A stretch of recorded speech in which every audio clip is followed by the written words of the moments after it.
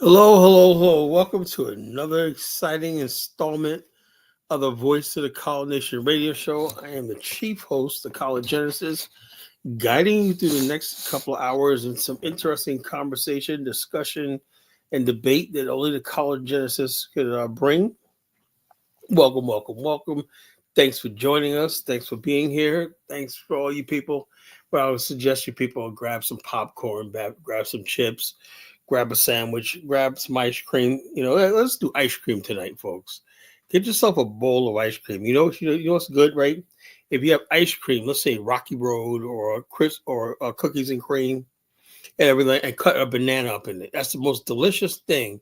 And ice cream, like cookies and cream, or Oreos. They even got Oreo ice cream, right? And you cut a banana up in it. That's delicious. You talking about delicious? That is really, really good. I don't know why, but I like vanilla mixed with a little bit of chocolate. I don't like really chocolate ice cream or whatever like that.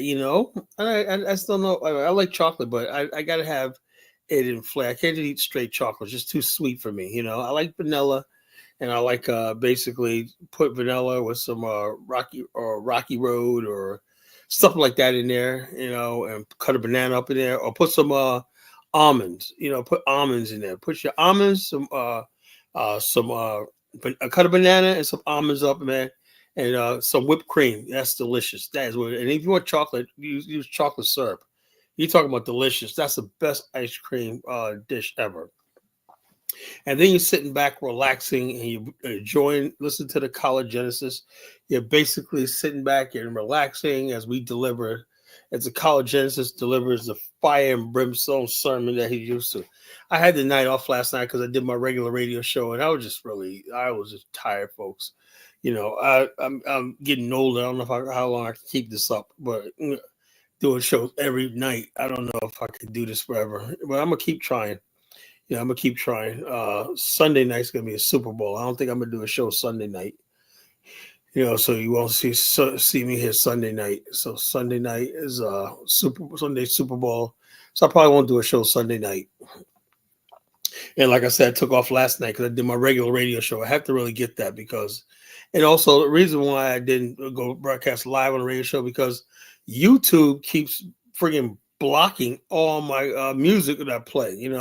So if I did a show, or if I do the show on Wednesday nights, right, I would have to mute my mic every time a song came on. Even 1 second of the song, the next thing I get a copyright there. I'm just a pain in the freaking neck. I played Brother Bomani's video. I can't even click on his website because his website has a music listen to. They flagged me for that. I wasn't even playing that. That just what popped on his website, and I got flagged for that. So I had to erase that out and mute that segment when I'm I don't know if I was talking, but his music came on. I was trying to, and it was not even a minute, not but a few seconds. I muted it, right? I stopped the play because it's this. When you turn on his website, the music comes on automatically, and you got to rush up there. So any sort of music that you play and everything, they're just like, oh, even if it's like 5 seconds. It's just YouTube is just ridiculous. I'm starting to like TikTok. I might just make a beeline and go to TikTok. To tell you the truth. I've been uploading some of my videos on TikTok. I'm getting like actually more responses on TikTok with the videos I uploaded from Liberia that I got on this YouTube channel. I'll upload some of them on TikTok, and people like giving me love, and I look at how many people look at the video. I'm like, wow, those are numbers right there, And for somebody who don't do lives on TikTok, I might do a live on TikTok show on TikTok when I get to Liberia. So folks, follow me on TikTok, College Genesis on TikTok, because I might make a beeline for TikTok, because YouTube is just too oppressive, and censored and whatnot, but you gotta be careful with TikTok too, folks. This age was online. I'm gonna play a video his brother was breaking down how dangerous it is getting online and you sharing your information. A good thing about me is I don't work for anybody, so I work for myself. So you can't get me in trouble with the HR department when there is no HR department. I am the HR department. The only person I answer to is my partners, my brother and my sister. So I don't So you can't really do nothing. You know, they get on me if they get complaints, you know, something like that. You know, it finds up, but it's freaking dumb. So if I find anybody uh, go into my business or whatever like that, you will be blocked and banned forever. You know, I'm not playing that. But I don't think personally I'm doing anything wrong. Main thing is people who are getting blocked and fired is because they say something about Trump, whatever like that. We're living in different times in America, right? There used to be a time where black people could get away with shit, you know, because we were a minority group. And people like, you know, oh, we can make racist jokes or say something like this. Now it's not the case. Now all they look at it is you made a biased statements towards another group of people. It used to be the world used to protect the minority groups, you know. The idea of discrimination laws and whatnot was, and white people felt like they were being targeted. No, it's a minority situation. Since we're a minority group, it was assumed that we don't have power, so it doesn't really bother, you know. And so, but the thing is, though, let me tell you something, right? Although we're a minority, right? If you basically online and you got go do a viral video and a few 100,000 people, like, you're no longer a minority group anymore. You are now part of a bullying, you know, you're a content creator. Social media has changed the dynamic of everything. So the once past used to get, just because we're black, we can say anything. We can't do that no more. Because we could say something and somebody say, well, I feel like I'm being bullied and harassed. Well, you're a straight white male. How you? Well, I felt harassed, man. I watched this video and I felt threatened, you know? And so basically you can get in a lot of trouble nowadays. It ain't like before. Used to be only white people got in trouble for saying racial stuff. When now black people, you up there, and now that leaves us in a situation. We're still a minority group. We still don't have. It used to be, but we had some sort of privilege because we're a minority group. You understand? We were privileged because people saw us as a minority group, and so we didn't have power. Now with social media, people see that the playing field's level, so you don't have that benefit of the doubt anymore. And so that puts us in a situation where we could really be silenced forever, you know, because like, okay, why are you talking all this pro-black stuff? You know, if we tolerate pro-black content, why can't we tolerate pro-white content? You see how it works? You know, that's a slippery slope we're going down. And you bringing stupid social justice leftist Negroes make me sick with that, you know? You understand? Every time you talk all this stuff, it's really just going to come back to us. You know, we are a minority group, right? We have to really understand that we're not We're not Americans like everybody else. We are a minority group. We're a minority group. That means that, yeah, okay, you can call yourself Americans culturally, but you know, American really is people who are the majority, and that is white people. White Anglo-Saxons, Europeans who assimilated into the white Anglo-Saxon culture. You're a minority group. And at one time they were saying Jews, hello, Mari, Jews was a minority group because they were not Christian. You know, white and Christian are what we call Americans, default Americans. Jews and people of color are called minority groups. If we get back to that understanding, then we can get someplace. Then the idea of black nationalism seems logical, right?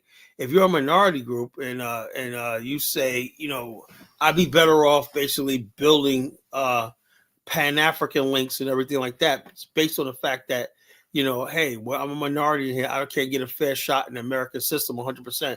I can't reach my full potential. But I'm gonna tell you something right now, folks. You know,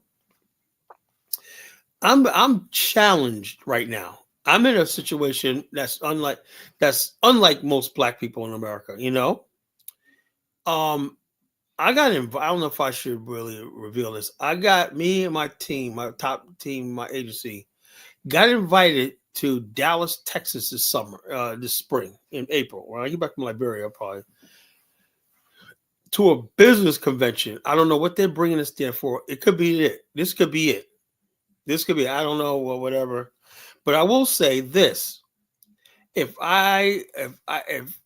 let's say they say, you know something, We like you guys are doing. We like because we have record sales. We're not no DEI people, you know. We basically built the best agency. Not only that, we do credentialing, contracting, everything like that. And our agency is growing so much, right? And we're a Black family-owned business, right? And we got what we are with hard work because we all have a work ethic. You know, it's our parents instilled us a work ethic. Now, if I'm successful, and we're already successful, right? But if we get to this level right here of partnership, then everything that I've known, believed about America is canceled. That means I no longer can say America's a racist country. You see the situation I'm in? Because I can't be a Spike Lee making millions of dollars a film and talk about how racist America. I'll be like, you know something? I used to believe that, but America came through for me. And then what does that mean for my beliefs in Pan Africanism? I still believe it, but I would basically have to step back. You know, I can't be online anymore. And basically I would support other Pan African groups, and hopefully maybe somebody could move into what I'm at right now and take over the BAIO, colonization, whatever. That's what I'm looking at right now, folks. Because one thing I am, unlike other people, I'm not going to use this for clout, for money, anything like that. I really do believe in what I'm saying. When I'm on here every night, 7 days a week, I believe in what I'm saying. I believe Black people, and I still always going to believe the ideal for Black people is a nation of our own. Now, me personally, how could I understand that that if I can't benefit from that said nation, or if my future's set in America, how can I really push that with any sort of zeal? I'd be a hypocrite. They call it, you're a partner of a multi-billion-dollar entity, right? How can you say like this? Yeah, it's like, yeah, that's true. So what we have to do right now, folks, but let me tell you something. The African countries are looking for the best and the brightest of Black America. That's what they really want. They don't want just anybody, you know? They don't want just anybody. They want the best and the brightest, right?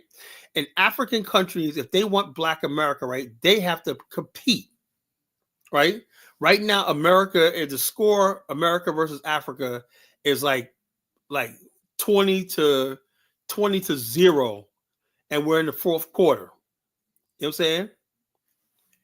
You know, so what is Hukuna Matata? Okay, you must be young. You never seen The Lion King? Hukuna Matata. Let me play a video. Hukuna Matata means no worries. You know, so worries. It was basically, I did this show because I realized there's a Hukuna Matata culture in the Pan-African spaces, you know. The no worries. And I'm not going to really attack anybody, but you know who I'm talking about, folks. The people, the Hukuna Matatas, the people who are overemphasis on African culture as opposed to Black nationalist politics and everything. The people always try to sell us about some religious or some tribal shit, you know, some kumbaya shit like Ubuntu and everything. That's what I mean by the kumbaya, the Hukuna Matata Negroes, you know.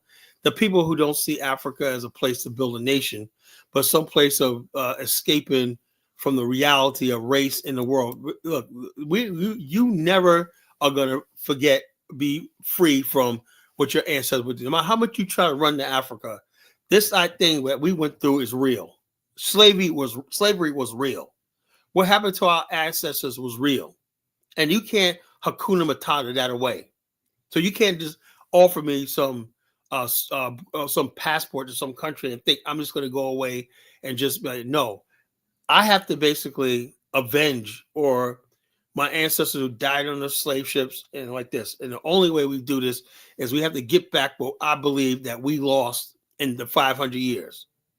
I don't want to hear kumbaya or whatever like that. Whoever it means we have to go up against, whoever it is like that. I mean that. Now, should I be the one that basically carry kumbaya? You know, kumbaya. I don't believe in kumbaya. You know, all that. Oh yeah, because Black America has been left with nothing. You know, don't you have a flag, right? A land, a recognized government. That's why I say I don't have any sympathy for anybody that has a country to go back to. Do you guys understand where I'm coming from tonight? I have no pity for anybody that has a country to go back to because I don't have one. I do not have a nation of my own. Now, once I have a nation of my own, then we can talk. Then I'll Hakuna Matata with you all day. But right now, I'm a Black African nationalist. I want to see my people with our own land, our own nation. Then we could talk all the Ubuntu and all that shit afterward, after the fact. But I'm sick and tired of people Ubuntu me up, you know.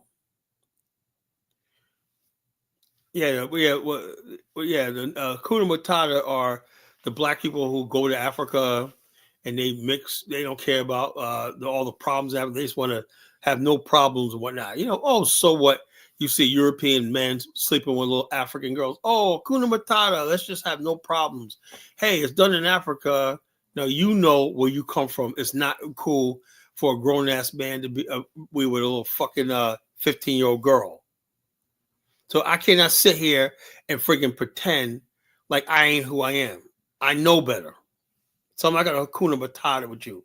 You know it ain't cool for a government to neglect its people. You know?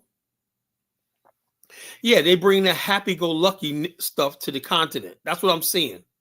That's why nothing is really being built in the Pan-African world for the most part. Nothing. There's Black people going to Africa. I want to get some land. I want to get some land. Nothing built, no politics. There's no African Americans holding political office in any country. There's no elected people. They don't even think about that. Where's your representation in these governments? You know, these countries want us to come there, spend our money, but they don't want to have any political power. So we got to basically say it's time for us to take it. You know, as simple as that. I'm not one of these Hukuna Matata Negroes, you know. I'm sorry. I'm not going to go to tell me that I'm going to, and like I said about tonight, I thought about this topic because, look, my business is going really good. You know, I have a life in America, and I'm saying to myself, God, man, we're booming. I can't believe that all this, I've been inspired with so many businesses, my family. I've failed so many times, right? 3 times. Now,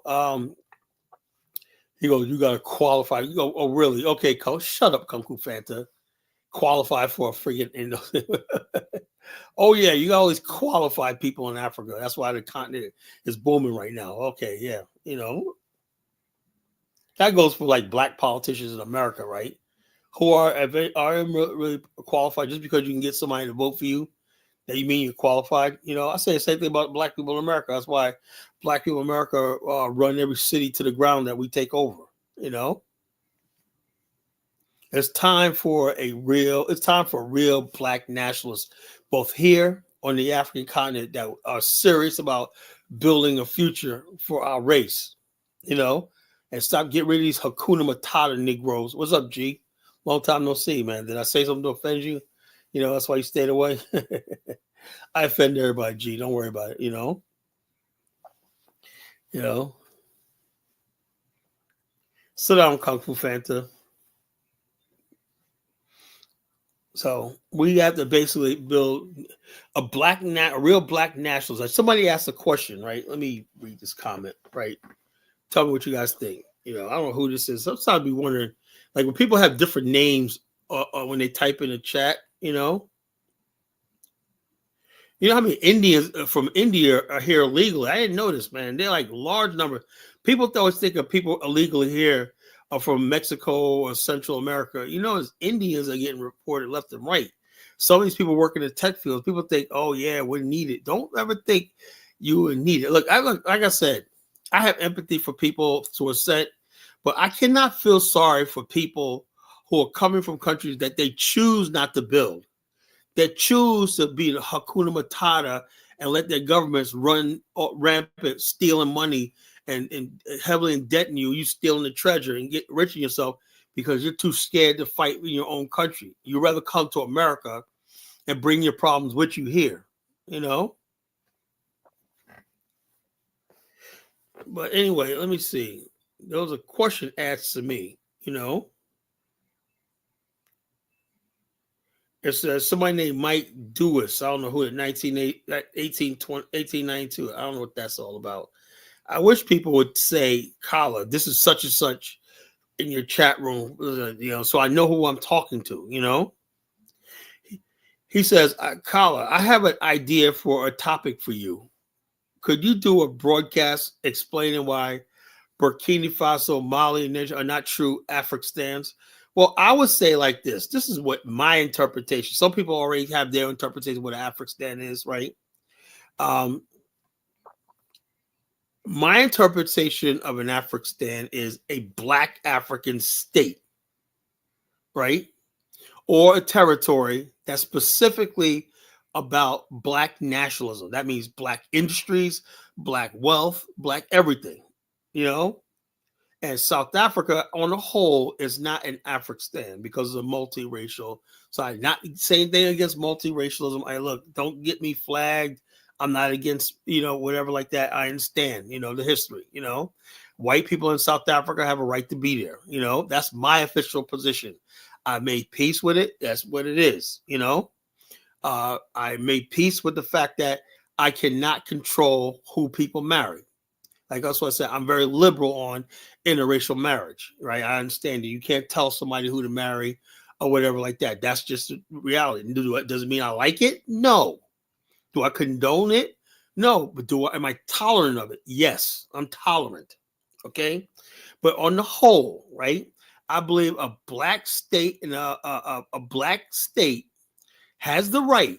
Right, there's things that belong to everybody. The Bible says, "Render unto Caesar that which is Caesar's." The problem is with the Hukuna Matata Negroes is they don't say what's mine. They just Hukuna Matata, bro. Kung Fu fan. I've always been like this, I've always just sit back and listen for a while. You understand? I've always said like this. But there's a time and place to express it. Now that this platform is growing and stronger and whatnot, and I'm the new Black nationalist leader, and so I can get away with saying how I really think, whatever like that, without anybody challenging me, So I'll say what I feel. The Bible says, "Render unto Caesar that which is Caesar's." If I go to Japan and say, and I look at the Japanese history, there's Shinto shrines, the shrines dedicated to people who died in Hiroshima and Nagasaki. You go there, you're going to learn about the Japanese history and stuff like that. That belongs to them, I am about Black nationalists, G. Listen to me carefully, So if you go to all these places, right, what's theirs is what's theirs, Now, if Japan invites you over there as a visitor, right, you got to behave as a visitor in their land because you render unto the Japanese. What is the Japanese, right? This guy, Johnny Somali, went over there in their land and started. Japan don't belong to America. This is what I'm telling you about people. Taliban, I got to meet you on that one, bro.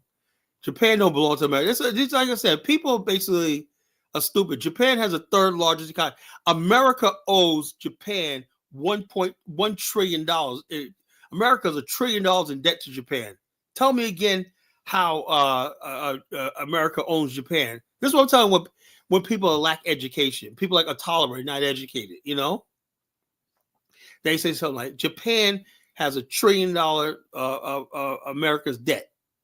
Japan has a huge trade deficit with America. Japan, most of our automobiles and everything is from Japan, electronics from Japan. So the bottom line is this. So what I'm saying, render unto Japan, what is Japan? Render to China, what is Chinese? The problem is Black people don't have nothing of their own. That's why Black people always go into somebody else's country making demands, Oh, man, yeah, this country is racist. So, well, why are you in that fucking country? Why don't you stay home and build your own country? That's how a Black nationalist thinks, right? He wants to build his own Black nation. That's his, Well,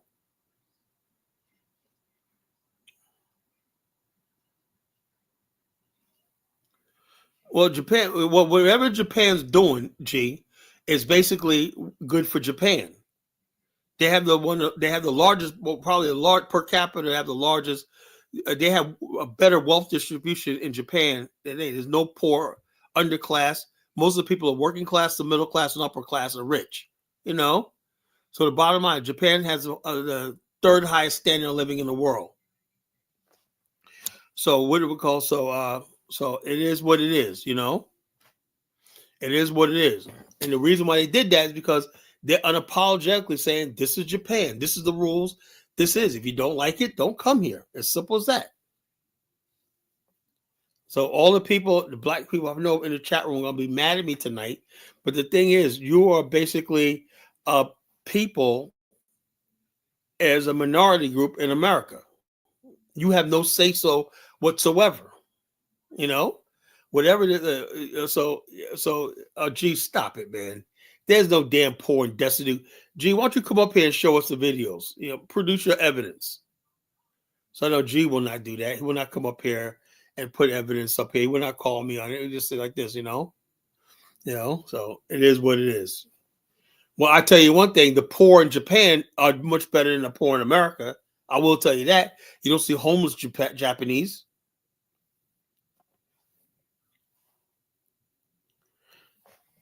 I'll drop the link in a second. You should come up here and you got to show proof. Show the video. Show me the proof. Show me the Japanese version of Skid Row. No, you can't do that. Then I'm going to show you my videos of Japan and see how Japan's a way better country than even the United States.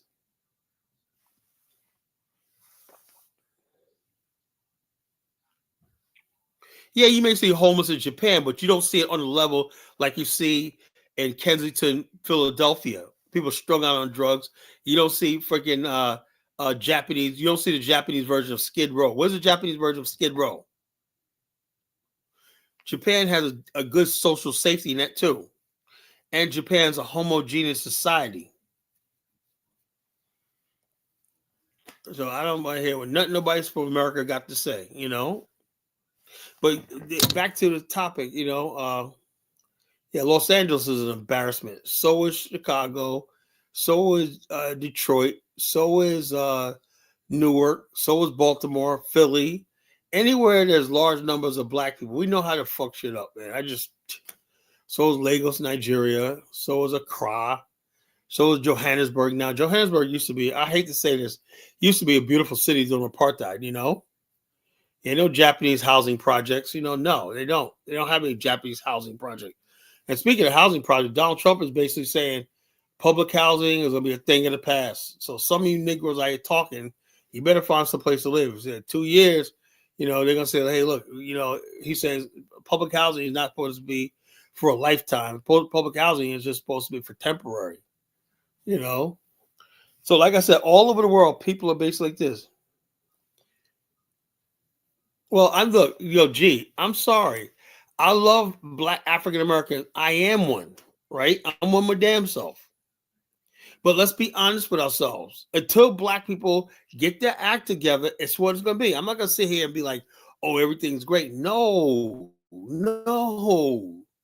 Things are bad right now. They're bad right now. Unfortunately, the generation that came after me, these millennials, man, have bought into the idea of they don't have to work hard. Now, they're the ones that basically always out here complaining. They're your so-called content creators and whatnot. They sit online all day making content instead of getting out there getting a fucking real job. They sit online trying to monetize bullshit and everything, And so, therefore, they're not picking up. I on this show, I give plenty of people many tips what type of business they can get into. That's all many opportunities. I know all of them. I know a lot of people, black, white, who get into business and whatnot. There's a lot of opportunity out here. But when I see on social media, it's just people begging, complaining, whatnot. Look, let me tell you something right now. If you don't like it, I'm going to tell you right now. America has moved past you, moved beyond you. That's what it is. It's the truth. America does not give a shit about what you think anymore. They don't. So what I am tired of is people sitting around, right, and want me to engage in that dustiness, right? I'm like this: if you don't have a job, you don't want to work, whatever, like that. I have nothing to talk to you about. I really don't. And we have to be like that. We have to hurt people's feelings. That's the way it has to be. Because there's no way we're going to survive in the future, whether you're a black nationalist or whatever you are, without people taking a responsibility for themselves. I saw this one video on Facebook the other day where these two black girls, beautiful black girls, were in a car, and the one girl in the back seat said, "Who's put a one if you saw this video?" The one girl in the back seat said, "I got 3 children, right, by my uncle, right? But my guy, a man I'm with right now, thinks they're his. I ain't telling him, you know." I don't think she know her friend was recording that. Did you see anybody see that video? And this is normal nowadays. I'm saying to myself, where have Black America fallen down to, right? And unfortunately, there's a lot of people bringing these dusty ways to the African continent. You know that what's that fat one that was in Ghana? Now she's in Tanzania. What's the one talking about the? I'm not lying, bro. Look it up. Look it up, G. You think I'm lying? Go on Facebook and look up "girl admits uncles her children." Uncle child, you know. But you see, no, I'm just dead serious. I'm seeing all this foolishness I see in Black America is being normalized. You know, people get up here and defend this stuff like, "Oh, wow, you know." Kung Fu Fanta says, yeah, K&K Squad, that's it. They were dusty as shit, man, you know.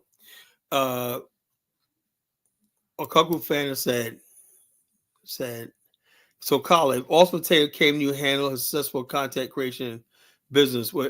First of all, Austin Tatum's a piece of garbage. He's a self-hating black man.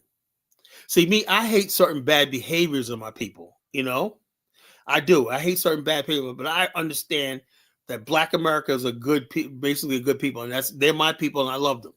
You know, Officer Tatum really hates being black. He hates the fact that he was born into the black race.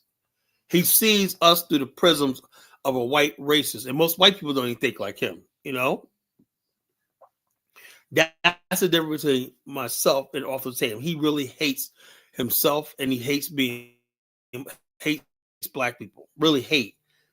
Not he's trying to create about all the stuff he talks about. It ain't because he's trying to solve a problem. If black people all tomorrow said, you know,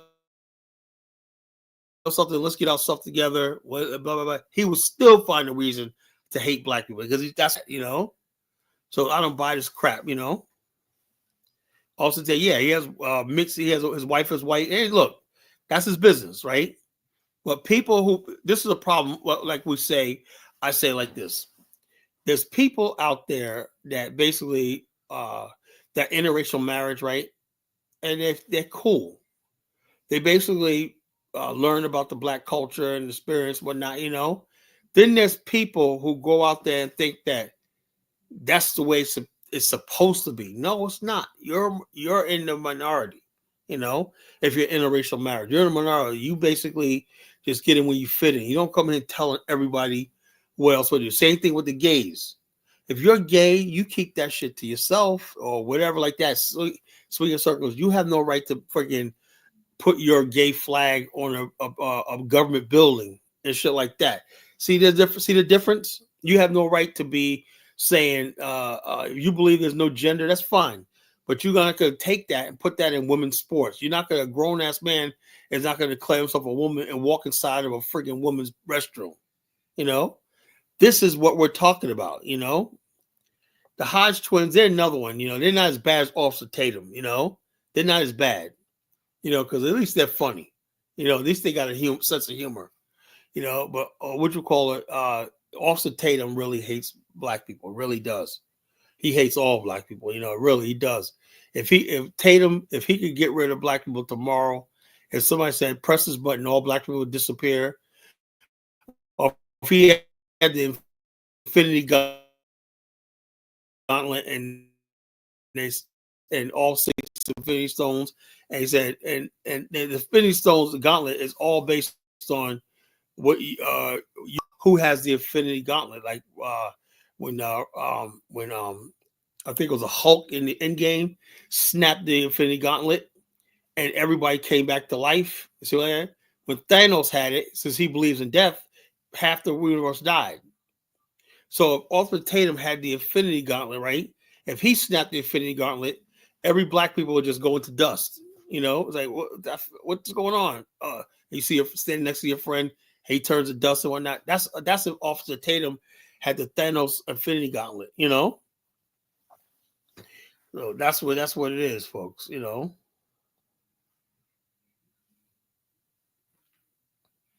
Look, I don't even want to see those flags in people's home window. Just I don't know. I mean, I got a couple of houses in Virginia Beach, man. I swear to God, these people are trans lives matter and all this, the trans flag and all this stuff like this. And I'm like, and they always have the trans lives matter right next to Black Lives Matter. I guess that's a package deal now.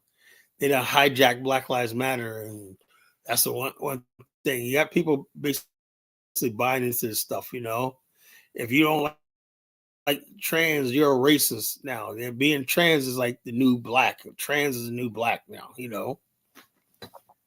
Lord have mercy, man. So, like I said, look, if I'm given the opportunity to friggin' start all over a new life, whatever like that, and give this activism, all this shit like this, I'd fucking do it, because I'll be honest with you, I'm getting sick and tired of people. I really am. The more I keep doing this, I said one day I'm gonna end up hating people, and I hope I don't get to that point. I do really love humanity. I think we could do better, but it's like I'm fighting a losing battle, It's like all the wrong people are always winning in power and everything like that. You had Big Meech gets out of jail, a drug dealer, murderer, whatever like that. He's celebrating, giving a concert. He probably got record deals coming out, whatever like that. You got 50 Cent and Rick Ross trying to get favor with him and whatnot. Blah, blah, blah. Fuck. And I said to myself, I just give up. I give up. I give up. So nothing shocks me about black people. You wonder why Black America is fucked up where it is, G. I'm sorry, man. Black America is freaking so far gone. I don't even know. I don't even know, anymore. So, and people out there celebrating death.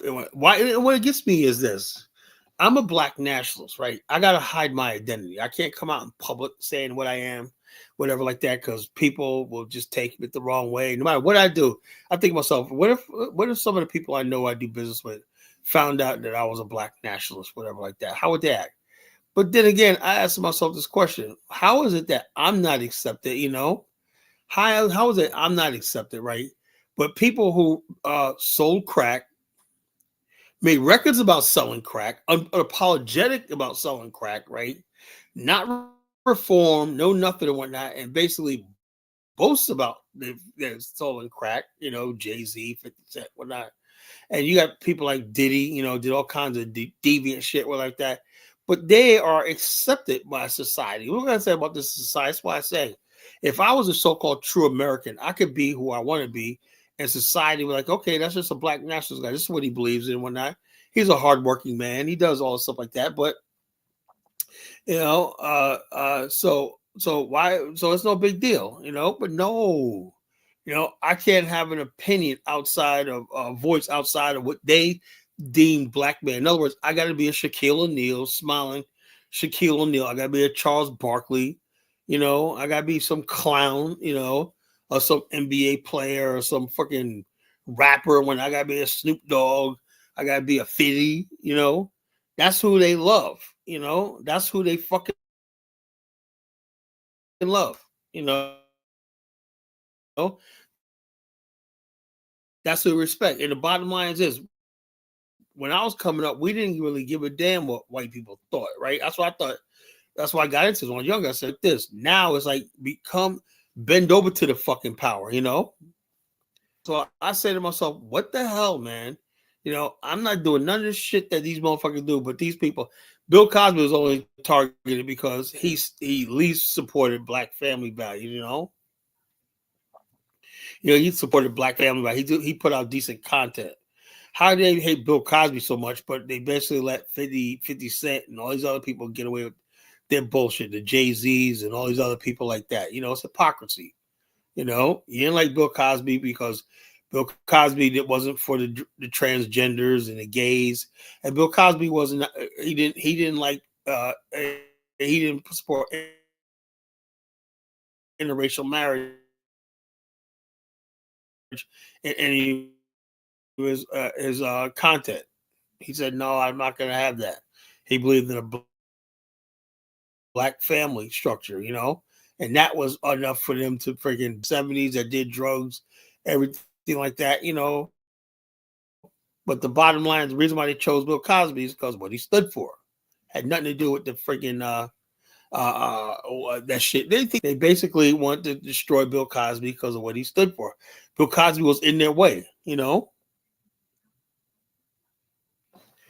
Okay, I don't know. I guess it keeps doing that in and out. I don't know what the hell's going on with my internet tonight, but let me see.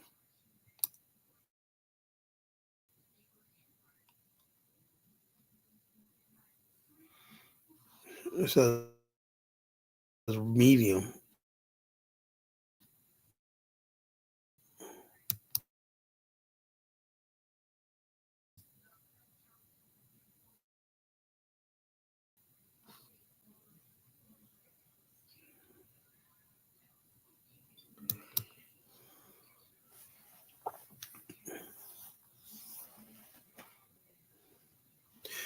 African guy, a person in business, I have responsibilities, I'm not just some clown that gets up online that just works a 9 to 5. I am a top level businessman, And the bottom line is what I do and say is not acceptable in the society. We're not a free country.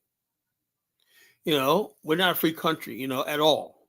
I can't be who I want to be. I would love to be the college analyst 24 hours a day, 7 days a week. I wear that on my chest, but I can't do that, without consequences. That's the world we live. So I'm not free, I am not free. I'm not a free man because I'm in my heart, I'm a black nationalist. But in my real life, I got to friggin' just become just an ordinary American citizen out there working and stuff like that. It is what it is. So I'm frustrated. So I'm like, what should I just leave this whole movement? That's what I'm and then like everything I built over the years, 30 something years goes down the tube. That's why I hope I can find a successor. Somebody could take this over and have the same fire. But I just haven't found anybody yet. A young person, I need a young person that's free and got that fire in them, That's and then I can move on, But in other words, basically, if I moved on from this and it dies, my soul couldn't rest in peace because I know what I'm doing. God put me on this earth to do this, Yeah,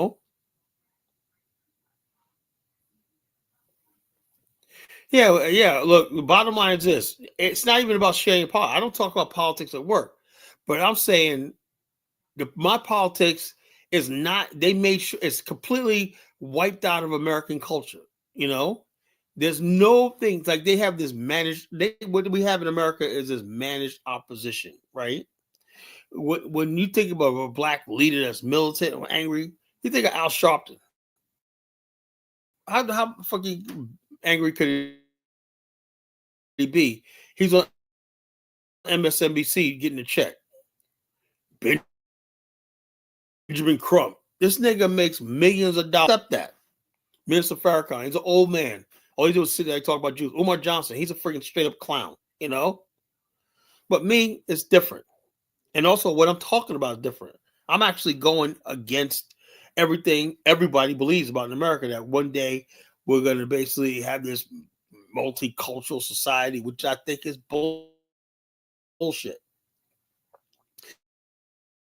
I just think black people basically need to have mountains, heaven, and earth to make that happen. That's what I really believe. Now, once let's say I move up one more notch, right? Then all that dies. Why? Because America, like I said, I always wanted in 35 years of me doing this right here. I always wanted Africa and the black race to deliver for me. I gave up when I was a young man. I gave up business opportunities with people who wanted to partner with white guys, wanted a black group or whatnot. Blah, blah. I had all kinds of stuff mapped out. All failed, right? I can't get black people to do anything, you know. And so I'm saying to myself that it's time. Maybe I should. It's time to let black people go. You know, that's what I feel like sometimes. You know, I tried everything I could in my life to build something. It just seems like black people don't want to do it. You know, we're content with having another race of people rule over us. I look at African continent, right? Instead of people building their continent, they're crying about having to go back to their own homeland. You know, what does that say about me? I'm saying Africa is the future and whatnot. Then why the fuck everybody coming over here? You know, why are people destitute trying to get to America and out of Africa and want to have Africa as a future? You know, if I'm doing really well in America and I've never made any money, Africa's never given me anything. The black community has never given me anything for the most part. You know, I never basically had a successful black business network, or except for my family. That's it. So these are questions I have to ask, you know, and going forward in the future. And I'm just really weighing everything right now, you know, how my life is going to turn out, because right now I'm just not happy. You know, I'm not. I'm happy about what I'm doing in life, but like I said, I just thought that this black nationalist movement would kick up. But like I said, the reason why I was having a hard time is because I have all these fake people that's online right now with their Hukuna Matata stuff and not really building what I think we ought to be building, which is nation building. You know, we should build a black African infrastructure. You know, we should have a global pipeline of businesses and everything like that. We should have land and infrastructure nationhood on the African continent. Which we go right now, we have almost no trade between the Black West, you know, with $1 trillion economy, and you got the African continent. There's almost no business transactions going across the Atlantic. But you look at Asia, right? Between China, Korea, and Japan, how much business transactions go on between Brazil, Black America, the Caribbean, and Africa? Very little. So I get to the point where I'm saying, you know something? I just think maybe the white man was right. Sometimes I think that maybe he was right. Maybe we are an inferior race. You know, maybe we're just meant to be slaves. We're meant to be down like this. We're meant to look our country look like the dirtiest places on the planet. You know, Elvis go, I'm a part-time black nationalist. Elvis, you ain't a black nationalist whatsoever. You're a clown that should be in your own country right now. You know. It was up to me. You keep talking, I'm gonna set ice on you, fucking Elvis. You know, I'm gonna say, bring that nigga, man. The bottom line, you should be going back to Rangita, where you're from, and building something. You know,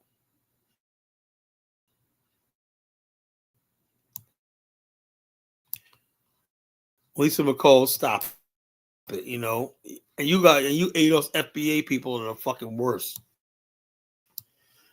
You know, you guys are the worst. You know, you guys are tethering yourselves to white America. You ain't got nothing to boast about. But what white America has, you know, it's the saddest freaking thing in the world. You know, chat room, the black nationalist Pan African, you know, Kuna Matata, where's freaking Baruti? You know, you gotta learn Kiswahili. You know, in Africa, sorry, people try to survive thinking differently. Yeah, we're always at that survival level. You know, when we gonna get beyond that and start thriving and building. You know, shit. Hell, man. The struggle. Remember struggle, nigga. If you don't get your struggle and ass the fuck out of here, man. I'm sick of hearing about the damn struggle. When are we gonna start thriving? Why don't people raise up and say, thrive, brother, thrive? No, struggle.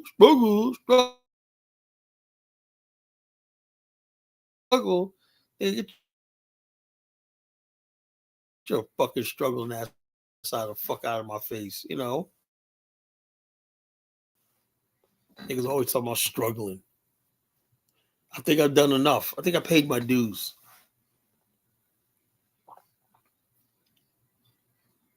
You know, it is what it is, folks. So gloomy tonight. It is what they said. We're invited to Dallas, Texas for, I don't know what their advice. I don't know. It could be it. You know, it could be it. But I'll go there. Free hotel, everything like that. I meet the top billionaires when I mean whining and dining with billionaires and whatnot. The marketing firm we work with, everything. I don't know. You know, they might pop the question to us. You know, I don't know. But hey, look, it's been nice knowing y'all. You know, I'm just telling you now. It's been nice knowing y'all. You know, I'm moving on. All right.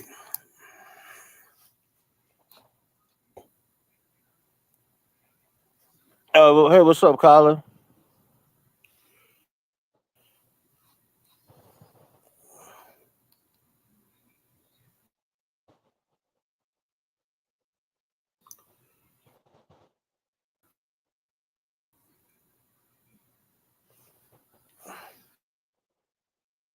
All right, hello. All right, Adamo, what's on your mind? Yeah, what's up, Colin? I'm gonna say, but I mean, I you don't know. say What's you don't have a going on my state. damn connection tonight, man? I'm just pissed Oh, off, okay, bro. okay. All right. You saying you don't have a nation, Colin, but you do have a nation, Colin. You have Liberia.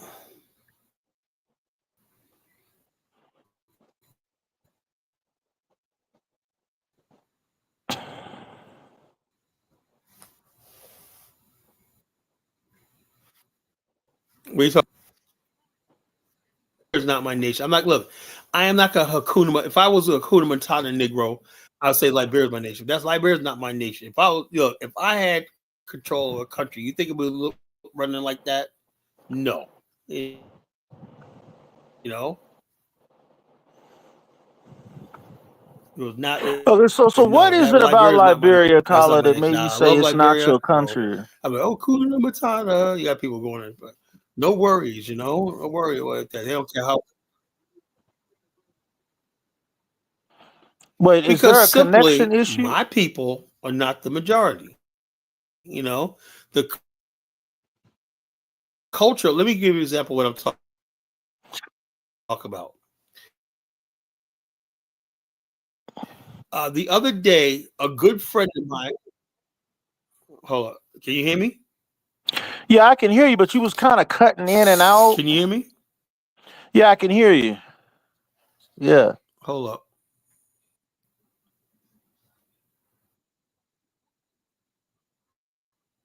Yeah, something going on. Okay, hold up.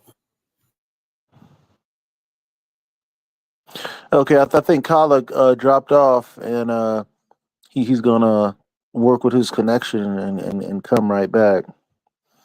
But yeah, I had some things I wanted to speak with him on. Um, I don't understand why Kala says um, Liberia is not his country. I don't know. I'm trying to figure out what it is that turned Kala off from Liberia. You know, that's my whole thing. And yeah, okay, so we got oh yeah, okay. I see the comment Elvis is making. He say, "Kala, stay off the porn sites. You gotta, you know, blank on your computer." Okay, wow, okay, Okay, sorry about that. I had to reload the computer. You know, okay, yeah. What's up, Kala? Elvis. I am like 2 seconds ban Elvis. You know, permanently. You know, permanently. My Okay, life is much better. It's about stay off the porn sites. You know, I don't watch that shit. Stupid. If I did, I would be stupid enough to put on anything on a computer I'm doing my show on. That's how dumb this motherfucker is. I got like 3 computers. Why the fuck would I? If I did watch that shit, why in the hell would it be on this show, this platform? Anyway, what I'll say was I got a guy, the older guy named Adolphus McGritty, right? And he's an American Liberian guy, right? And there was somebody, he posted an article about a new African American and diaspora community in Ghana, right? It looked really pretty nice, And so he was basically saying, now look what Ghana is doing. It's really nice. He said, this should be us. He goes, we're supposed to be the natural home of African Americans, and then somebody said, yeah, the natives are keeping them out of it. And so he's like, man, yeah, these natives effed everything up. I was like laughing. The natives effed everything up. He says these like African Americans are supposed to be coming home. We're supposed to be building communities like this. Liberia, what Liberia would be like if African Americans were coming here like they do Ghana and everything. So it tells me right there, there's the people who whatever happened in history, we let our guard down, right? Look, we can never have peace without those people. I mean, I love Liberia when I get along with that, but I would never tell my people to put your life in these people's hands. That's dangerous. So you have never been there. I've been there. And you do not want to. Like, there's the only reason why I will say for Liberia because they know that one of our connections there, and I basically could go to. I'm leaving anytime I want to, but you don't want to be at the mercy of these people, bro. I'm just telling you, like, that's the reality, right? You don't want to be at the mercy of any Africans, to tell you the truth, particularly Liberians. You don't. So anybody tells you anything different, why can't we go to Liberia one night? Yeah, you can go to Liberia when I just visit, go there on vacation, visit, right? But moving there, that place is a powder keg waiting to have a story, man. But much as I love it, now, if Black people in America really serious about Liberia, you will have to come in large numbers with a lot of cash, and you have to have political cover, political connections, and that has to happen. The bottom line is Liberians, I don't know. They don't want to get anything done, really. They don't want to do anything. So, it's not like anything's gonna happen. They don't see the vision. They don't have the vision like we do. When you say let's build this country, let's invest, whatever like that, they don't have that sort of mindset. And so it is what it is. You got so many Liberians, young Liberians that are talented, but I know for a fact, I look at them like I just feel bad because I know they're gonna die in poverty. They don't got no chance. Whatsoever. That's like the majority of Africa. Most people don't got a chance. That's what that SARS uprising in Nigeria is all about. Nigeria's like, where's our life going? People, young guys in their 30s and 40s knowing their life is going to slip away and they never accomplish anything, So, Free Emmy said, how do you feel about Ghana allegedly kicking out of America? I never heard about that, Why don't you come up here and tell us about it? I never heard that. People keep saying, oh, yeah, we know about this. I've never heard that. I have nobody talk about that. So I don't know about Ghanaians kicking everybody out. I don't know. I don't know. Because of Trump's tariffs, if they kicked out Black Americans, that would be unfortunate. It'd be unfortunate. If it happened. I don't know. Are they kicking out Black Americans? See, the difference is when you say Americans, are you talking about the African Americans there, Caribbean Americans, or the white Americans? Who are you talking about? Well, I would say this, Carla. I think that because I haven't even gotten to Liberia. You haven't had a chance to go to Liberia yet. I'm probably going to go within the next couple of years. But I think you kind of got out there and I guess you didn't see eye to eye with the political leadership. No, Let me ask you, did you get citizenship there? Look, let me tell you something, right? Most of our guys in Liberia, I get more done in Liberia staying out of politics. But I know for a fact that the matter is, like, this is how politics work. You don't seem to understand, right? We had a guy, Ambassador Hyman, and when I played the video up, Ambassador Hyman, right? And the bottom line, he's a major investor, but I know what he needs, everything like that. But since I don't have the political connection, and the country is extremely poor, right? So they got a budget that's most of the people, Liberian budget, they're beholden to their donors, right? And the donors basically is what keeping Liberia afloat right now, So therefore, whatever ideas you may have, there's simply no money for it, nothing for it. The only way Liberia could probably work is if Black people from the West built their own municipal centers. Now, Liberia does have things like that, but the thing is, though, that could be a constitutional issue. Are we allowed to do that, right? See, the thing is, what I don't understand about Africa, what I never accept is, I can never understand, friggin', because we talk about Pan Africanism, right? And I don't see it, Why would anybody be against, let's say, the West, Black people from the West settling there, building their own municipal centers, and then paying taxes to the national government and building their own tax base? That's how you solve problems. Then they could attract their own investors, everything. Then you can bring Black people from the West to the country because we got all our amenities. You got to be able to sustain yourself. You got to build your own clinics, your own hospitals. All that stuff can be done if you have a tax base, if you have investment, if people can roll the 401ks over, there's plenty of opportunity, but you have to have a host country that has the laws. There's got to be laws in place, How do you get laws in place? You know how hard it is to friggin' get anything passed in Liberia? And then also in America, when somebody comes over here, they don't have to go to the federal government, Washington. If you want to do business in, say, Virginia, you go to the local. You go local. There's no federal system in Liberia. There's no you can't go to Cape Mount and say, I'm going to deal with the Cape Mount governor, legislature, and I'm going to do this on local level. That's how things are easily done, but there's none, So everything is done through Monrovia, right? And you got these people, all they do is, if you got an idea, like Ambassador Hyman, he was basically bribed into, we had land that we said he could use to build an industrial zone, right? Then you had all these freaking political leaders saying, oh, no, we got land for you. You got to use our land and whatnot. You see how it works? We got land. So they basically, if you wanted to get this project done, they didn't think about the good of the people. They're just thinking about how they could benefit, from a deal. And then he just said, look, I can't live like this, man. I can't do this, He said, yeah, we have the land for him, right? We got property for him, beachfront property. We had fucking, my friend Sam, he has like 50, 30, he got like 20 square miles of land in Magribi, and not even hinterland, but 20 square miles of land is family land, right?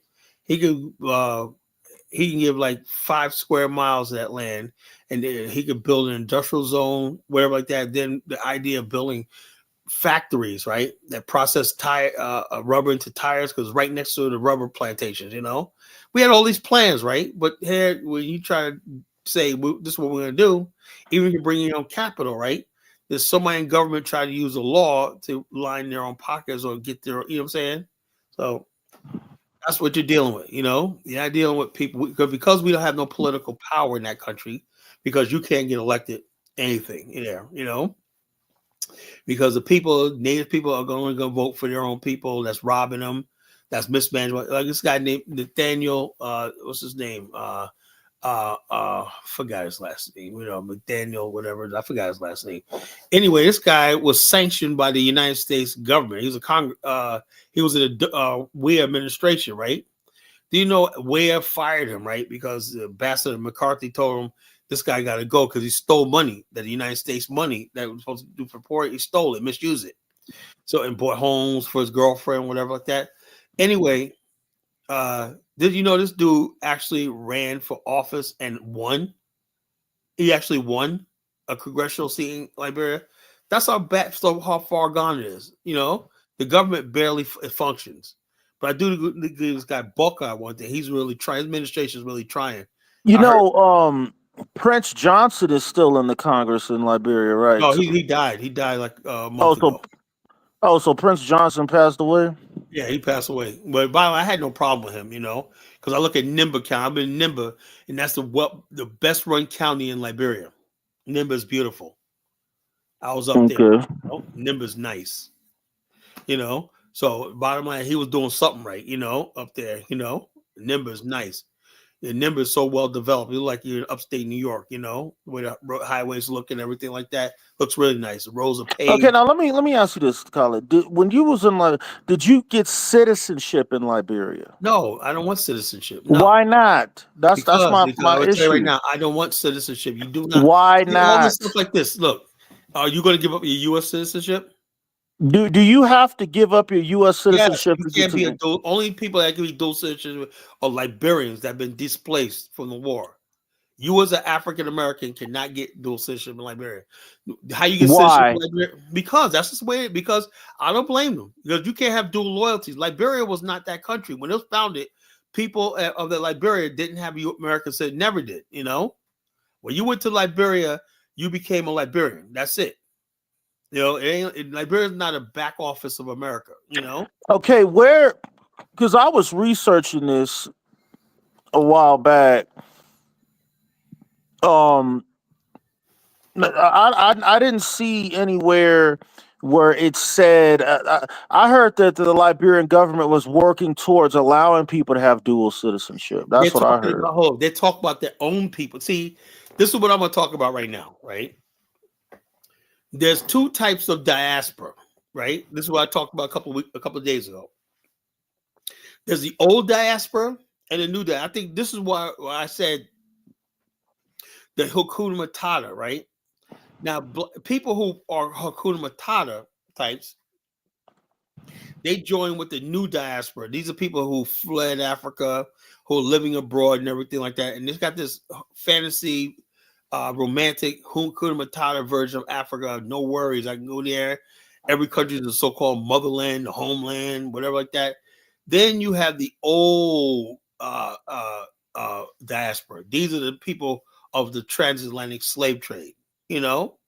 And these people have been cut off from the continent for hundreds of years.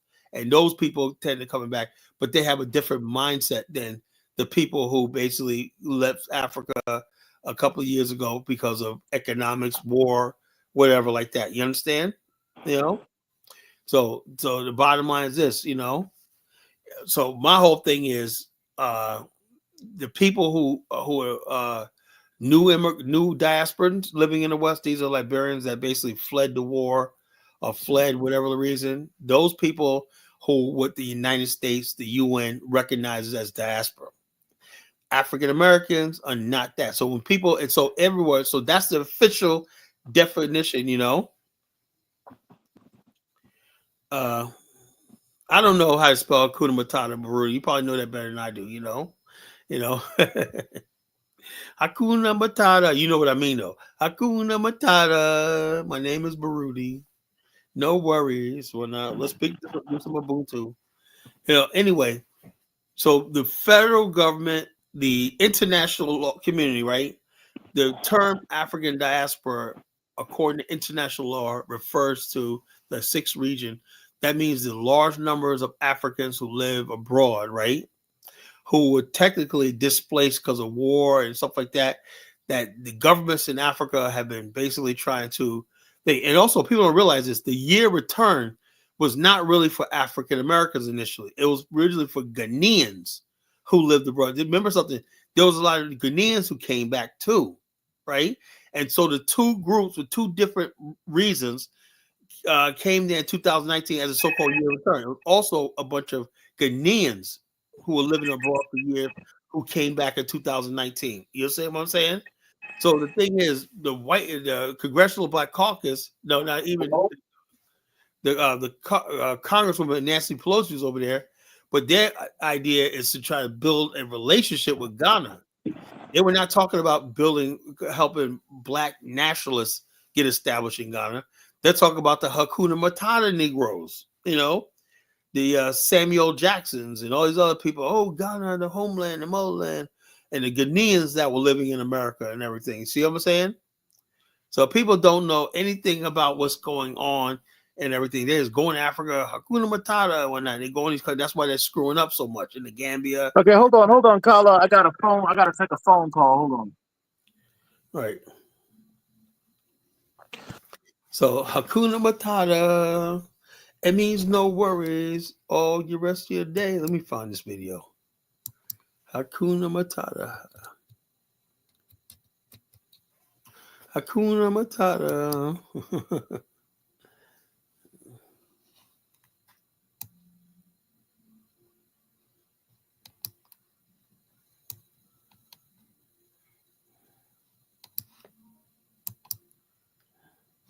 Take a phone call. All right, go ahead. Hold on, these people trying to call me. Hold on, let me mute myself.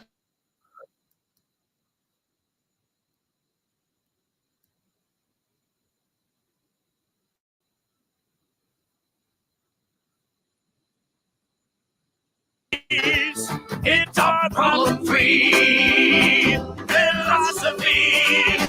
Hakuna Matata.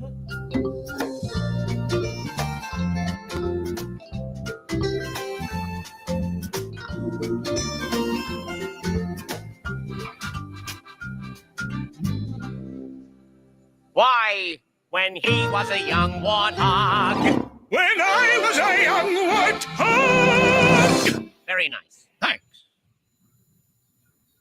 He found his aroma like a certain appeal. He could clear the savannah after every meal. I'm a sensitive soul, though I seem thick-skinned. And it hurt that my friends never stood downwind. And oh, the shame! He was a shame!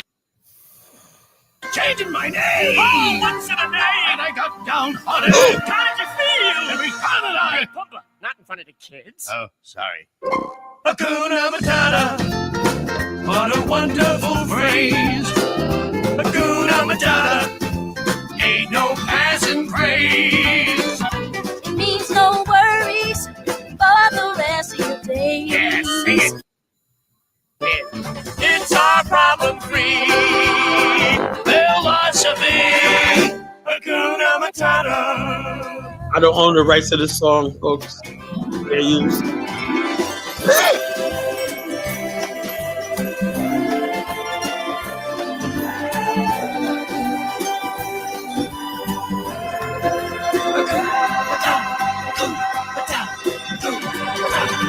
It means no worries for the rest of your days. It's our problem-free philosophy. Hakuna Matata. Hakuna Matata. Hakuna Matata. Hakuna Matata. Hakuna Matata. Yeah, African guys, right? She goes, actually, Kumbiya is not a lie. It's a fundamental part of the African's perspective on life, which may be part of the issue. Yeah, it is. The bottom line is we can't be lulled into that. You know, that's what's dangerous, you know? Yeah, black people coming from the industrialized world, you know? Look, I don't mind anybody being happy, right? There's nothing wrong about being happy, but when you get lulled into complacency, you know, that's what I have a problem with, you know, when you basically how do I say it, you know, when you get lulled into idleness and complacency, that's what the problem is, that I think, you know, that Hakuna Matata mentality. That's why people, when I talk about different places, I say I always look at the politics and everything. How do I fit in the thing? Because like I said, I'm a black nationalist, right? If I can't basically build on that, so everything, my policies, my doctrine is based on being a black nationalist. I don't care where I go. I'm a black nationalist. I go to Mexico. I'm a black nationalist. I go to Liberia. I'm a black nationalist. You know, I go to any place. I'm a black nationalist. I can't be a Hukuna Matata. Like everything is like no worries and blah, blah, blah. No worries all the rest of your days. All right, what's up, caller? All right. They're tolerant. Your complaints could be complacency. That's stupid. That's dumb. That ain't making any sense. All right, so caller, I looked up what you said, right? About the Liberian citizenship, right? Yeah. And it seems like you're right. It does seem like I think you can only have Liberian citizenship if your parents have it. Of course, Liberia's smart. You know, you can't just. I mean, And let's say you lived, your parents, you was overseas, and your parents had you overseas, right? By no fault of your own, that you're entitled to Liberian citizenship, you know. And the thing about Liberia is they'll let you keep your Americans. They say, you know, they know that's not good. That, you know, it's you. They gonna handicap you by making you give the Americans. They'll allow you to have Liberian citizenship also. That's what that means, you know. It doesn't mean tomorrow could be like, I want to be. So I could be a citizen in Liberia if I lived there for 2 years, 2 straight years, right? And then basically what I would have to do is renounce my U.S. citizenship and become a full-fledged Liberian citizen, you know? Now, who black person in their right mind wants to do that? Nobody, you know? That means you lose your Social Security, you lose everything, you know? But most people are not going to give up their U.S. citizenship, you know, for thing. You got these Hukuna Matata passport collectors. I got a passport in 6 countries, caller. The fuck does that mean, you know? It means no worries. All the rest of my days, I can travel to any country, blah, blah, blah. Whoop-de-doo. Try traveling out, lose your U.S. passport, see how far those passports get you. You know, I know for a fact Sierra Leone passport can't get you into Egypt. I know that, you know. So it is what it is. All right, so Carla, so my whole now what about Sierra Leone? Did Sierra Leone allow dual citizenship? Well, what you call Sierra Leone, but now they're asking for this country has a nerve to be asking for $150,000. The guy For saying what? he's meeting somebody for a freaking citizen for a passport. Okay, so to be a citizen or for the A passport? passport means you're a citizen. Okay, so they want $150,000. Yeah. Well, that's nothing, Kyler. That's not that much money, Kyler. I mean, shit. Man, shut up with that. You got $150,000? Huh? Are you serious, man? You got $150,000 in your bank account You right you now? can take out equity on your No, well, house for that, hold on. Kyler. Let me ask you something. This is what I said.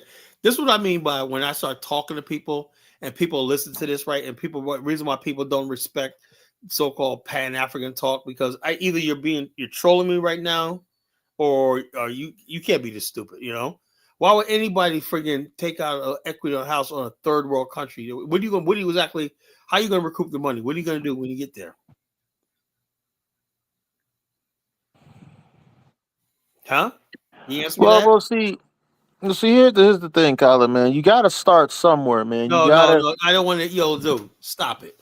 You know, you talking about $150,000 to go to a country Yeah. that's like dirt poor, with a GDP less than $1 billion or something like Now, that. You know? Sierra Leone is not dirt poor. Yes, it is. It's dirt poor, bro. One of the poorest countries in the world. No, I've seen pictures of Sierra Leone. It Yeah, yeah. doesn't See, look that's what the too thing is. bad to me. Hold on. When But black see, people here's the don't, thing. Here's the thing, Kyler. when black Eh, people, all we do is look at pictures and everything like that, and we don't understand how economies work.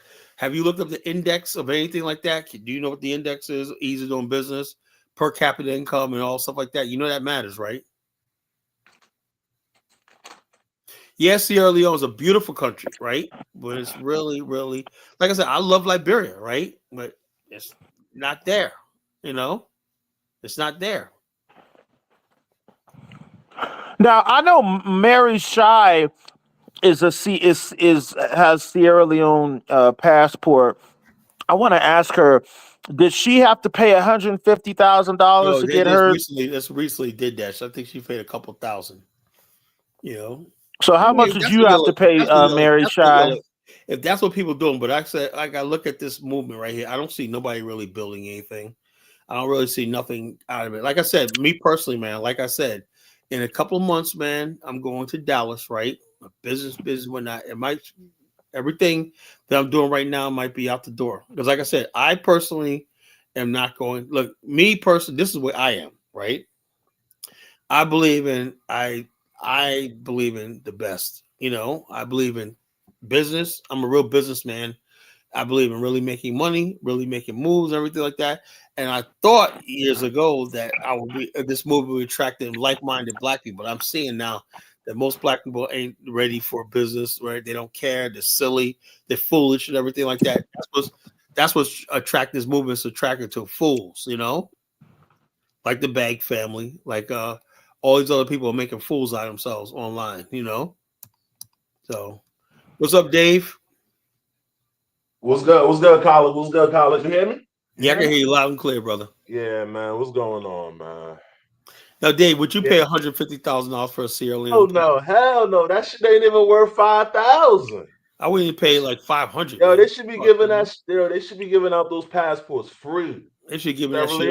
Leone- They should give a Sierra Sierra Leone- Leone passport with a shit out pack of free bubble. to us. You know? They should get that shit free to us. Yo. Yeah, with a pack of just off bubble the gum. Here you strength. go. Just off the strength, we brothers. Like, yo, you brothers, yo. Let me just give you, just because you a brother, here. But here's a passport. Shit ain't even worth the paper. But hold on, Kyla. See, here's the thing.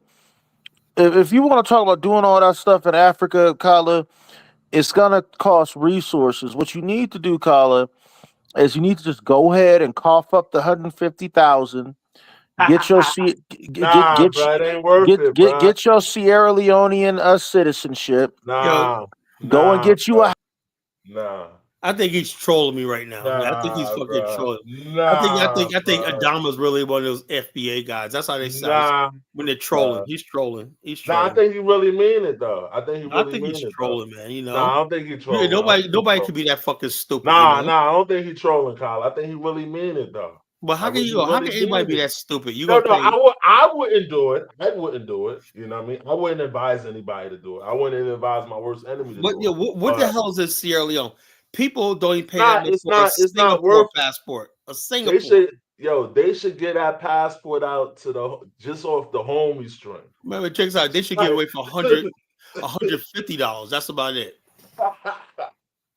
Nah, it ain't worth it. Come on, man. Come on. It had no diplomatic connections. You don't have no visa access to many countries. But check us out. Not only that, look at one of our members, right, tried to go to Egypt, right? She's from Sierra Leone, right? She couldn't go. Egypt wouldn't take her passport. Wow. You know, she was like one of our guys' wife when they wouldn't take her passport, you know. They said because too many people from Sierra Leone go there, overstay their visa, and they have Sierra Leone citizens and a lot of West African citizens there in the country. Of course, you know, Egypt developed, man. It's developed to them, you know. So I'm saying to myself, damn, man, I heard Egypt to us is raggedy, but you know, but it's all right. But to Africa is like paradise, you know. Liberia. I heard you talking about Liberia earlier, man. Liberia. Like I said, Liberia's going to get there, but like I said, my whole thing is, you know, because let me see, I don't know if you know Adolphus McGrady. He's a Liberian. He's like the best architect in the world. You know.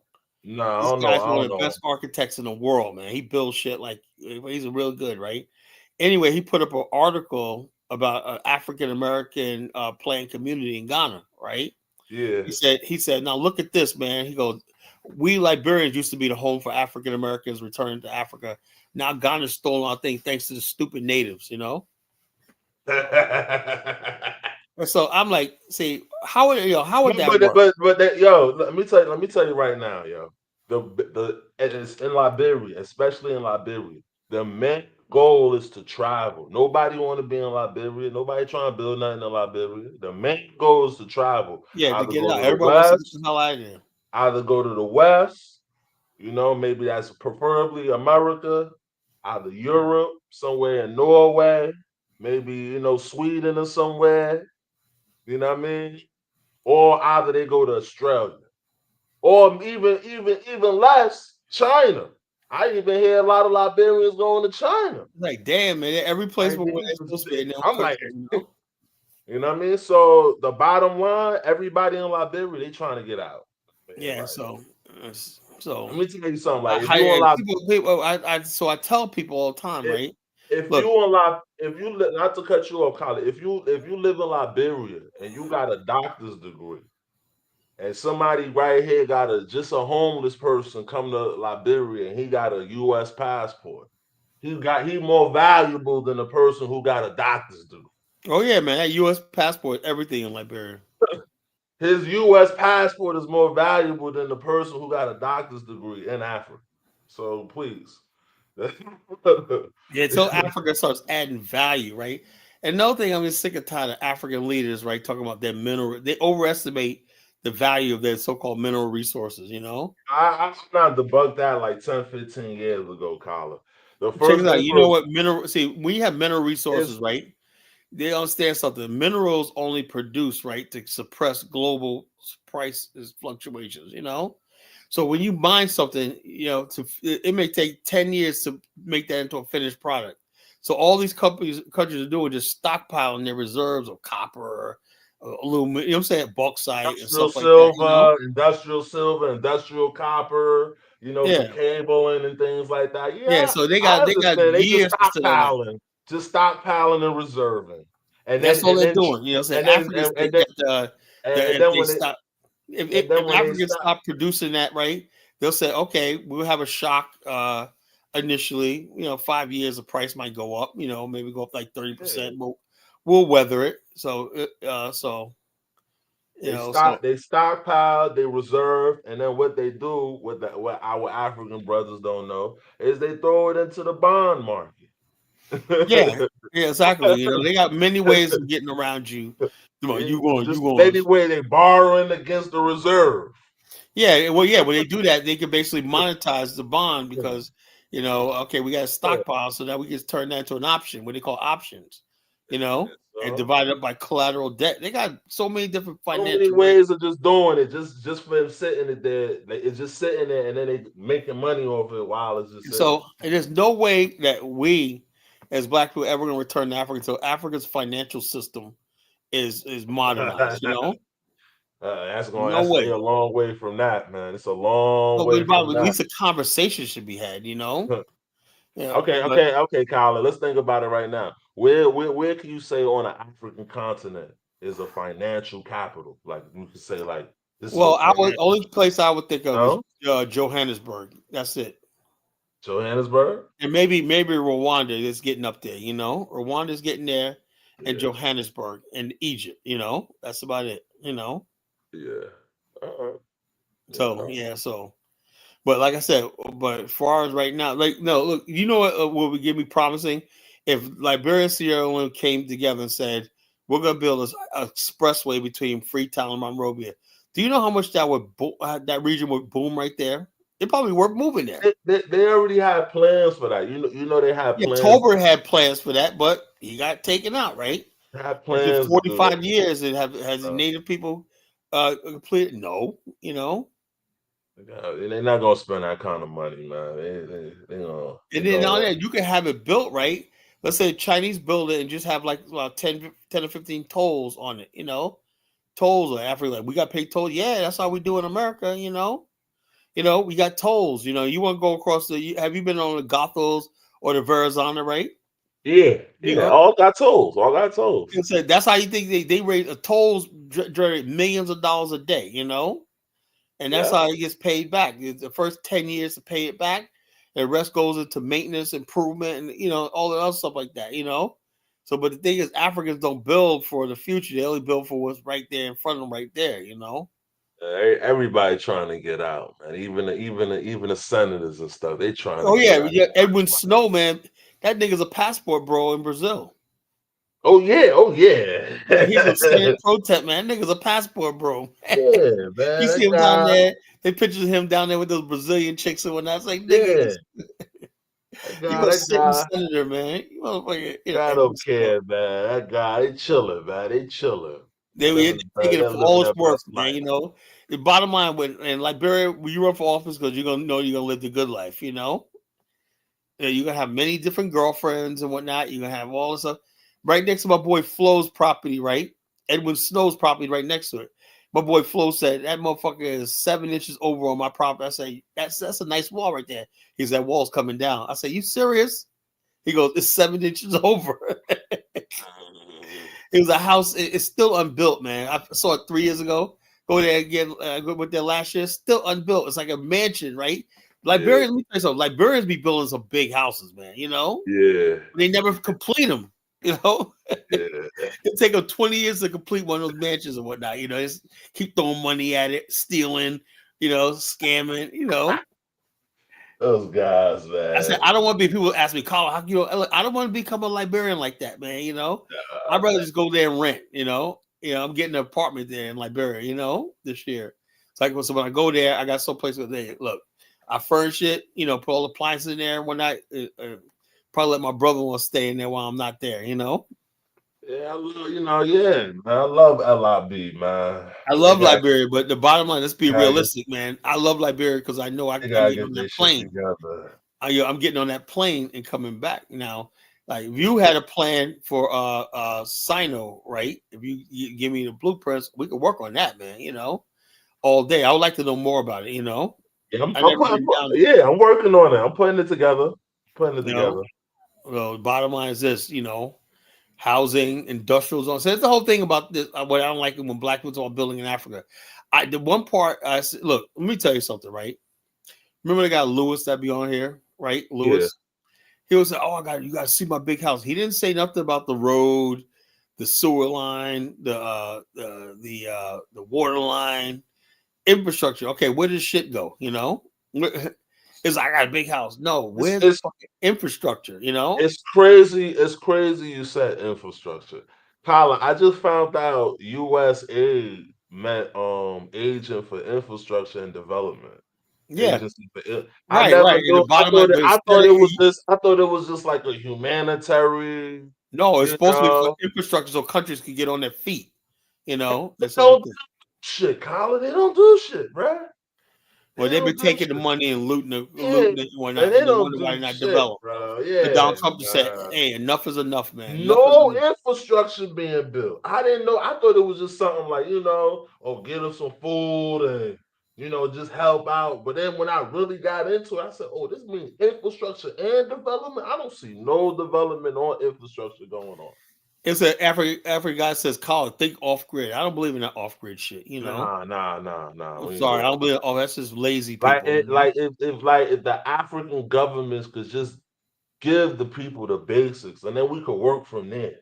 Just industrial zones, culverts. Make the land have capacity. Gravel. Put gravel. You can't pave it, man. At least put gravel the fuck down. Infrastructure. You need proper government. Yo, did she just say the government? We need a proper government. Is that what she said? She said infrastructure. We need government, right? So African guys, did you say that we need government? Oh man. Did you say government? That's what you said. Okay, I got something for that. I got something for that. Government. The government, it's the government, it's the government, the government, it's the government, it's the government, it's the government, the government, the government. The government, it's the government, it's the government, the government, it's the government, it's the government, it's the government, the government. The government, it's the government, it's the government, the government, it's the government, it's the government, it's the government, the government. The government, it's the government, it's the government, the government, it's the government, it's the government, it's the government, the booyaka, run to you niggas, booyaka, run, booyaka, run to you niggas, booyaka, run to you niggas, booyaka, run, booyaka, run to you niggas, booyaka, government. The government, it's the government, it's the government, the government, the government, it's the government, it's the government, it's the government, the government, the government. The government, it's the government, it's the government, the government, the government, it's the government, it's the government, it's the government, the government, the government. The government, it's the government, it's the government, the government, the government, it's the government, it's the government, it's the government, the government, the government. The government, it's the government, it's the government, the government, the government, it's the government, it's the government, it's the government, the government, the booyaka, run to you niggas, booyaka, run, booyaka, run to you niggas, booyaka, run to you niggas, booyaka, run, booyaka, run to you niggas, booyaka, government.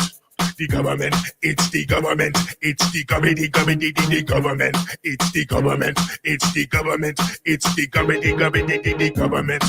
The government, it's the government, it's the government, the government, the government, it's the government, it's the government, it's the government, the government.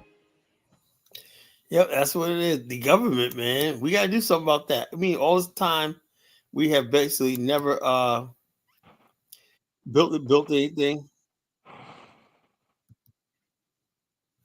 It's like something. I wonder, are the black race is the black race capable of building anything, right? You know, yeah, imagine all these countries had their shit together or not. There'd be millions of us going to the continent every year. We wouldn't need an African, you know. Yeah. But because it's not the case, man, we gotta basically do it ourselves because there's no way I'm putting my life in the hands of people who can't friggin' yeah, it's Tariq, you know. And I don't even like Tariq, man, but that shit was funny though. The government. Okay. No, but seriously though, Khaled, I mean, after tonight, I was thinking about going to Liberia, but I'm like, nah, so, you know, because of the whole citizenship situation. So now Let I'm me ask sure. you a question. Let me ask you a question, right? What do you do for a living? If you tell me, you know, if you want to tell me, you don't have to. Well, I'm doing many things. I have an LLC. I'm a truck driver, but I'm also considering We all got it. flight school. Okay, you're going to flight school, right? Okay. Now let me ask you a question, right? Considering flight school. Considering flight school, so you don't really have exactly what you want to do. What do you think you would do in Africa? I would own my own flight school in Africa and train people how to fly. How would you get paid? With money. But no, but I'm saying who's gonna pay you? The people who I provide the services to. But nobody has money to pay you. Yes, they do. No, they don't. They have money in Africa. Dude, Kala, they break it down to him. I know they got money in Africa. I see How those. much you gonna charge? How much you gonna charge? How much you gonna charge? I see those big you know, what do they call them, complexes and stuff that they build in Africa. Kala, I know they got money. Dave, man, you gotta say no. People. No, I just want to know how much you gonna charge, though. If you What I mean, look, flight school is pretty expensive, man. I mean, you ask me all these details about my future business, man, and this is years. This is a long-term goal of mine. So I don't have my, you know what I I'm just mean. saying, And you like, asking all these details. No, I'm just saying, if you're doing it, you know, you got, you know, I'm just asking if you had those details. I didn't know. I mean, you could look up like the average cost of like flight schools on Google. You don't have to ask me. Well, let me ask you a question. See, the thing is, you understand, brother, that you know, just when you step out of America is a first world country, right? But you say whatever you want, right? Most people here, I would say, like good 80% of Americans, adults, right, make over like $25,000 a year. Do you ask yourself, you know how much average person in Africa makes a year? Probably less than like $2,000. That's what you're dealing with. You know what the pay is in Nigeria for a top company like Dangote Group? You know, it's $30 a month. So again, who is going to pay for your services? Well, first of all, you don't even know like how I'm going to structure my business or you know what I'm going to do with my business to begin with, or you know what I mean. But you're asking me all these you're asking me all these detailed questions and stuff, and you have no clue how I'm going to structure my business. Dama, all due respect, right? Like I said, I'm just trying to give you some advice. Now, if you want to do a business like, you know, like Afro's think tank, whatever like that, he basically built the thing. But I don't think. Look, I'll be honest with you, right? I really have never seen somebody of all years I've been doing this, right? I've never seen anybody go to Africa. I see people, so many people I know that built business. Only one person I know that actually made a little bit of money is my friend Great African. He's actually Liberian, but he lives in Milwaukee, and he has a drink. He sent me a video the other day about some new thing he's investing. He's about to open up a Jamaican spice restaurant somewhere in Milwaukee. Right now, there's a lot of people who a labor of love. If you love Africa and you want to go there and whatnot, and just say, I want to donate my time and skills to whatever you want to do, that's fine. But I'm saying, like, as a young man, like yourself, right? The zeal for doing things, the enthusiasm, the passion, right? I always learn all the time has to match the fact that you're wasting the best year, your money making years, your 30s, the money making years of your life, And so, like I said, I have my brother Kofi. He's back in the States. Why? Because he went to Ghana. He put his business out there, but it didn't kind of work out because there's no money, in Africa. Like I said, it could be better, but the whole thing, you understand something. All these countries are in debt, right? All these countries are in debt. Before, as long as you got the World Bank, the IMF, and Africa's in debt, the average people in Africa, it's almost impossible to make a dollar. You know how hard it is to come by $1 in Africa, man? Hey, Dave, when you pull out $1 to somebody in Liberia, don't you feel like you're God? Might jumping, bro. It might run it, man. It might run it. Yeah. My first time I went to Liberia, right? I had a pocket full of money. And so I said, my wife said, no, don't get money. And these guys standing outside, welcome to Liberia. We're going. All of a sudden, they stood around. So I basically pulled out like $50, right? And I gave it, I said, divide it up between Man, oh man. That's what first Somebody about to start. Yo, somebody probably fought, bruh. Some of them probably fought because somebody want to take more than the next person. That was my first experience in Liberia. Somebody probably fought when you dipped off. Somebody probably fought, Kyla. I'm telling you. I don't think so. They were like basically one guy looked like he was responsible, right? The one that looked like he was most responsible. I think I said, man, make sure everyone they all heard me say, make sure you guys all get that, Yeah. I'm just saying, you give it to a bad actor. But I know he split it up. It was like $40, I believe, $40, I believe. And he was like, thank you. He goes, man, you helped them greatly. Why? Because look, I only had like 4 bags, right? There's like 15 guys trying to carry 4 bags. I'm like, yo, bro, man, it's like, welcome to Liberia, welcome home, King, welcome home. And they were just so happy. I was like, man, this is some greeting. I wish I got this when I was in the States, man. Wish I had this guy. I got in the States, man. I said they were just like, I was like, that was my first. Oh, I'd never forget that night. That was my first. Then we rode into Monrovia, right? And I showed the video when my aunt's on the phone. The question she was asking, that shit was so funny. She goes, "Oh, y'all got TVs over there?" Me and Isabel were cracking up laughing. My Aunt Bobby, I love her. That's my favorite aunt. I love her to death. She was like, you got TVs over there? They got buildings over there? Yeah. African Americans. Most African Americans never heard of Liberia. They don't know about it though. They don't know.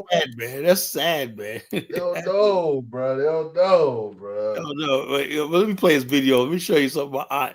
My Bobby, I love the death, man. But she was like, she had me cracking up, man. It's my first night in Liberia, man. I was like, so I'll be there in a couple of weeks, man. I can't wait, man. Fun. Who do you fly in with now, Dave? Man, I still use Brussels. Oh man, I can't do that, man. That's the worst. I mean, the reason why, man, is I can't do the long layover, man. I like the shorter. Yeah, but the thing is, though, Morocco, they put up you in the hotel. Yeah, I know they do. I know. And then when you're coming back on the short layover, they got this lounge downstairs. I used to fly when they used to fly out there. British Airways was good. I used to like them when they used to fly out there. But I had to fly British Airways, and I used to like Air France, but they stopped flying out there. Yeah, I know. Well, what I hear, okay, Ethiopian Airlines, but they got that layover. That's I don't like switching planes like that. You gotta go to Togo, then fly to Ghana. I don't like all that. No, I don't like all that. So I will. I'm still on. I don't like Brussels either, man. But Brussels, man, they treat you. Look, man, it's like, they treat you like a damn slave. it's a But slave, man. It's like, this is what it means to be African, man. I'm like, hell with this shit, man. Like, damn, man. I they'll said, try. They'll, I was they like, I think was that like, Africans. yeah, I'm with Africa when I said, shit, They man. think This is they, what it think they means. gonna run off. They think they gonna go AWOL in the They think country. I'm gonna run off. I said, I'm not gonna run to your freaking raggedy ass country, man. What the fuck, you crazy? You know? Like that Belgium shit over there. Yeah, it's a Belgium, man. That's the freaking worst country in the world I've been to. The food is terrible at the airport, right? I said, even times Starbucks is nasty, man. Like, god Yeah, dang, they ain't man. got shit. They ain't got nothing in You Belgium. know? And then, that's a main transit port. That's a main transit airport. So It's a nice airport, but you know what it is? When I was there, it was COVID, right? So all the restaurants and everything was closed. Oh yeah. Yeah, it'd be nice if they had the movie theaters open when I could have seen a movie while I was waiting there and shit, you know? But yeah, I sit there in the friggin' lobby trying to get comfortable. One time I said, bro, man, has feet in my face, man. I was like, God damn, bro, man. You gotta do something, man. You got my feet. I said, sit the other way, you know? He has feet. I'm thinking his feet is facing my head. When I'm like, what the hell? You know? I go, bro, man, we gotta work. We gotta do something about this shit, you know. You run it, you see your Pan Africans going to Africa. I always run into the Pan African. Yeah, I know. And then they like, that'd be cracking me up, man. Those guys always crack me up. Sometimes Yeah. I run into different people, man. Like be different people. Pan African and something like I said. What do you think about what I said? I said earlier, there's two types of people going to Africa. There's like the black nationalist type trying to, like this is the motherland. This is where we're going to make our stand, whatnot, blah, blah, blah. And then you got the friggin' Hukuna Matata types. They either it's majority. It's a majority of Hukuna Matatas. It's yeah, majority. Hukuna Matata. They think Africa is some Hukuna Matata place, whatnot, And so you got Hukuna Matata types, and then you got the African returnees. They're like so. The bottom line is, I noticed something. Right, I was in this one Lebanese spot. I don't know if you remember the spot right there. It's right there on Tubman Boulevard. It's like a Lebanese grocery store, right? Well, nice. That's why I love going to Lebanon because it's all air conditioned. You ever notice that? But this is a really nice one. You probably been there, man. Really fucking nice. Anyway, Boulevard, right? Yeah. There was this white American lady, right? And I was talking, and then she got really nervous. Couldn't look me in the face. She's all, but as soon as I walked in, she heard me speak. When I heard my accent, she got terrified, man. Yeah, because what's that all about? What's that all about? That would be good because let me be honest with you. What I noticed with white people when they come to white people, the average white American knows more about Liberia than the average. Yeah, they know it, and they basically like.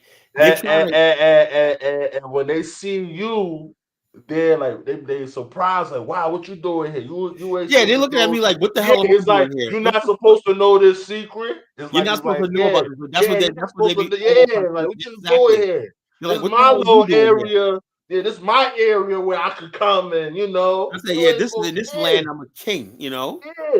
So and then what gets me is you got these ignorant native Liberians who be joining. They think the white Americans will be their friend and whatnot. White Americans are there to make sure that black people in America are not. Yeah, white people had a good old opportunity through Liberia's history to build something that they could, but they neglected Liberia.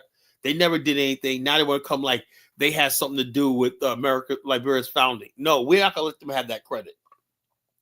Which we call when Liberia was built by our ancestors, Dave. Built that country. That wasn't built by America. That's why when that white lady saw you, she was like, "Yo, what you doing here? Like, you ain't what you doing here, man? It angered me, right? Because I'm like, what the hell are you acting like all standovers, like you scared? Like, what is he doing here? He ain't supposed to be here. Whatever. Supposed to be here. This is my fucking. Supposed to know about Liberia.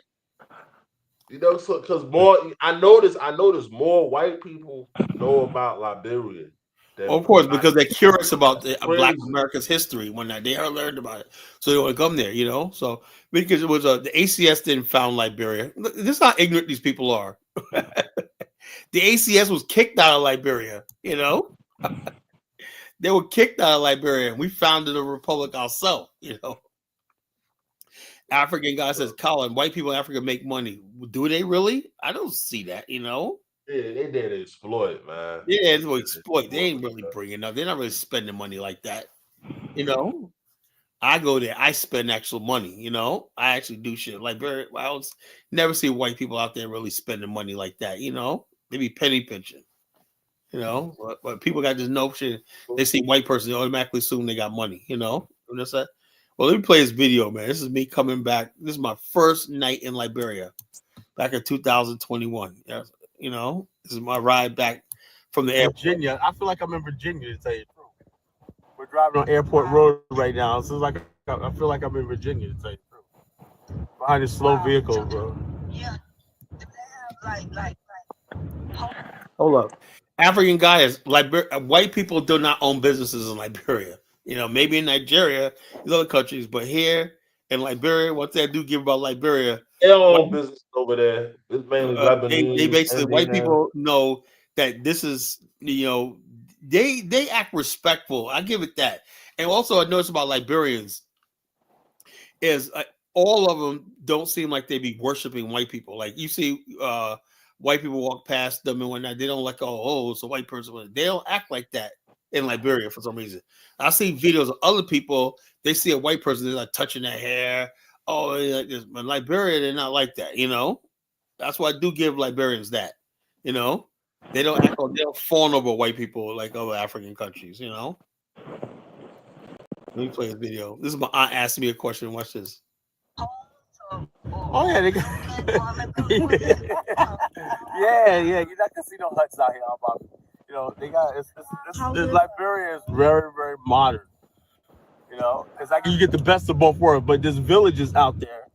I'm gonna see some of the villages one night. If you want village life, you can go to the village. You know, but the people out here trying to be up and coming. You would not, if you go to Monrovia, you would think you was in New York or New Jersey.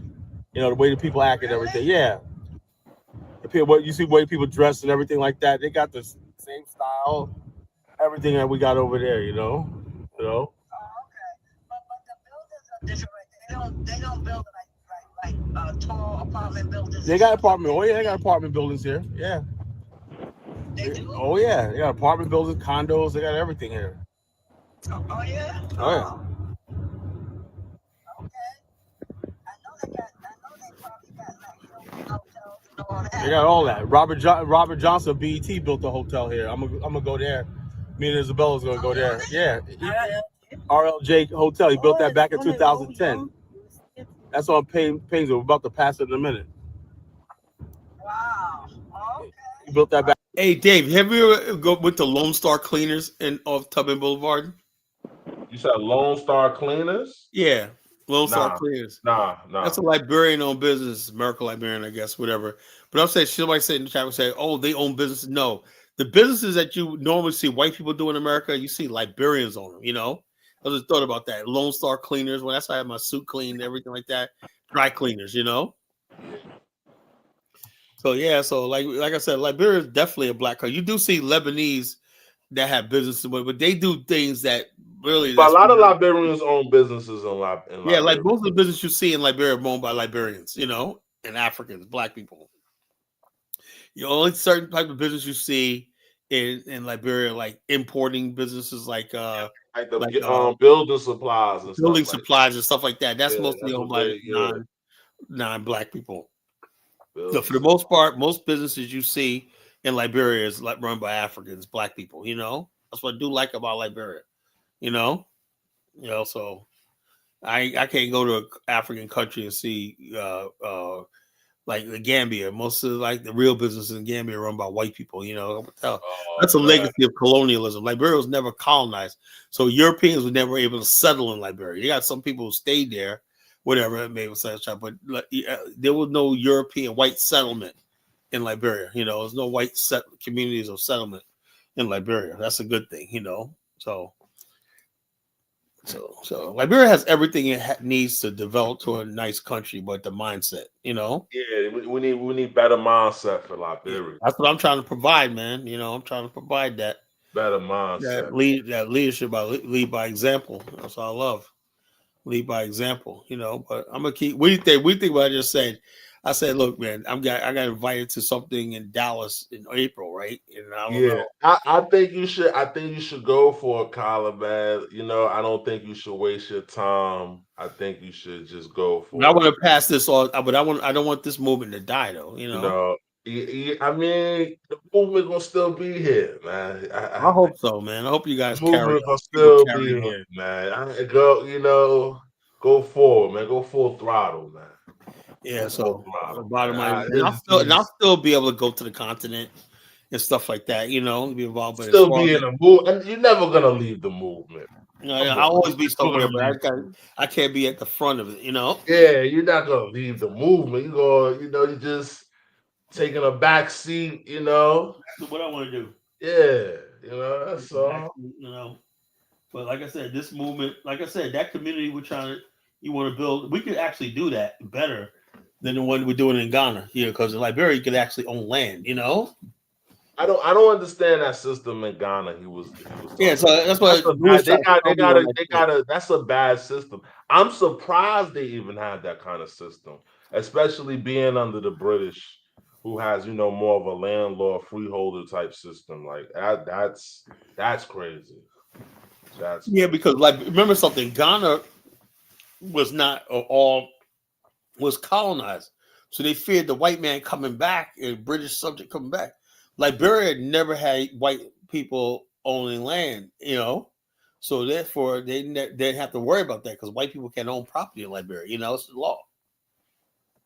Only black people could own land in Liberia, so therefore, yeah, we could own property there. You know, you got property, you can buy property and stuff. That's why I said I speak tell Diamond, Liberia, you don't need a damn passport. You go there with a U.S. Yeah, you don't passport. really need a passport. You can You don't do need no everything. Liberian You can do passport. everything. You can do everything in Liberia without You the do everything you want. That's why I said. That's why when people start telling about what about the passport, like John Cashin, dude, man.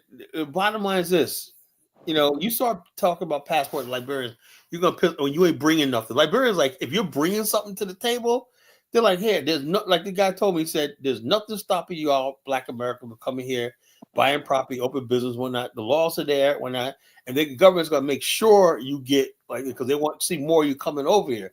So they're gonna make sure you good, you know. That's what I'm talking about. So you don't need no damn passport, you know, as black people from America. You don't need that shit, you know. So all you need to do is have money and investment and stuff like that you want to do and stuff like that. Like I said, the only person I seen that really did well is my boy Great African. You know, he has that palm oil farm in Nimba. You know, it's I mean it's success in Africa to me. yeah. It's success. I will aim for the agri. For me, I would aim for the agricultural sector. Although, man, what we're working in Africa, right? Is Africa could be a manufacturing hub. You know, yeah, but textile. yeah, You know, oh, like that. Why? Because labor is so cheap. You know. yeah, Labor is abundant and cheap. Why look, you got all the good cheap like Nigeria, the average the best worker is making like $50 a month. That's freaking oh my god. If you can't freaking get rich just on that alone, so the thing is, black people have never really gotten into manufacturing. For like people say, well, what about Sean John? But Sean John outsourced it. They never sourced that, you know. You know what I'm saying? They yeah. outsource it to third companies that manufacture stuff for them. It's a brand, you know. You get to say it's Sean John, but you didn't actually produce it. What I did like was, do you remember Carl Kanai? Yeah, I remember Carl Kanai. He actually had his own plant. You know what I'm saying? Where he had his plant at? In California. You know, they had a plant called, it was Cross Colors, right? They will basically buy the materials. They start making it stuff like Cross Colors. And then what they did was they got rappers to wear their stuff in their videos. And then people start asking for it. And they put out a 1-800 number. The stores start ordering like crazy, man. Then he made Carl Kanai.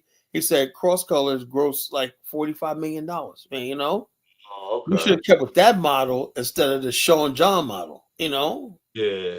The Sean John FUBU model is you have the name, but you use these white companies to manufacture it for you, you know? Yeah. Okay. So you're Okay. not controlling the supply chain or nothing, you know. You know, if Africa, but then again, do we have we don't even have any clothing anymore. We don't have no style anymore, you know? Nah, we don't own most of our clothing. They sold out most of their Because clothes. you know why? Because we used to have our own style. We always went out Karkanai, Fubu, and stuff like all them days are gone. Now everybody, black, white, wear the same thing. And so What I noticed too, you gotta notice too, a lot of the luxury brands they got into making streetwear. So you got a lot of luxury brands. right, how did that Streetwear. happen? How did that That's happen that crazy. Like Gucci, Gucci, how the hell did Fendi, we they start going all with making Gucci, streetwear. Fendi, They all and make streetwear Tom now. Ford and all this other They shit like that? all make streetwear. They all make hoodies and I know. fitteds and you know what I What's that mean? other one? That other one, it was like a clothing store. I forgot the name of it, you know? It was like I remember they were talking about this rich clothing store. I forgot the name of it, you know. I forgot. But basically, it was a retail store and stuff like that. They made hip hop gear. What the entire fuck happened? This is what I talk about. What happened to our freaking? They know when black culture started making money, they had to move in. You know, they had to move in. But think about it. But think about it before. Luxury brands they only made like high end class clothes like suits and ties and stuff, but they make But you know streetwear now. something, so Right I now, have to, I it's have to give streetwear. Tommy Hilfiger respect. We should have said, we should have respected Tommy Hilfiger and say, look, I ain't making nothing for the black market. Remember that? They say, oh, Yeah. Tommy Hill's racist and whatnot. Dude, you know what you asked for? He was basically saying, I don't give a shit if y'all buy my product or not. I don't care about it. Black people were always wearing Tommy Hilfiger stuff, but he was Yeah. like, I wasn't trying to market to that crowd, you know? Mhm. Black people should have took that as a hint. Someday, Hawk and I said, "Oh, I'm gonna get into the thing." He started doing the same. We should have went to that route, but no, we Mhm. want to be go with mainstream now. So now we don't have any style anymore. Well, tell me what the black style is now. You know, I don't. Yeah, I don't even know right now. I don't even know. I because all can't like even I said, tell you. everything is mainstream. Our music, we don't have any music geared towards us anymore. Like Kendrick Lamar is a household name. You know, but he belongs to everybody now. You know, Yeah, Kendrick Lamar, that's the man. yeah, he's a man. But The the man bottom right line is there. this: used to be a time we had our own music. That gave us power. You know, we had our own music culture and everything like that. But now it's like we have nothing to build ourselves around, you know. So how in the world, black people, what are we going to manufacture? You know, who's our market? I don't even know what we manufacture. And so what only thing that can happen right now is black people get lucky and start making things that everybody buys. You know, just say fuck it. You know, I'm making this product, whatever like that, whatever it is, like George Foreman grill. You know, everybody bought George Foreman grill. Oh Why? yeah, yeah, yeah. I remember though, because take the grease out of the burgers Yeah, and so everything. he got into stuff and he would just say, "Look, I'm just like Michael Jordan." He says, I ain't trying to. He goes, I make my shoes for middle class white kids. You know, that's what he said. Jordan said, Yeah. you know, Mufasa says his music underground, dude. Man, the music underground, but are you making any money, Mufasa? The answer is no. You know, it's about underground music. It's like, man, keep your underground ass out of here, man. The bottom line is that like we have to basically get to the point where we as black people are making stuff. I don't know. It seems like we're just hell bent on not supporting other black people, right? So what can we actually bring to the continent that we make? You know, that's a big question. You know, what can we bring to the continent? Because Africa is basically poised for manufacturing. You know. So Mufasa, that's not true, bro. Carl Kanai is from my area. Most of his people who wore Carl Kanai were black. Fubu was made for us by us, bro. You know, please don't give me a Sean John. Same thing, made for black people wore Sean. White people didn't buy no damn Sean John. You know, this is the millennial shit. You know, the millennials and the Gen Zs. You know, they don't see color and race like we did. You know.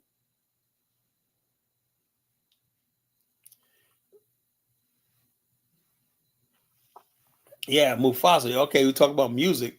Okay, when I was coming up, I'll be honest with you, when I was coming up, white guys didn't listen to hip hop like they do now. They don't. They didn't. You know, it wasn't till the West Coast came out. That's when white people started listening to. White people were not listening to Big Daddy Kane, Rakim, you know, KRS. you know.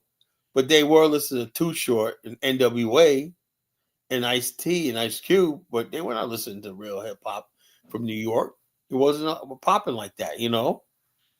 When Mufasa says our generation, he's talking about the West Coast, not New York, you know. Gen X didn't sold anything out. We were one last generation that basically, no, we were the first generation. What are you talking about? You know, when we was out there, Master P, that was black music. You know, everything we did in our generation was black. You know, so your generation goes through the white man. I get that.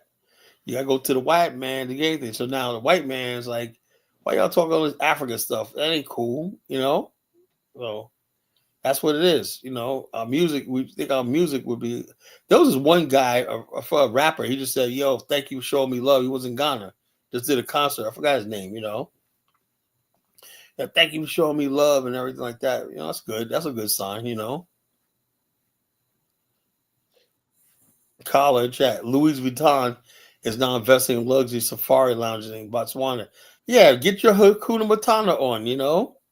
You know, $3,000 per night. Yeah, you know, yeah, high end Hakuna Matata.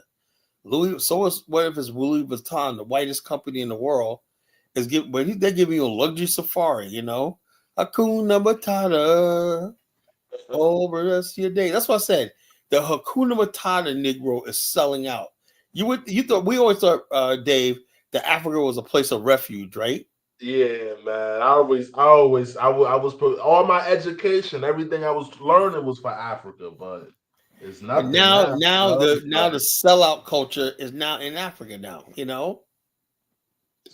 Now you tell me Louis Vuitton is in Ghana, is in Botswana now doing. Lord have mercy, Lord help us, man. It's worse than I thought. luxury tours, doing luxury tours.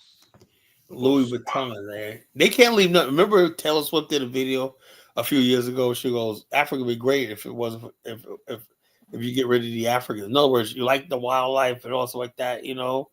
Well, basically, what she's talking about is black people like us, you know. Mm-hmm.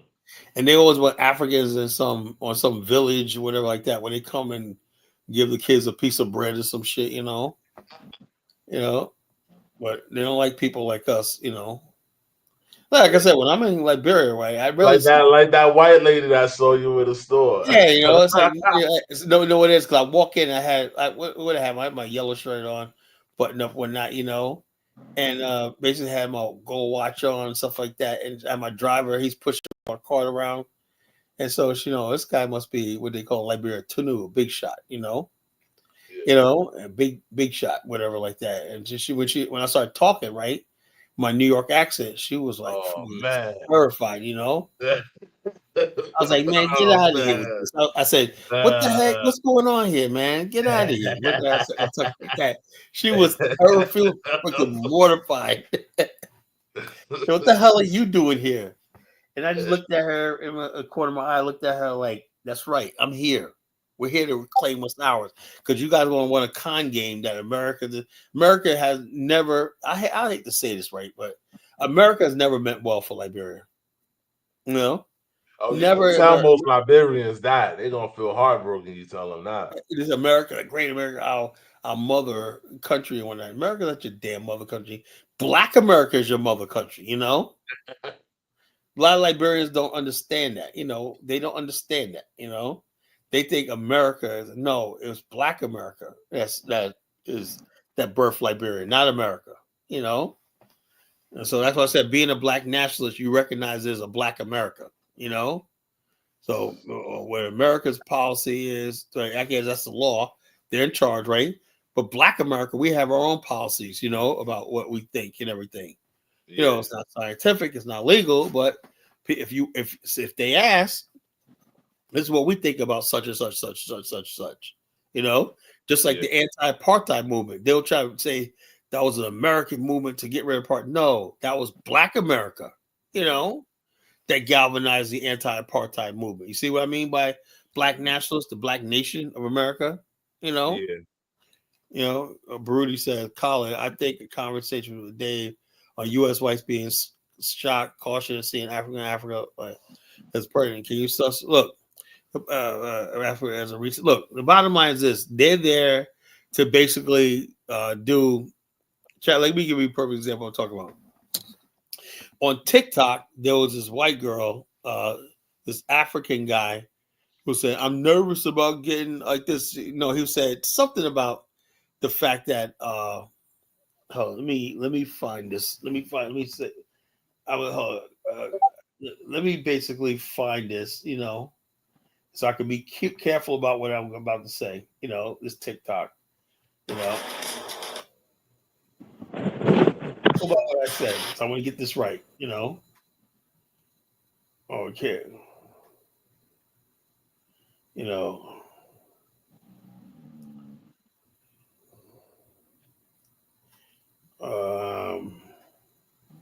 This white girl replied to me.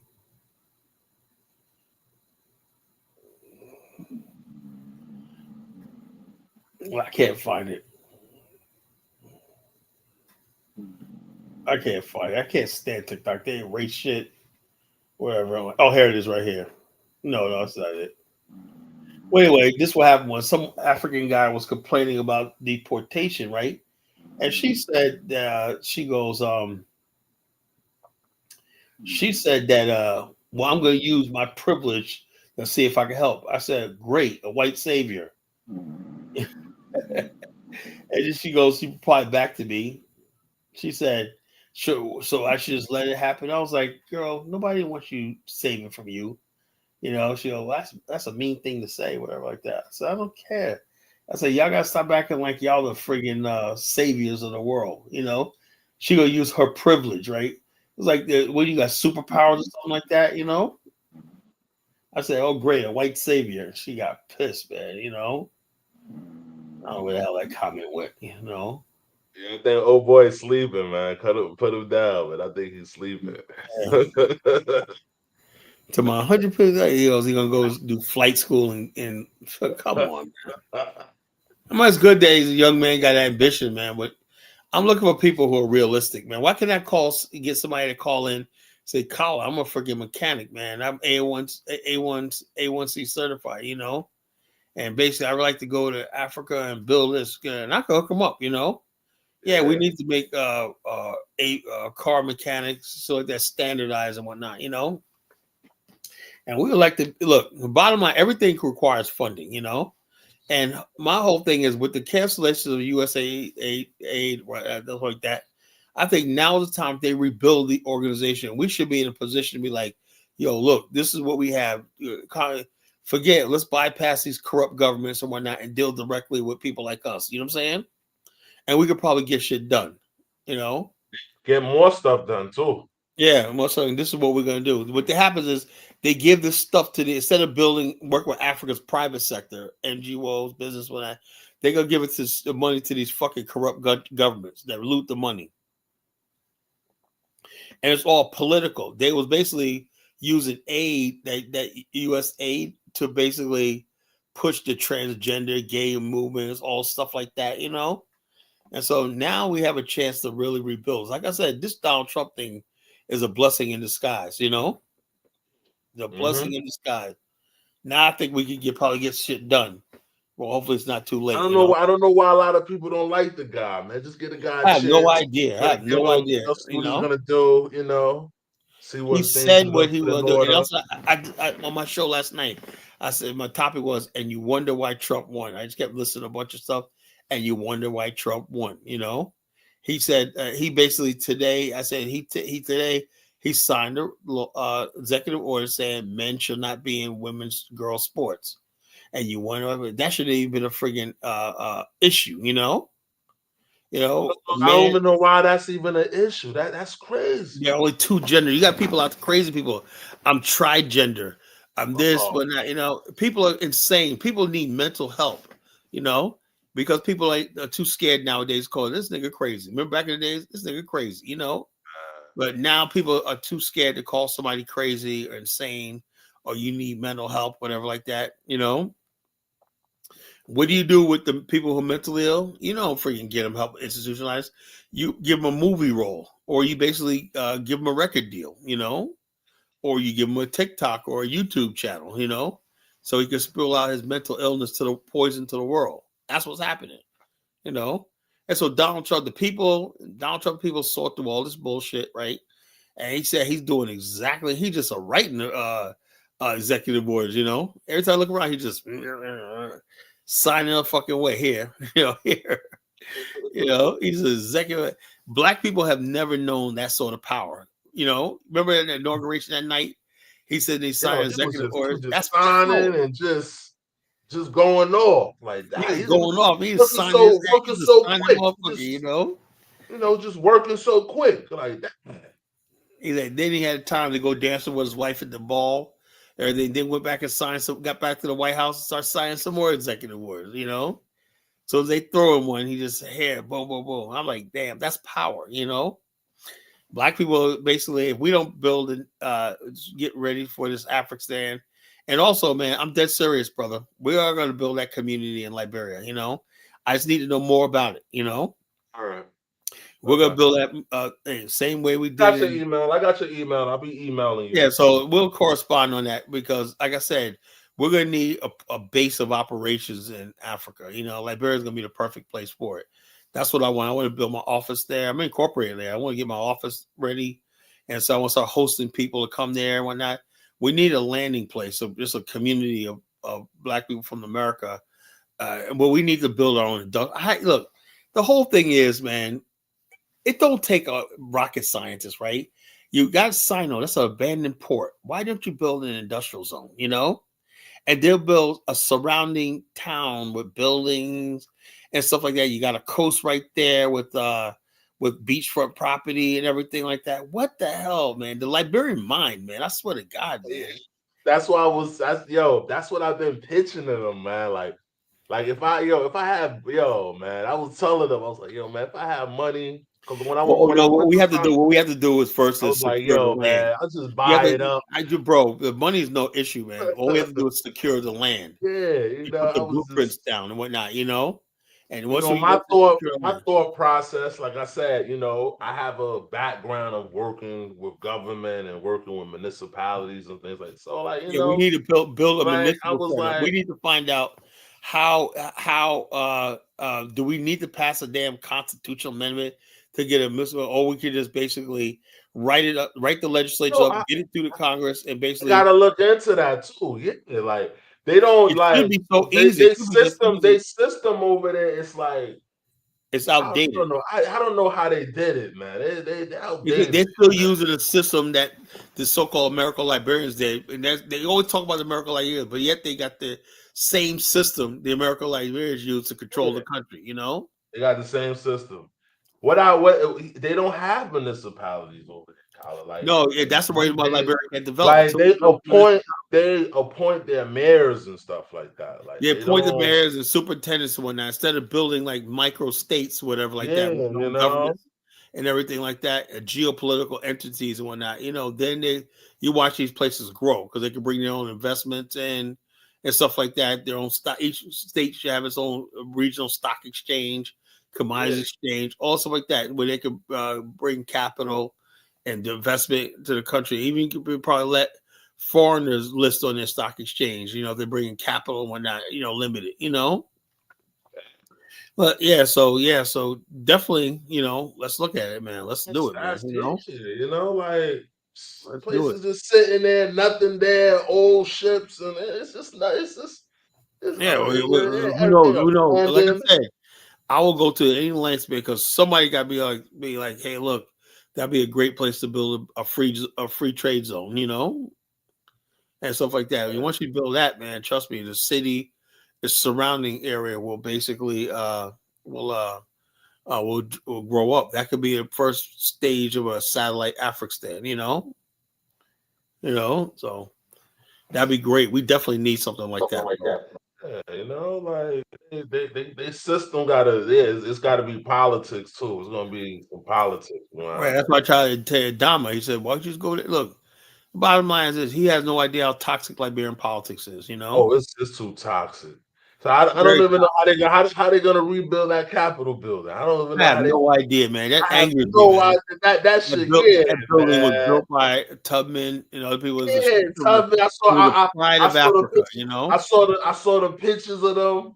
when they doing When the they was walkthrough, I saw the that. grand opening, they was doing the Yeah, a walkthrough. little And, walkthrough on that. That yeah, was so beautiful, man. That yeah. was showing you Liberia was ready for taking on not just Liberia, but the challenge of the whole continent. Liberia want to govern the whole entire continent. You know, right now, if Liberia was strong right now, it would be the ones administering the continent, the Congo. You know, that's what Padmore said. He said, and which we call son, Tolbert's son, A.B. Tolbert said.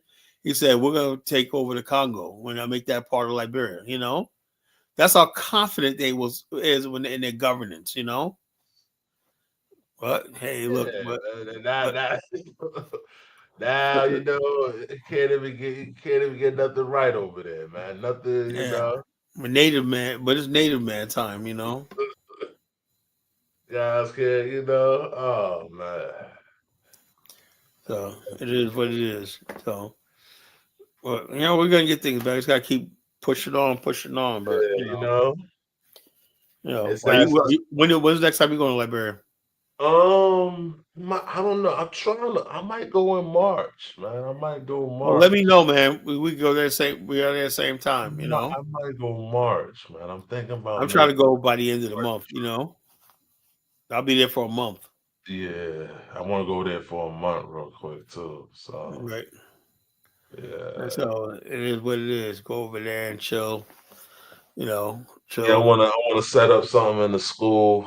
That's it. Set up I some. got like several schools I'm working with. You know, I buy books. When I make sure I buy books and stuff like that for the kids and You gotta everything come like see that. where I'm at when you come out with when if I see you out there. You gotta come see where I'm at.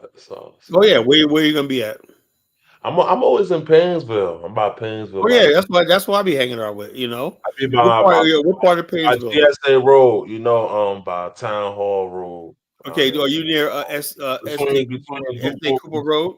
yeah, You between near Duper SD Cooper Road? Road and Town Hall Road. What That, about how far are you from? How far is that from SD Cooper Road? no, that's right there. SD Cooper Road's right there. Yeah, which one? That's my boy Sam. He owns several buildings. That's where I'm gonna put my office at, probably. You know, Yeah, SD Cooper Road right there. You know, Sam has several buildings. You know, Coopers. You yeah, know, he got several buildings right there. You know, and I like that little flyover in Painesville. You know what I'm saying? You know what I'm talking about? yeah. Fly that looks nice at night, right? It looks nice. They, it's like the squares all paved now. That circle, that roundabout, Yeah. that looks fucking nice, man. Liberia's getting there, man. You know, slowly but I'll get surely, there slowly but surely, man. It's it's just, you getting there, know, man. You know, that part is the nicest part of Liberia, right there. That yeah, roundabout right there in Painesville. Yeah, I love it. You know, it's gonna get there slowly but surely, you know, it's just everybody, you I mean, know. you know what I miss? I miss Evelyn's. Yo, man. That food was so Liberian soul food restaurant, man. That shit was so good. They closed her restaurant down. Yeah, it's for 2 years now because she died, and I guess the family didn't keep it up. Yeah, But they ain't gonna be able to keep it up. that place was nice too. It was all cozy in there. That's one thing I don't like about Africa, man. As soon as you know, like there's no longevity in things. Like if you Yeah, got an organization, as soon as like the head person go, it just go down the drain. yeah. I wish which we call that's why I did my interview. You know, I ever said interview I did when I first got to Liberia. Evelyn and Senga. I used to go there and eat, man. I just I love love that Evelyn place. food. I love that place. I You didn't know. even know it closed down. Yeah, you know, And it it's closed down Simone. like 2023, I ain't even 2 years ago. I went to go to eat there and they said no, they're closed. You know. Let's see, Liberia collagenesis.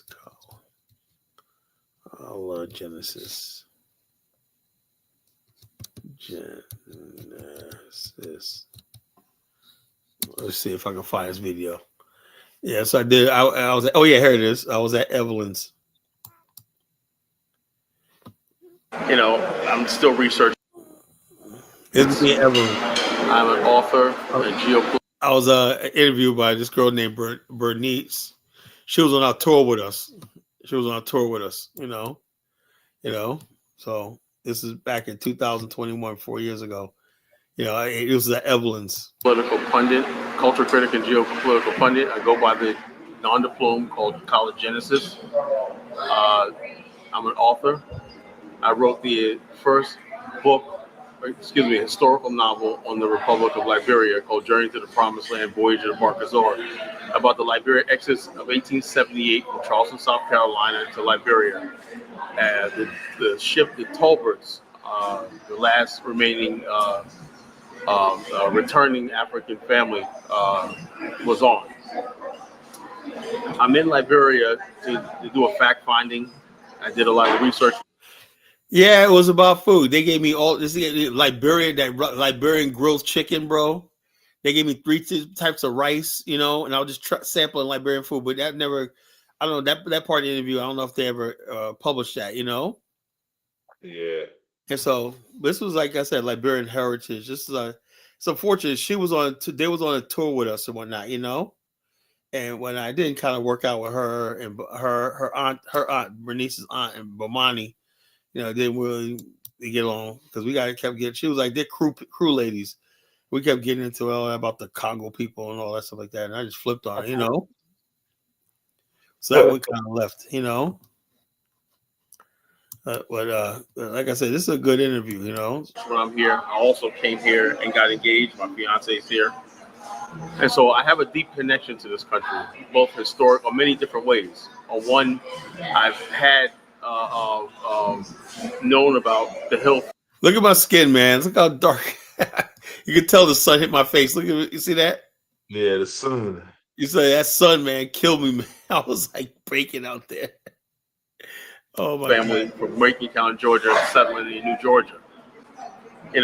I'm still researching that. I'm also fascinated by the indigenous culture in Liberia, the different tribes. So I'm both, right? I'm an enthusiast of traditional African culture, and I'm also enthusiast of the culture of the Americas, the South, and how they were able to transfer in the Caribbean, and how they were able to transform those cultures on African shores. I think that's one of the most, and build a republic, one of the most remarkable stories in human history. How a country, against all the odds, was able to build a republic, and it's still standing today. And so my job is, over the last 10 years, I have several organizations. One is called the Association of African Americans for Liberia, which on a hunch 10 years ago, I did a lot of research. I read a lot of books on Liberia. I've been studying Liberia for 25 years, right? And then over the last, I would say 10 years, I started getting a new perspective on the country. People start telling me, all the horrible things about Liberia was not all true. A lot of it's exaggerated. Then I learned over the years that there was a concerted effort to discredit this country from day one. And I believe that my job is to basically say, if we can forgive America, we can basically give all these other countries a benefit of the doubt. Japan, Germany, all these countries, everything. Why is it that we're going to let the first Black Republic die because of misunderstandings or whatever you think it happened? So my life work is to make sure, before anything else, right, we get this narrative.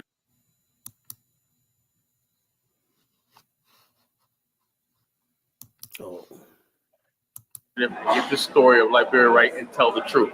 No matter who it hurts, no matter who it benefits and everything, tell the entire truth. And I'm open to all discussions on this topic. I've learned a lot since I've been here. And so it's still a learning process. But the bottom line is, I want to get this story right. And once we get this story right, I do believe it'll benefit Liberia, it'll benefit Black America, it'll benefit Africa. Because if we don't get this story right, then what this says is, what tells the world is that we as a race are not capable of building nothing on our own. This is the only republic on the continent built by Black people. So if they discredit Liberia, then that means for the next 1,000 years, we're always going to be second guessing our abilities. If we get this right, right, then that's going to give us confidence no matter where we are. Hey, we have a republic that's still standing there that was founded by black people from America. They'll say, well, why do you say, well, it's a color? Why you emphasize race? Because everything's about race. The psychological damage of black people in America, Liberia, South Africa, wherever like that, is damaged by race. We're still under a psychological trauma of slavery, colonialism, everything. So we have to always constantly be proving to ourselves we're just as good. Not just say it, but prove it. Prove it by what we call black excellence, being good, being the best at what we do. Stay tuned. We'll be right back with Mr. Makala.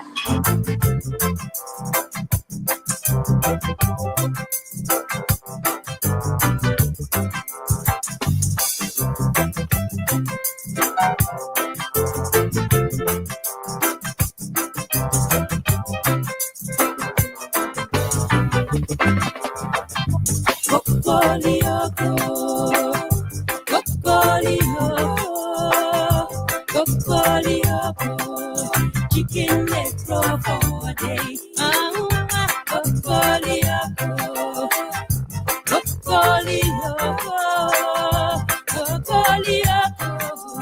Chicken leg for 4 days.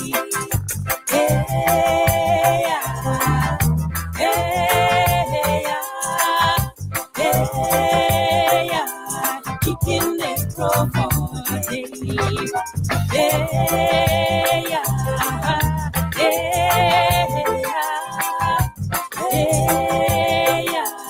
Chicken leg for 4 days. When he said, make love to me, oh, make love to me, pretty mama, make love to me, so chicken leg for 4 days. And I said, Ataya me love, oh, Ataya me love, Ataya me love, and chicken leg for 4 days. Hey, yeah.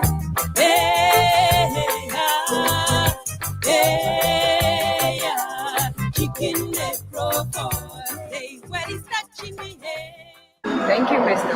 Makala. It's nice to meet you. Thank you. Nice meeting you too. Nice to meet you. Mr. Makala, Yes. how is like visiting Liberia for the very first time as an African American with no roots in Liberia, and why Liberia? Let me tell you something.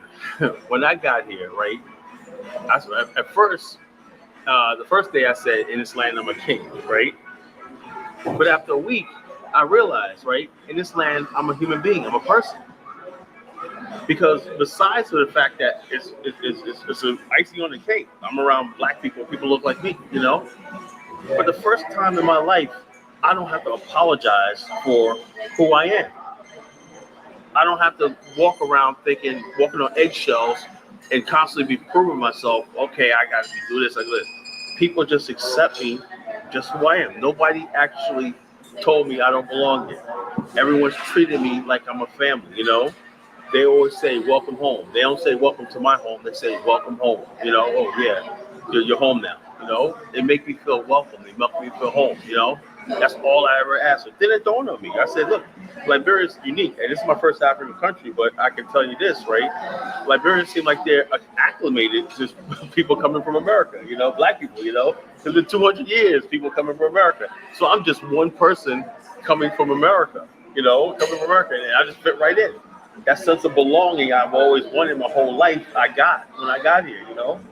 And I got two days left here, and I'm gonna miss this place until I come back. You know, I'm really gonna miss this place. You know, I don't know what to do. You know, just, you know, this sense of belonging and peace that I had when I got here. You know, the people are friendly, the people are honorable. Liberians are hardworking people.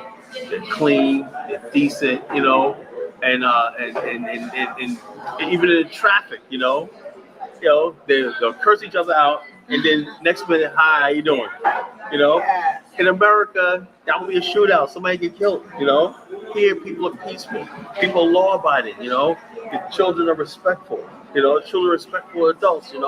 It's just a wonderful place. Men respect women here. Women respect men. All the things that I think that's wrong in the world is right here in Liberia. And I'm telling you, and I tell people all the time, this has been a great place. If this is, I would say, I did a show the other night on my friend's channel. I said, Africa made easy, I said, Liberia should be the first place you go to in Africa because let me be honest with you, right? When I first got here, I felt, oh, wow, I felt like I was in an American city, I felt like I was in a rural, I felt like I was except for some infrastructure issues, I get that, My road is very modern, and when you're driving on Tubman Boulevard, it's like you're driving on a major city in America, And I was like driving, I'm seeing the shops, I'm like, and I'm saying, so that loosened me up. Then a week later, I went to Douala, right? In Waterside. I said, okay, now I'm in Africa. You're in Africa, yeah. Now I'm in Africa. But get this, when we drove out of Douala, right? We drove out of Douala, right? Up to the upriver, St. Paul, right? With the Brewerville. I felt like I was in Savannah, Georgia again, So it's like I went from New York City to Africa, Douala, and to North Carolina and Georgia. When I went to Caldwell and everything, I felt like I was in the rural parts of North Carolina. So I got everything, I said, I'm at home, but I'm in Africa, So the whole experience here was like, wow. It's like being in America, having Africa in your backyard, And I'm like, I tell anybody, I say, this is a wonderful, wonderful place for Black people in America. And I tell people all the time, I say, I haven't been to Ghana, I haven't been to these other countries and everything, but everybody tells me what I described, because everybody will tell me, okay, everything's easy here. People tell me, you want to buy land, you want to buy property here, like that. I'm like, I hear people that live in Africa for 20 years, African Americans, and can't own anything, can't do anything. And then people already ask me when I got here, when are you going to try to apply for citizenship? Like that. I'm like, okay, slow down. I want to, One at a time. But one at a time, let me get it. But the whole thing is, it's there, and no one's telling you no. Like, oh, when you coming back, It's like, are you going back? They said, when are you coming back? They see how happy I am here, and how much fun I'm having, and how used to it is. It's very, very Africa easy, Liberia, and like I said, I realize the history of the country. I appreciate all sides, and let me tell you something. Although I love Liberia for years, as everybody know, I was a little apprehensive based on the comments I was hearing from Liberians on the internet, which I think is a problem, I get here and the people are the most loving people in the world. Most loving people in the world. I'm just like, wow, they're nothing like, I said, wow, you guys are nothing like those people, Liberians that live in America on Facebook. No offense to all Liberians in America. I got a lot of Liberians in America. But, I think the people on the ground are ready for healing. They're ready for something better. And I say, and I tell you, I said my first week here, these people will be just fine. I see the hard work, I see young men in their 20s and 30s running businesses and everything, acting like adults and everything. I said, these Liberians are very capable. They're holding this country together, despite being neglected by the United States, despite being neglected by all these countries that claim to be Liberia's friend, despite being neglected by the rest of Africa when Liberia is still standing, and it's not going anywhere, And my goal is to tell African Americans, if we want to help Africa, let's start here.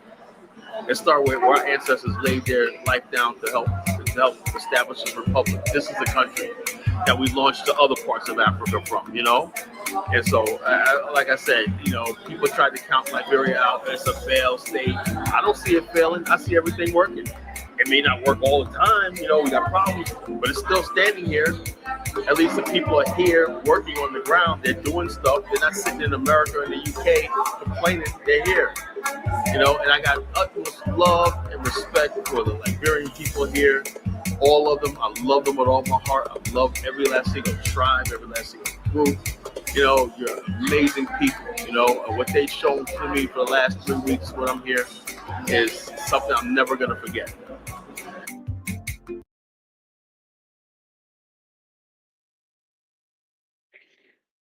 Yeah, I like see you was having here. what? We told y'all what's gonna happen. But a whole bunch of these Trump people. You was having fun, Carla. I was having a ball, man. That was, like I said, that was my first year in Liberia. I fell in love, man. I was like, God, that was like my second.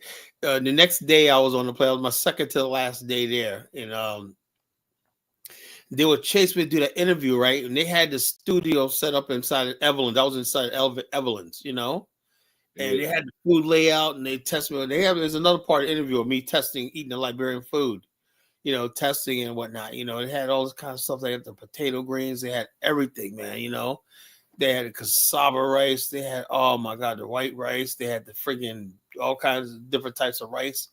You know, it was just like they had the friggin' grilled chicken, whatnot. It was so tender, you know, falling off the bone, whatnot. It's so friggin' tender, meaty and tender, whatnot.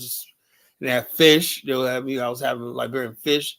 They gave me all this spice. You know, give you little spices. You know, Cup, like the little spice cup. the Yeah. really hot spices. You know, Yeah. that shit was so good, man. I put that in my rice and I put that on my fish and my chicken. That was so good, man. I was like, God damn, that was a good meal.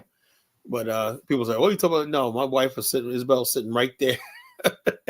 She was sitting right there looking at me the whole time. Like, I ain't gonna talk to that girl. That girl was just a kid, Bernice. She's just a little girl, you know. Yeah. She was She just interviewing you. That's all. Yeah, she was interviewing me, you know. She was an interviewer, you know. But they're the ones, Liberian Heritage, are the ones who did the tour with us, you know. Yeah.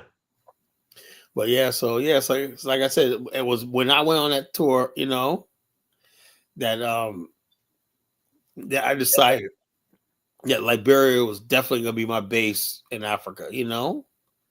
That's what I decided. Yeah, this place is it, because I can't go to a place where I gotta, you know, where the culture's not similar. You know what I'm saying? I gotta have that, you know. It's not similar. It's not similar, you know. I don't know how people do that. You go from here to Tanzania. What the hell do you got in common with somebody in Tanzania? Look, I got to be able to communicate with people. So you're speaking a different language. So, well, learn Swahili. I don't want to fucking learn another language just like that, you know? If I don't have to, I'd rather stay in an English-speaking country and be like, hey, look, you know, because it makes it easy. That's how most Liberians think. They don't go to like French-speaking countries and stuff like that. Why would I do that? You know, I They want go to all all this English-speaking stuff countries. like that language. I was like, the ease of not having to worry about somebody not be able to communicate with somebody. You know, I did love about Liberia. Everybody spoke English. You know, for the most part. You know, you got some foreigners that are there. You know, You know the foreigners. You gotta know. yeah, you know the foreigners. Foreigners can't speak good English. You know, stuff like that. You know, they're speaking French or they're speaking some other language, Mindi, whatever like that, you know, from surrounding areas, you know, they're not even Liberians, but you automatically assume they're Liberians because they're in Liberia, Yeah. you know, but they're not Liberians. I know Liberians. Liberians are very modern, you know, very modern. As they've always been like that. Liberians always been very modern, you know. That's where, if you want to get your modern on, traditionally you go to Liberia, you know. Yeah. Then over the years, Accra and Lagos and places like that caught up, you know. Yeah. It used to be the place, Liberia was a place that was only modern really place in Africa, West Africa. Yeah, You know? yeah, you're right about that. You're right about that. Everybody used to come over there for trade. Yeah, trade and that, you know, if you want to go do things like the movies, ballroom dancing, and so like Liberia was a freaking place to go to, you know. But now it's changed. Now you got Ghana's popping, you know. You got the rascals in there now. What are you talking about? I said you got the rascals in power now, so you can't. Oh yeah, man. So we got to do something. If we had our own municipalities in Liberia, it wouldn't even matter. Yeah. That'll change. That'll be a game changer. That'll be. If we had our own municipalities with our own police, security force, all that shit like that, we wouldn't fucking worry. You think we worry about what the Monrovian goofballs are doing? No. You know, we wouldn't care one fucking bit. We'd be like New York. It's like people in New York ain't worried about nobody in DC. New York is too powerful. Nobody's worried about them. Yeah, you're right. New York is just too powerful, you know? It's too powerful to worry about fucking California. California's like its own country, you know? Yeah. That's why they don't want you to have municipalities, because they want to be able to suck you dry and rule. You know what I'm saying? If our ancestors were still in power, we'd have that. We'd have built like Yeah, 15 municipalities. We would have built like Soul City, like 20 Soul Cities already. yeah. Then by the time they can't do nothing by that time Right. because it's too much influence. Yeah, when you have a municipalities, you have your own construction, you have your own licensing, you have your own state police, National Guard, you have all that shit, Yeah, and that's how you stay secure, and also everything is done through the court system, yeah, so they can't just come at you and say, well, this is no, we'll take you to court, we'll sue you in court, now you can't sue nobody. The government just does sweeping shit. I don't like that fact that I got these freaking people with the sweeping powers they have, yeah, That's dangerous. That's dangerous. I would not look. That's the only way I live in Africa. We could build our own municipalities at least. If not in Afghanistan, at least our own municipalities. yeah. That's how you protect yourself. But, All right, Jonathan, go ahead, bro. yo, what up, Jonathan? What up, bro? I just woke up. What's the top? What we talking about? Call in. No, don't you know the topic? Let me go. Nope. No, I'm just saying. There's a Black Nationalist Pan Africans and a Hukuna Matata Pan Africans. Are you a Hukuna Matata, Jonathan? No worries. You remember the Lion King? No worries. I'm here. I'm on the African continent to raise hell. I don't like the Hukuna Matata people. So then you're a Black nationalist. You're a Black nationalist. Yeah, Black nationalists don't give it. We want to build. We don't want to hear the Hakuna Matata yeah. shit. The Hakuna Matata want to get along with Indians, whites, everybody else. Hakuna Matata. It's so annoying with that shit. Yes, especially the ones that operate safaris and shit like that. It's like I mean, I like tourism and everything like that, but at some point in time, man, if I was a person, I would get tired of seeing foreigners. After a while, like, yo, look, man, especially white foreigners, man, it's like, damn, it's like, son, why are we these, dada, why are these white people here? Son, the white man brings money to our country, and he don't understand that shit. He was like, why are we put on display like a spectacle, like people come by taking your picture when they're like you're part of the wildlife and shit, That's just invasion of privacy. Like one thing I ever did in Liberia, bro, I never pulled out my camera, my phone, I never. I don't do that. Never. The Liberian, they give you that look, Let's say I was trying to film the city, right? But I make sure my camera's pointed up. Let's not point at anybody's face. As soon as they see that, they look at you like they cover their face up, like they know. They'll say they don't want to be on TV, whatever, like that, Mm-hmm. African guy says, "Come on, Khaled. East Africa and much of South Africa run on tourism." Yeah, I know, but we gotta do something. We gotta bring. I mean, I like tourism and everything like that, but I would think that if the majority of people were working, had industrial jobs and everything, they wouldn't even care about tourism. Whatever, But when that's the only source of income and you're like on display all the time, you lose that sense of privacy, and exclusivity. And I think all people need, You Kenya is like the only East African country that gets tourists like that. Maybe Tanzania. The rest of them don't get the tourists. Tanzania, yes, that's all. Rwanda wants to get there, but I don't doubt if it's gonna have a. They never gonna get there when their biggest tourist attraction is supposed to be going to go look at the bones of the genocide. Rwanda actually did a smart thing. They reintroduced the lions. You know that because they got Cape Buffalo. They introduced the lions. Now that lion couple of lions there now produce kids. Now they got a whole pride of lions there. That's a tourist attraction. They invested in a tourist. Ain't that something? They said that when they put down the Cape Buffalo, when the lions were there, the Cape Buffalo could smell the scent of the lions. They said the first time they smelled the scent in generations, they could tell the lions are back. They smelled the lion scent. They start getting antsy, So, Rwanda got the mountain gorillas and they got the lions in the plains, and that's those are tourist attraction, So it is what it is.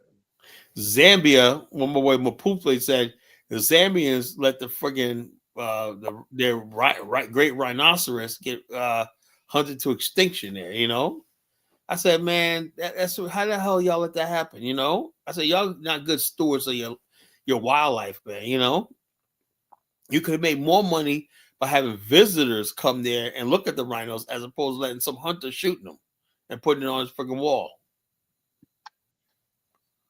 You know, so I don't know. Well, yeah, so Uganda people, yeah, Uganda's got baboons, but people don't go to tourism for baboons. They want the big five, you know. They call the big five: the elephant, the rhino, the lion, the leopard. I think the hippopotamus. You know, those like the big five. You know, I think giraffe is up there too. You know, very excited about balance. Something's good, ain't bad. Okay. Nigerian, I look, what you call, I don't know. Is there anything about Nigeria you would, Jonathan, recommend as far as tourism? Calabar, Abuja. Yeah, Calabar, but Other than that, stay the hell out. It's not. Calabar would be nice if they developed, actually do it. Because they got the sky cars and whatnot, you know. They had the studio. They was trying to build a theme park there, you know. But it just all went to waste. It's beautiful though. Calabar is beautiful though. You Yo, know? they tried to have like a little theme park in Port Harcourt. Yeah. Can't keep the electricity on to enjoy the theme park though, you know. Yeah, you got to get together over in Nigeria, man. Come on, you know. They had everything. Ain't nothing worse than trying to take our baby to the train and the no power, dude. We paid to get in here. Yeah, Come on, bro. Africa got these challenges, man. You know, So many challenges. Now it's bad though when the Nigerian are the ones that own it and run it. Shit ain't working. But if you go to the Lebanese and they shit work. Oh yeah. Same thing in Nimba. Why they shit work, I don't know. You in the same city, they shit work, y'all don't. Get it together. Yeah, just like in Nimba in Liberia, it's half run by Lebanese, and that shit never goes out. When they base at nighttime at Jackie's Resort, they say, okay, we're changing the power. They give you one, we're changing the power over. You're out power for like 10 minutes when they switch over from the main line to the generator, you know? Like 5 minutes, you got power just for 5 minutes. But the rest of Liberia, you could be out power for like hours and shit. It's like, fuck, man, you know? I like Nimba County, but the thing is, the Lebanese, all the old rules. And have you been up to Nimba, Dave? One time. Where'd you go to Ganta? You was in Ganta? Senequali. I was up at Senequali. I was at that monument, you know, OEU monument. Yeah. You know, but what you call it? Nimba is freaking nicely run. I like the highway system up there, you know. It'd be nice. Like you said, Nimba the best looking county. It's the best. It is, man. Nimba, you think you're in upstate New York in the Catskills, you know? Yeah, that's what it reminds me of, the Catskills, upstate New York, you know? Really beautiful, beautiful country, you know? So it got a lot of potential, man, you know? I was like, I posted my one video on a couple of videos from Liberia on TikTok. First I saw videos, got a lot of views, man. It's like in loves and likes or whatever like that. So I'm like, shit, man. I'm like, shit, man. Shit. By the summer, I might switch over to TikTok, doing TikTok lives, man. I don't know, man. It's like, I don't know. I like YouTube, man, but TikTok seems to be where it's at. You know, TikTok seems. Yeah, you ain't got to do all the extra shit to get monetized. I need 1,000 followers. I think. I got 2,000 followers. Exactly. And my wife, she got like 14,000 followers. I got like 11,000. We'll promote your channel. I don't be posting shit though.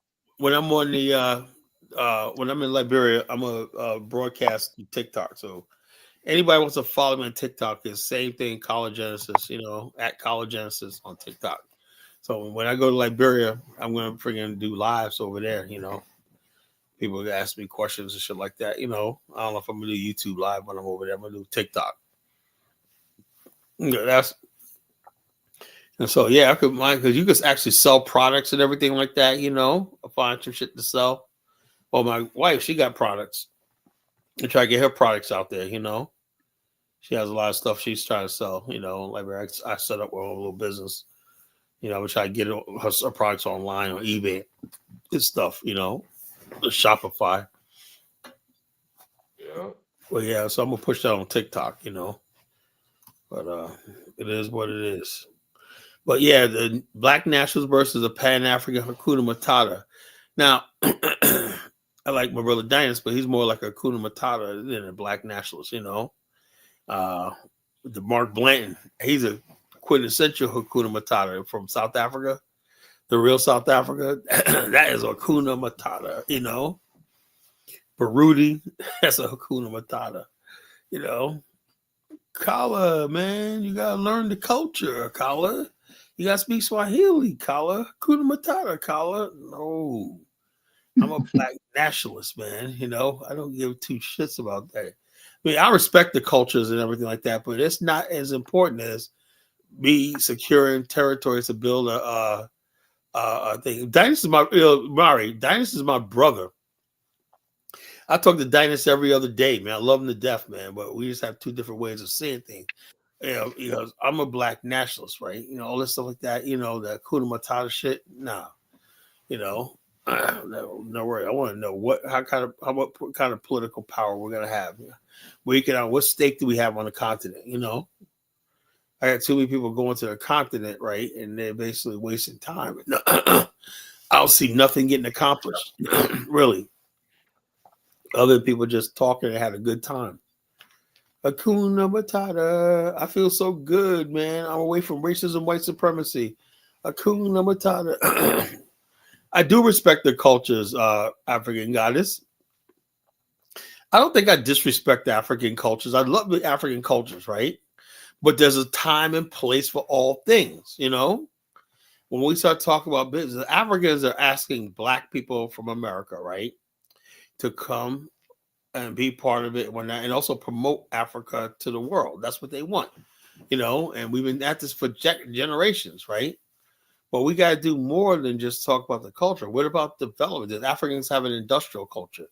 Do they have a business culture? Do they have basically development culture? Do they have educational culture? There's many more things in culture than what you call than just singing and I mean, dancing. Africa does have that though, Carla. Yeah. It's called Cape Town. Yeah, the white people, you know. It's Well, I love called to Cape see. Town. I would love to They see got it in Cape Town. I would love to see a mega city like Cape Town somewhere in West Africa. Wouldn't that be a dream? You know? Good luck with that. Yeah, see a mega city like Cape Town. You see Cape Town. You see those marinas they got there? Yeah, all the boats and stuff. Holy shit, man! They got the pearl business like that. Just money all over the place. You know, how's a white man knows how to extract wealth out of everything? You know. And the Black people like Senegal, and you see them sitting over there watching the boats offshore taking all that fish and whatnot, you know? Something's Canoes, not right. they in canoes and shit. Yeah, Sitting down something's there. not right, you know? Let's play a video, you know? Something's not, like I Sitting said, down there. so when people say, Yeah, sit culture, down there in Kala, canoes, you gotta bruh. respect you gotta respect the culture. Yeah, No, you gotta yeah. get out of the damn canoe and get yourself a modern electric Yeah. motorized boat, you know? Senegal fishing. Senegal. Oh yeah. Okay. Hey, pop right up, man. Senegal legal mine. You know what's up, Paulo? You know I've been going seeing that shit a long time. You know. It just pops right up. Now I'm not trolling out here, folks, but I do watch a lot. You know.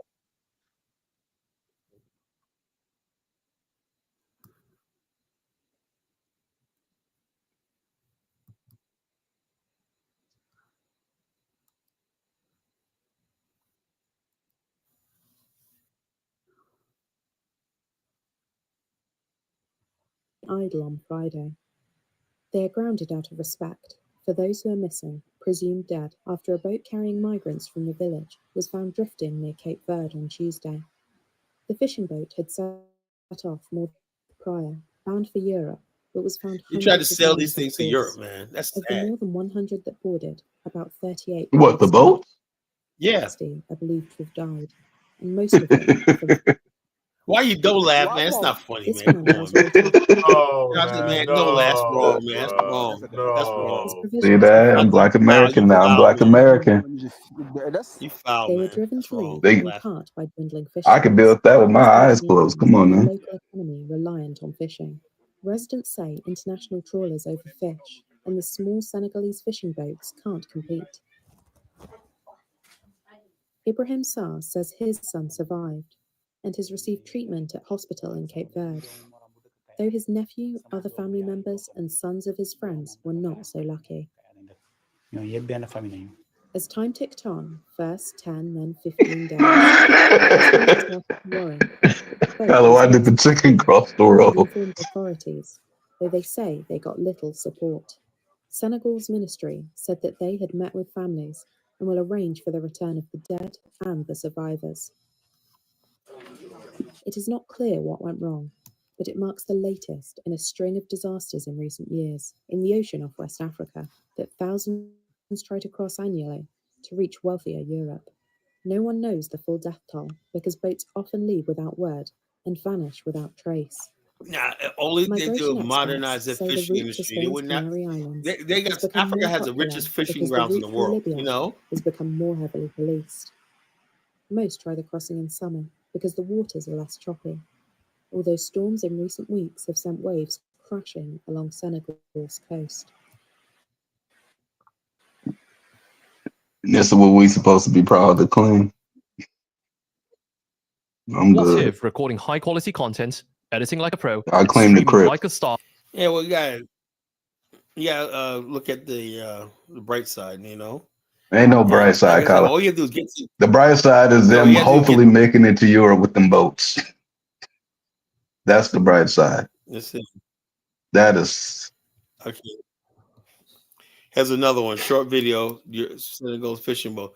All they have to do is convince them that they need to give up their culture, whatever they're doing, adopt a modern version of fishing and trawling with modern boats and everything like that. That's something we could probably do. You know, help them out with that. Say, yo, bro, man, you ain't going nowhere with this. You know, you got these people with these big boats offshore stealing your fish, man, because they can go out further than you can. You know. I give it to them. They're hardworking people, man. This is where you need leaders. You know. Modernize the shipping industry.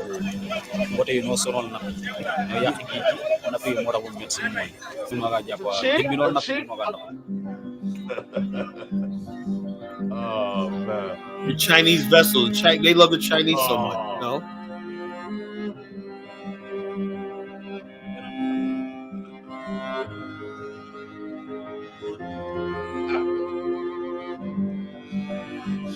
Oh man. You think if we're gonna build an African state, you think our fishing village will look like that? Hell no. Hell no. Yo, we build that in Sino. You think we're gonna have these boats in Sino, brother? Nah, No, we're gonna have a modern fishing marina, you know?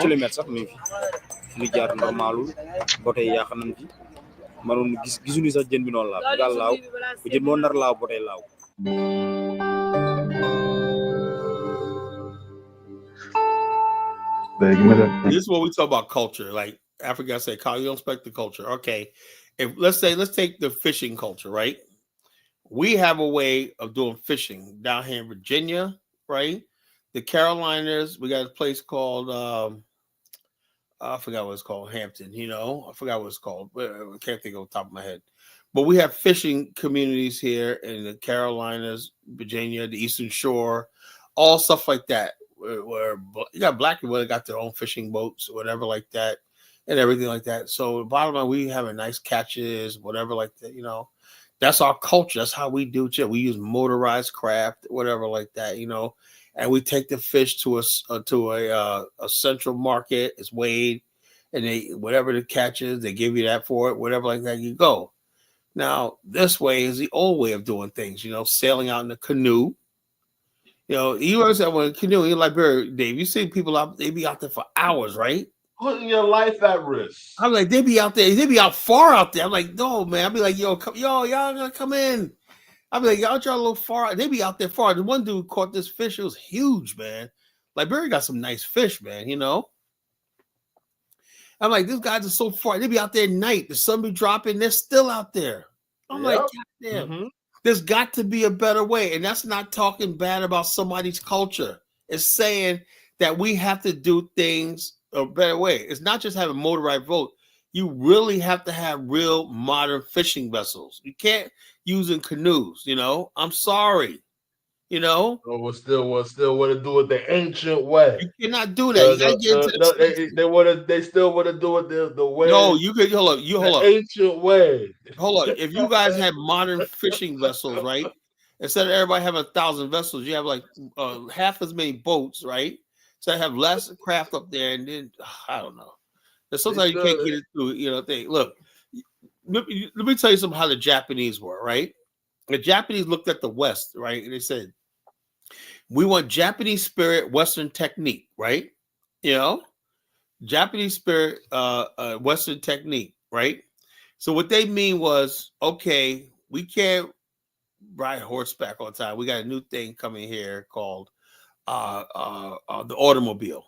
You know, we have to basically have airplanes, right? These are Western inventions, but they put the Japanese spirit on. They call the Japanese feeling it's called the Zero, remember? Or the Nakajima. That's a 2 machine gun plane, you know, 2 machine gun plane, right? So they gave their Japanese personalities to inanimate objects, you know, like machines, even factory.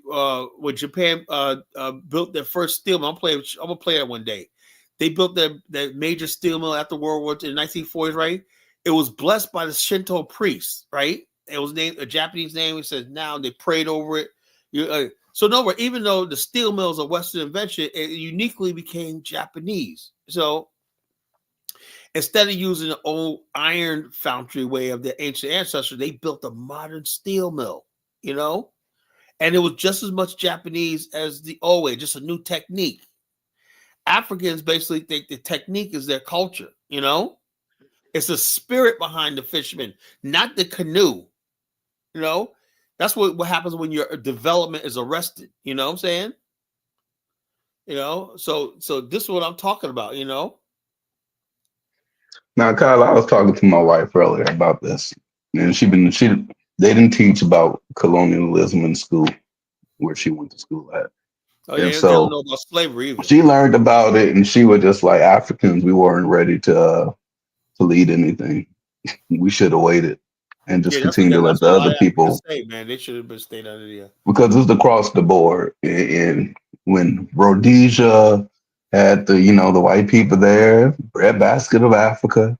You know, a lot of people obviously wasn't participating, but South Africa, ancient change. South Africa too. They doing their little simple decline, and look at Liberia. Yeah, it's that they're just not ready to be empowered, and it's okay to admit that. And the problem that they have, it is their culture. Their culture, nothing about their culture says we're ready to industrialize. They still got some little weird issues of wanting to do better than other people to a point in which they would rather slaughter or sacrifice or just oppress people in order for them to look good and stay on power. It's one thing. Like when Elvis it's weird. Right? Like Elvis talking, say, so you wouldn't mind having native rule. What is it? Why does it rule always come out of your mouth? What about if you're a government? How about administration and governing?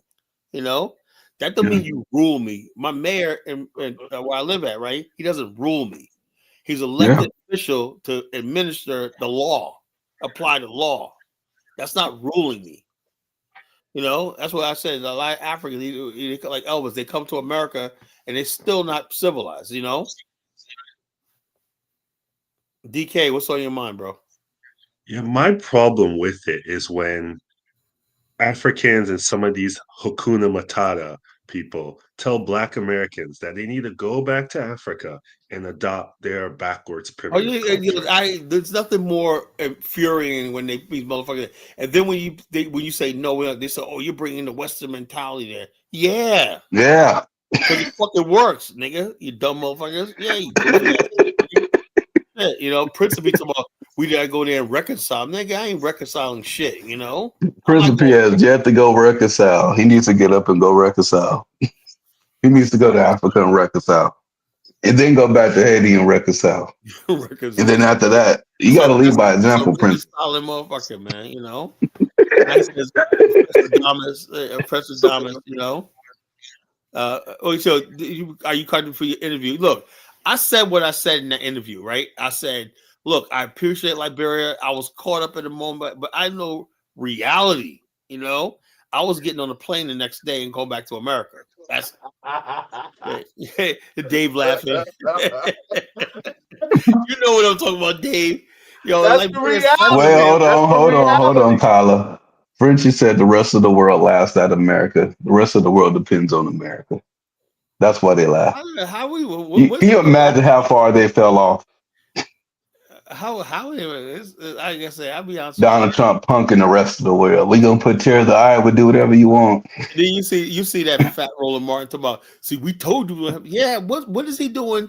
That he said he want to do that. I really don't got no problem with. You know, and this Section 8, I mean, government vouchers, housing. Yeah, and this shit. You know, that should have been done. You know. Cutting off foreign aid to corrupt people who don't do nothing with the freaking money anyway. That should have been done, you know. We said we want to do this. Getting rid of that fake ass DEI, which doesn't serve black people or nobody, you know. This is how DEI works. If you're a freaking white guy with tattoos all over his face, you know, tattoos all over his face, and pierces everything, you could, if the company says, you know something, you're not our image or not, you could actually sue for discrimination. It's broad and open-ended, you know. If you're a man who suddenly becomes a woman or not, and people say, you know something, you're not what our fit. We told you not to use a women's bathroom. DEI protects people like that, you know, weirdos, you know, feminists, you know, all these other people like that, LGBTQ, illegal aliens, whatnot. DEI people, they have black people believe DEI is something about protecting you, you know. It's just I don't know. Black people are just so freaking lost in America, you know. Do you think Trump will sanction South Africa? Yeah. Yep. Yeah, he will. Yeah. What do you mean think? You know what the problem is? South That's Africa. common sense. The problem I have with South Africa, let me say this, is the fact that Julius Malema run around and said we want repossession, no compensation. Look, first of all, right, the black population, they gave black people in South Africa land, right? That was taken away, whatever like that. They did absolutely nothing with it. But just say, oh, we got land, and you got these South Africans there. No, forget that, Kyla. I actually learned about how things were done in Rhodesia and in South Africa. The whole time I'm thinking like, oh, you know what? These people are just completely being oppressed and shit. All they did is just have one area for themselves and one area for the white people. The white area was productive and the black area wasn't. That's the problem. Black but that's not the white area fault. That's the black area fault. Yeah, the black area, black people still had most of the land. It's like Liberia. Native Liberians still always had most of the land, you know? Just like the areas that the people who came from abroad was tending to be organized and developed, you know? And they put hard work into it, you know, but the native land basically always sat there and they end up going to city for jobs and stuff like that. And they developed it, like KwaZulu.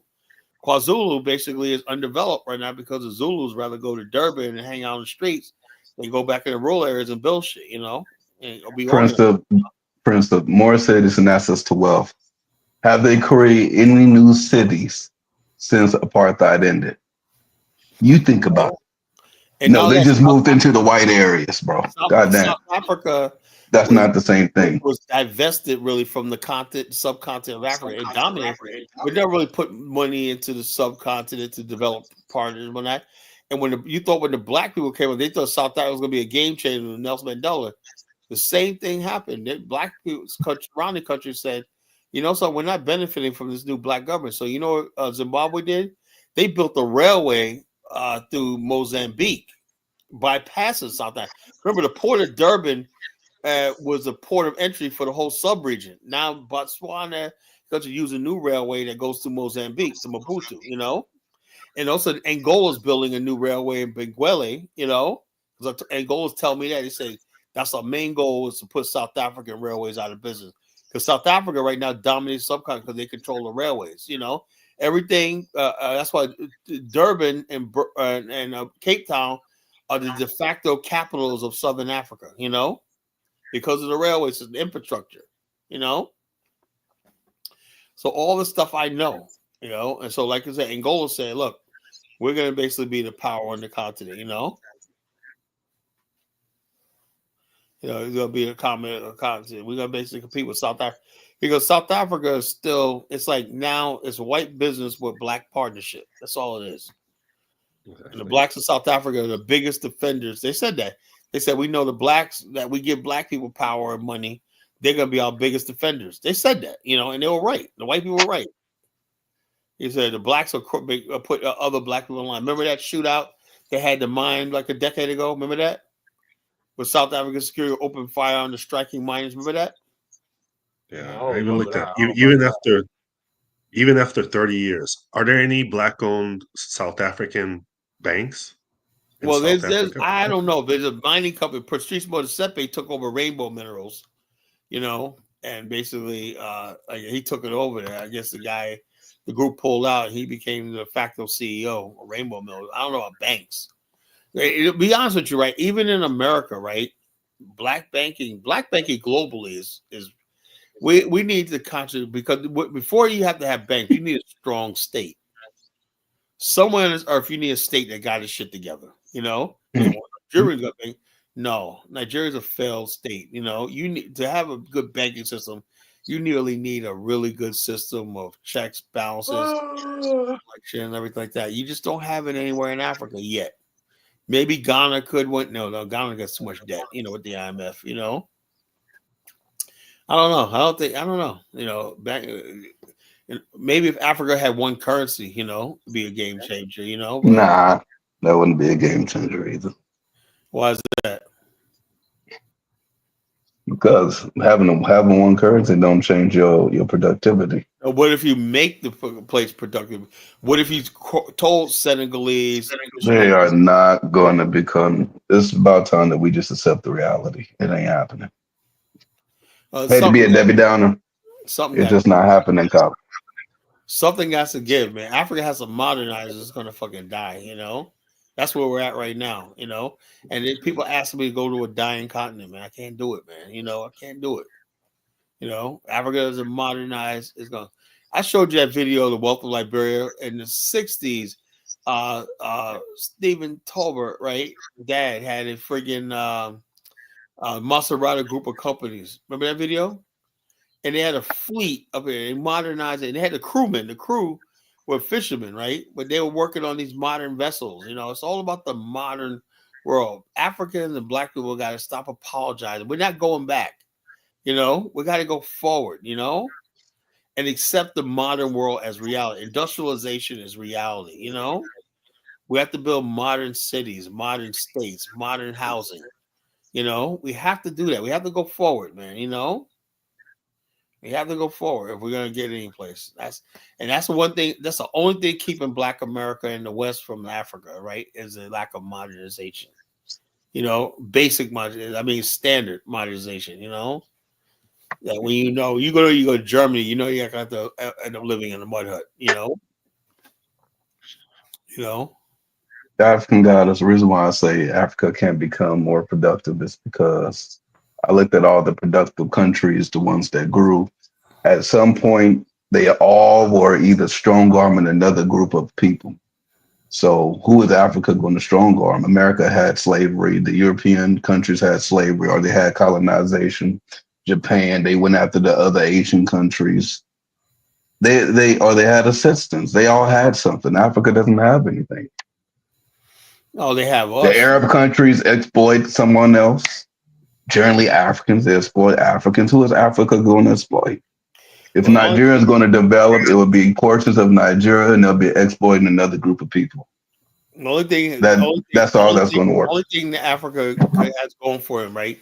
If they can convince a good number of Black people from the West to infuse capital into the continent, you know, that would be a game changer for Africa if they could manage to do that somehow, you know.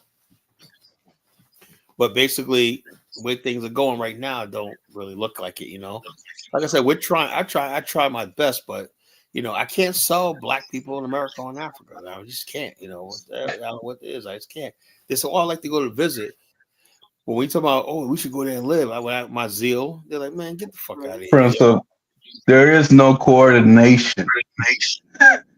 You could talk. People have been talking about coordination long before I even was born. Principal, where's the coordination at?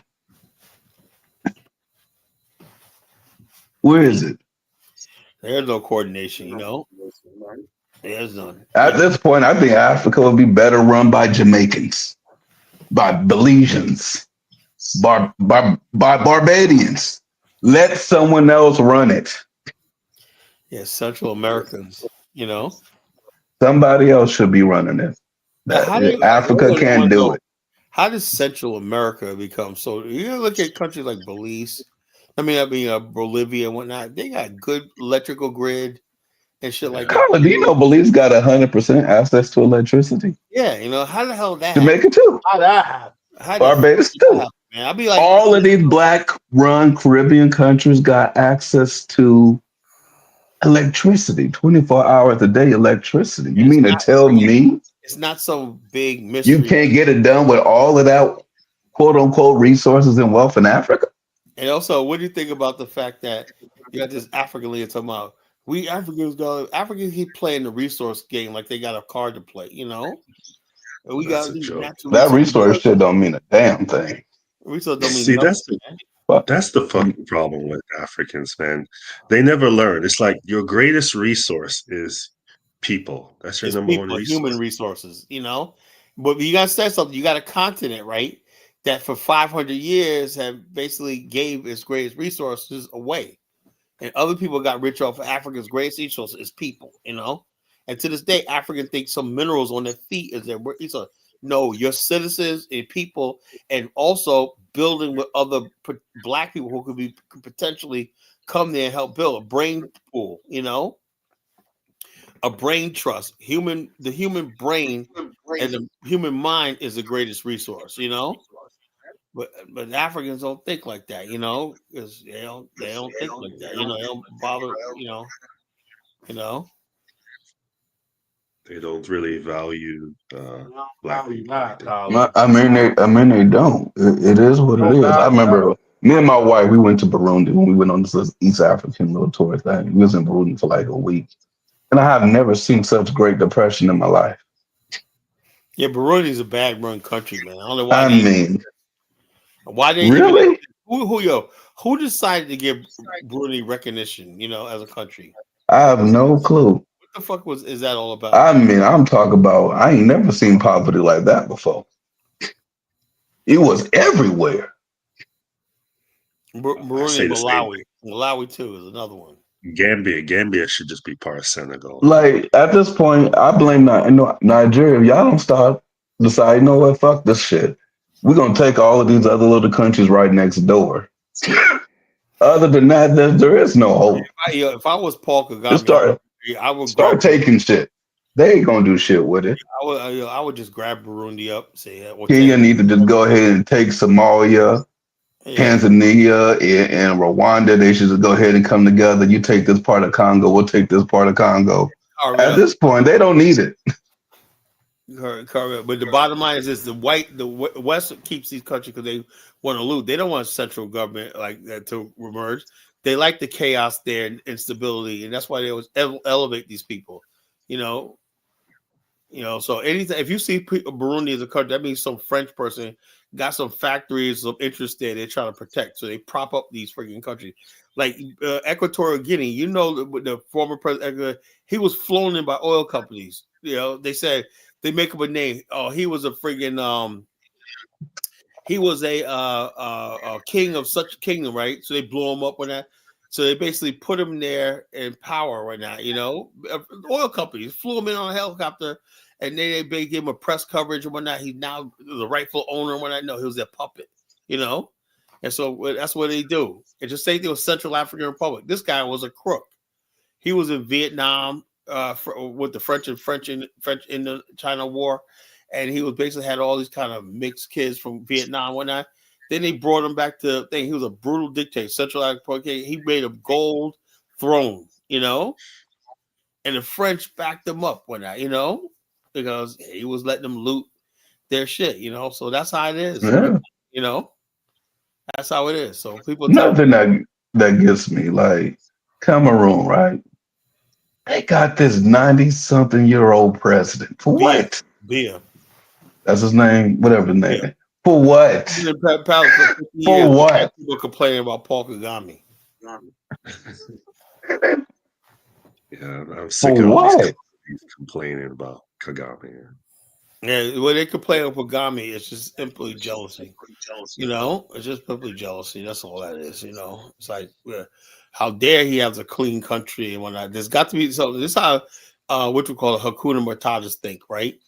If you're a black person, a leader who pushes his foot down and say, "Look, this, that, and the other thing, this is the way it's going to be." When you go against that Hukuna Matata mentality, whatever like that, they say, "Oh, you must be a dictator. You must be." No, he's somebody that says, "Yo, you fuck around, find out." When my country's not gonna go into chaos. If you have to be upset for a little while, so what? You'll get over it. You know, that's how Paul Kagame is. You know, he doesn't really give a shit. You know, he's like, fuck it. You know, if he wavers one bit, he could be overran. You know, and he could be dragged through the streets. You know, riddled with bullets. Yeah. That's reality. He got to protect himself too. He got to protect himself. But too. the eastern part of Congo is a nest for rebels, warlords, and all these other people like that. You think he's going to pull out? Unfortunately, M23 is a necessary evil for him. Unfortunately, their conflict with the reason why he didn't meet with the Congo government because they don't have power. You know, the Congo government has no power over the warlords there, and they even taking bribes from them. You know, they know what's going on. You know. And so that's what Paul Kagame knows. The government of Congo is corrupt. You know, what are they gonna meet with them for? You know. Colin, he wanted to meet with the Paul Kagame, but he probably refused. So Paul Kagame's not stupid. That's why. You know. Yeah. Yeah, if your country, in your country, there's kids working in mines, then you have no room to talk. And my good sister Frenchie, right? I'd rather see us go in there and liberate the Congo and take those kids out of those mines. You know, I'm at this point now. I don't care about we're not oppressing them. We're liberating people. You know, because the people there are getting brutalized and exploited. I mean, that is just unacceptable. 4-year-old babies out there picking minerals up. It's unacceptable. They're supposed to be in school, learning in school in the rain. Walking in mud in the rain, picking up minerals, Frenchie. And you don't get no more oppressed than that. That's oppression right there. The geopolitical economic order, that's oppression. You know, anything that could break that cycle is liberation. You know. I couldn't imagine my child out there picking up minerals and shit in the rain. That's just sad. You see the grown men out there doing the same thing, right? Crazy. Kids. That is just literally heart rate. What that tells me is this. Let me tell you something, fellas, right? That means the whole society is broken down. Right. This is what I'm saying. Now, I did my DNA, right? Do you know my ancestors are so deep in the Congo? It's like 50,000 years. And my DNA is like 50,000 traits back, 50,000 years ago. That means then when I realized what happened to my people, right? Yes, big cheese, they eat monkeys. But check us out. When I look at how slavery happened in America, how totally destructive it was, right? And then when people try to tell me, look, the Congo has been in hell and chaos for 500 years, you know? Thank you, Colin. Thank you. I was saying it yesterday and people get mad at me. It's been 500 years, you know? And so the bottom line is everything you see in the black race in America, everything has to do with the fact that the Congo, the heart of Africa, was destroyed, you know? So which we call the Congo was destroyed, you know? And Miss Frenchie, don't think I'm insulting Africans. When everybody's so offended by every little thing. With Southern Africa, we're Africans too. You forget that, you know. I don't think people realize that. Do they understand what Africans do? You know? And so just like I say things about Black America when that we're just talking among us. We can't talk among ourselves and when that. Who can we talk about? Now we never let no white person come here and say it because they don't have a stake in the game. I have a stake in the Black race. You know, I have a stake in seeing the Congo uplifted because that's where my ancestors come from. That's who I am. No problem I have with it though, Kala, is that if I got a person from Igbo land to come on here and say this is what happened in Igbo land, y'all wouldn't be like, "Oh, you're assaulting Igbo land," but because I say it or Kala says it, or someone else says it, it's an insult. Yeah, so that doesn't make any sense. Yes. Well, what I think it is this. This is what I'm saying. Also, I think a lot of our African brothers and sisters are going through what we used to go through back in the days, right? We're very very sensitive about our image and when I look. There's no shame and when look, we're all there's no Black people in the world that's free from this thing called slavery. What happens is people basically say, "Oh, you're more oppressed than I am," or we went through this. Everybody get into a little. White people allow us to get into our little spaces where Black Americans think they're better than Nigerians. I mean, we got advantage there, but Jamaicans be like, "Oh no, those are those people over there, whatnot." You know, oh like, no, you go to every last single country. You got your ghetto ass people, the thugs, criminals, baby mamas, all that shit exists in every culture, right? So Black people are in no position to be judging anybody else because we're all screwed up. Now, what are we going to do about the problem? We talk about the problems, right? People basically be like, "Oh, we talk about us," but look, I talk about you knowing that we just got made fucked up Black Americans as you do. You know, we got our problems. There, Jonathan, what do you think about that lady, the sister that went to Pakistan? She's Jamaican. You said, "Oh, now you're gonna throw her on the Jamaica." Come on, man. No, she's actually no. She's actually Jamaican. Just say she's Black American, man. Come on, man. You know, she's Black for sure. She's Jamaican though. Well, how do you know that? She was in Brooklyn. Yeah, her family was talking. They sound pretty damn Caribbean to me. Oh. You going on that, John? I'm thinking you. John just whoa. So you mean to tell me that her immediate family they got some form of Caribbean accent? You gonna tell me that? Oh, that's okay. That she's not a Caribbean. Yeah, she is now.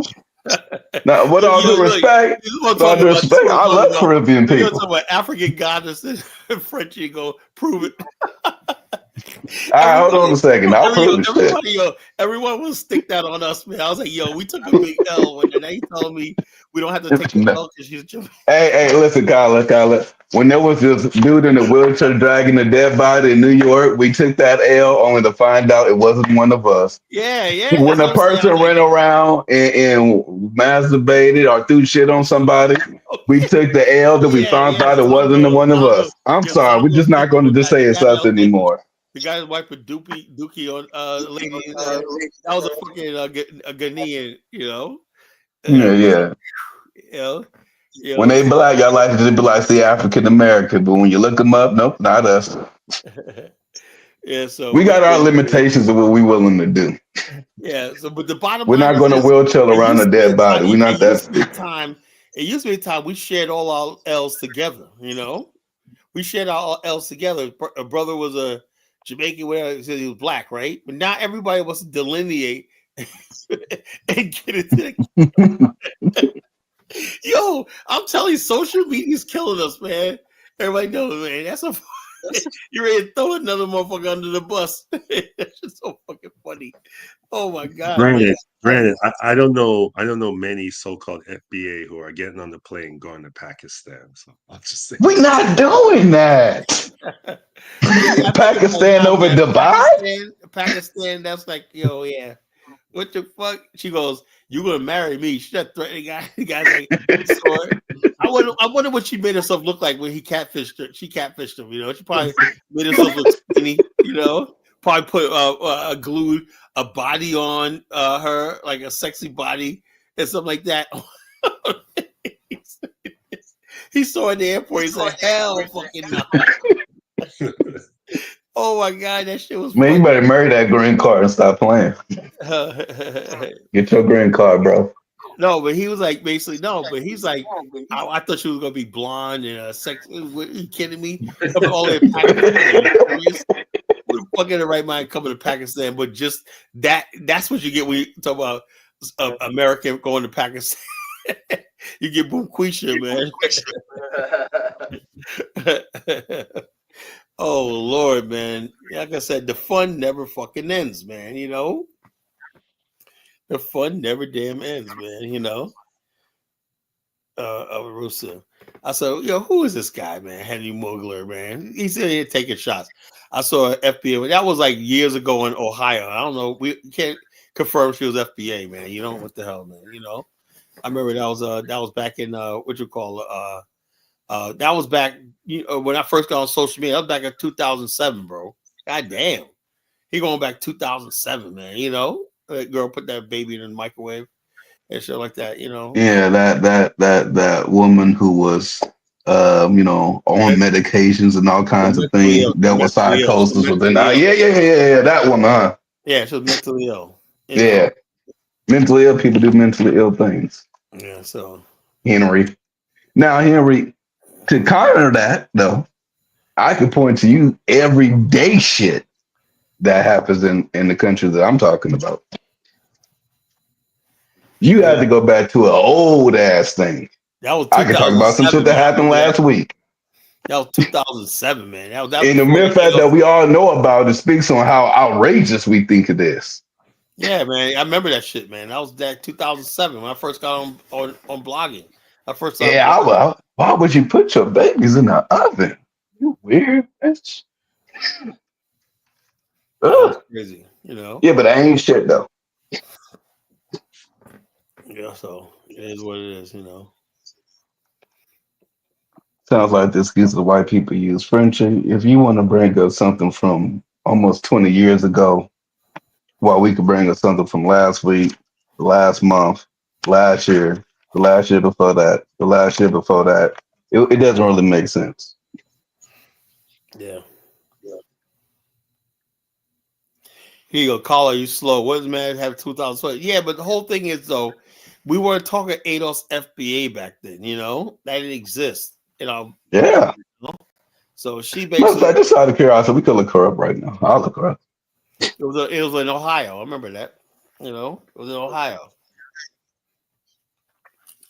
It was in Ohio back in 2007. You know, and she was crazy. She got locked up. I don't know what that was. I don't know what they gave her a sentence her. I don't know what happened to her, but you know, it wasn't a good case. But it was basically not anything to do with race. The lady was crazy because they could have been a white person, whatever. See, people got to understand something. When crazy people do shit, it has nothing. No bearing. Like that's what white people do. They see a black person do something, it's all black people. And I grew up in a predominantly white neighborhood, right? Let me tell you something. I was thinking about doing a comedy skit, right? Tell me what you guys think about this. The scariest time growing up in white suburbia when I was a kid was 6 o'clock in the evening. You know what came on at 6 o'clock in the evening? The evening news, you know? Every time you turn on the news thing, you're like, you know, we were dreading after dinner turning on the news. We all sit around watching the news one night, and everybody's terrified because in other news, man, a cab driver in New York got stuck up at gunpoint and whatnot. You're like, and the suspect been caught. So we're on our edges of our seat one night. Please don't let him be black, whatever. And they say show a white guy saying, "Oh, good." I said, "Oh, we put up the wrong picture." Next thing you know, here's him getting in camp outside the police station. Mother F this, mother F that. We're not the white man's racist. And we're like, oh, shit, right? And then you're praying that your neighbors didn't see that, right? And you go outside, your neighbors start looking at you like, what's up, man? Like, and I'm saying, I guess you saw. Yeah, we did. Like, what are you going to do about that, man? You know? So you're made the answer for all the fuck shit that's going on in your community, you know? People had no idea the shit I went through growing up, man, you know? So I had to friggin' answer for all the fuck shit, you know? I said, did you see it? You didn't see the news, did you? No, we saw. We saw your kind fucking up, you know? Shame what they did to that white man, you know? What do you know? See, you know, and you're like apologizing. Yeah, but I'm going to the good ones. I go to church on Sunday, you know. I want the good Negroes. Dude, man, I've been there, done that, man, you know. Oh, yeah, what is this guy Henry Mugger got against you? He accused you of being a child trafficker the other day, Jonathan. Now he says Colin will make excuses for the Jonathan boy lover Miller over and over again. 3 FBAs on a pound denigrating Africans. I'll make excuses for it. I'm not making no excuses for it. Look, does he understand the lady was mentally ill? You know, and look, if Henry don't listen to me enough, I'm the one that's always holding so-called FBAs accountable. I'm not an FBA.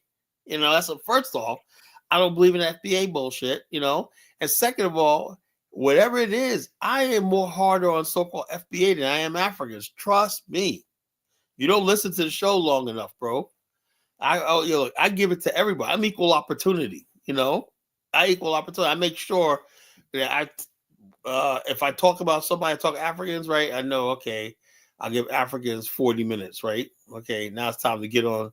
Let me get on somebody else. Let's talk about Jamaicans, Caribbeans, okay? Let me talk about Negroes. Let's talk about white folks, you know?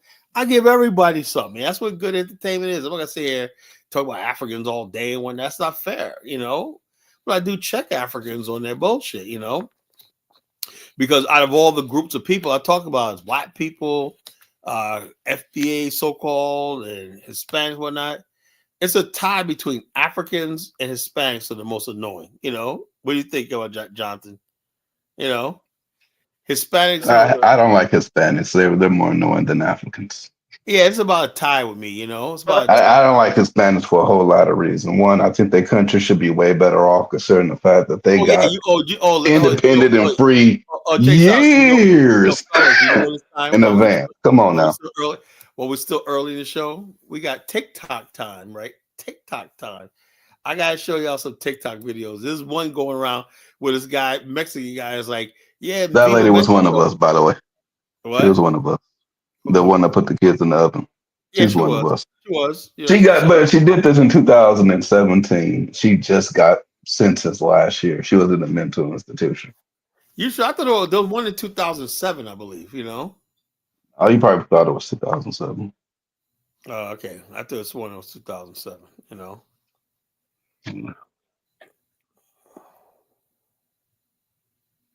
But there was another case similar in No. I think we should make a deal. If Black America made a deal with an African country, we'll just all just switch places. I know they would do that in an instant. I would, man. If I could have Angola, help, shit, man. You know what I'd fucking be, man? We build, man. Holy shit, man. You know, I'd be happy as a mug, man. I wouldn't even care about my job, nothing like that. I know we could build an economy like you won't fucking believe overnight. You know, we had our own.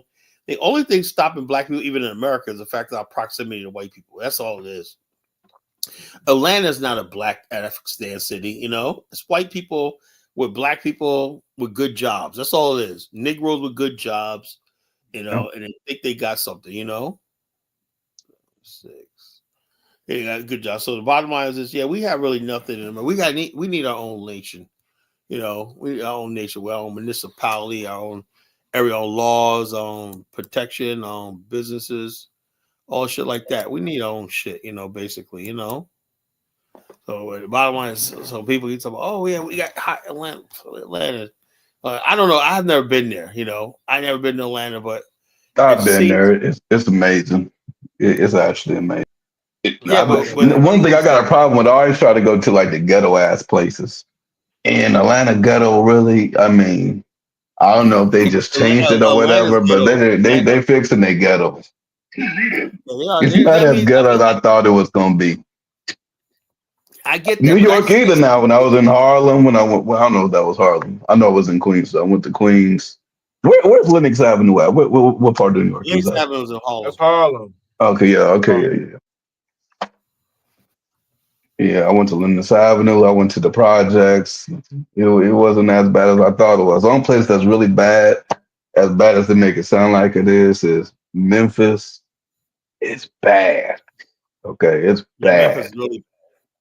It's Memphis is a bad. They murder capital. deserve to be on the first 48 every night. It's bad. Which one? Memphis and Nashville are bad cities, man, really bad. Bad. I wouldn't go to. I wouldn't go to Memphis. I don't know about Chicago. When I was at Chicago here and I had like a 14-hour layover, I was like, should I leave? Nah, I might end up on the news. Yeah, I couldn't go. All I did was just go for a walk and I got killed. I'm good. They make it sound so bad. Yeah, and I couldn't do Chicago, bro. You I'm know? good. I keep my ass out of here. Okay. I got a couple of TikTok videos that I want to play. Hold up. What the hell? Hold up, folks. Try to get this. Can we bring your ass up? What you looking for Elvis for? You got a mouth. Join the panel, Henry. Yeah, Henry, man, come on. You know, got something to say, man. Confront him. Confront him.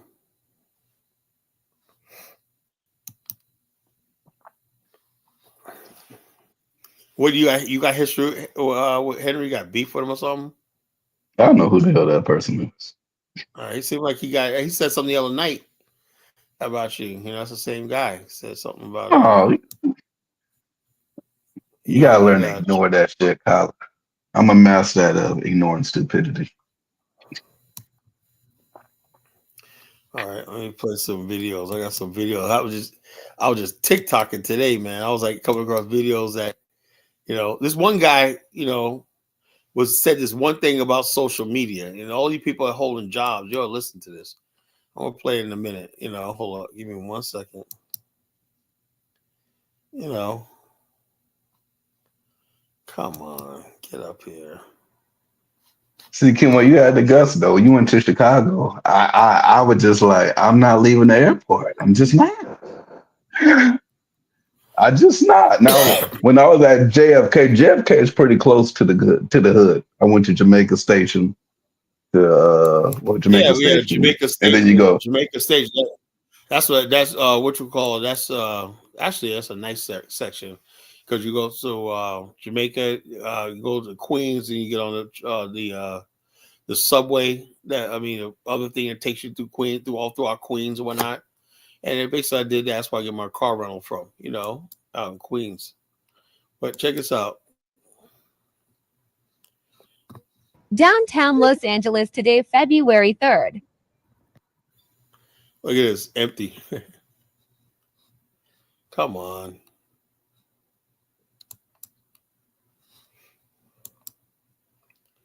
Come on.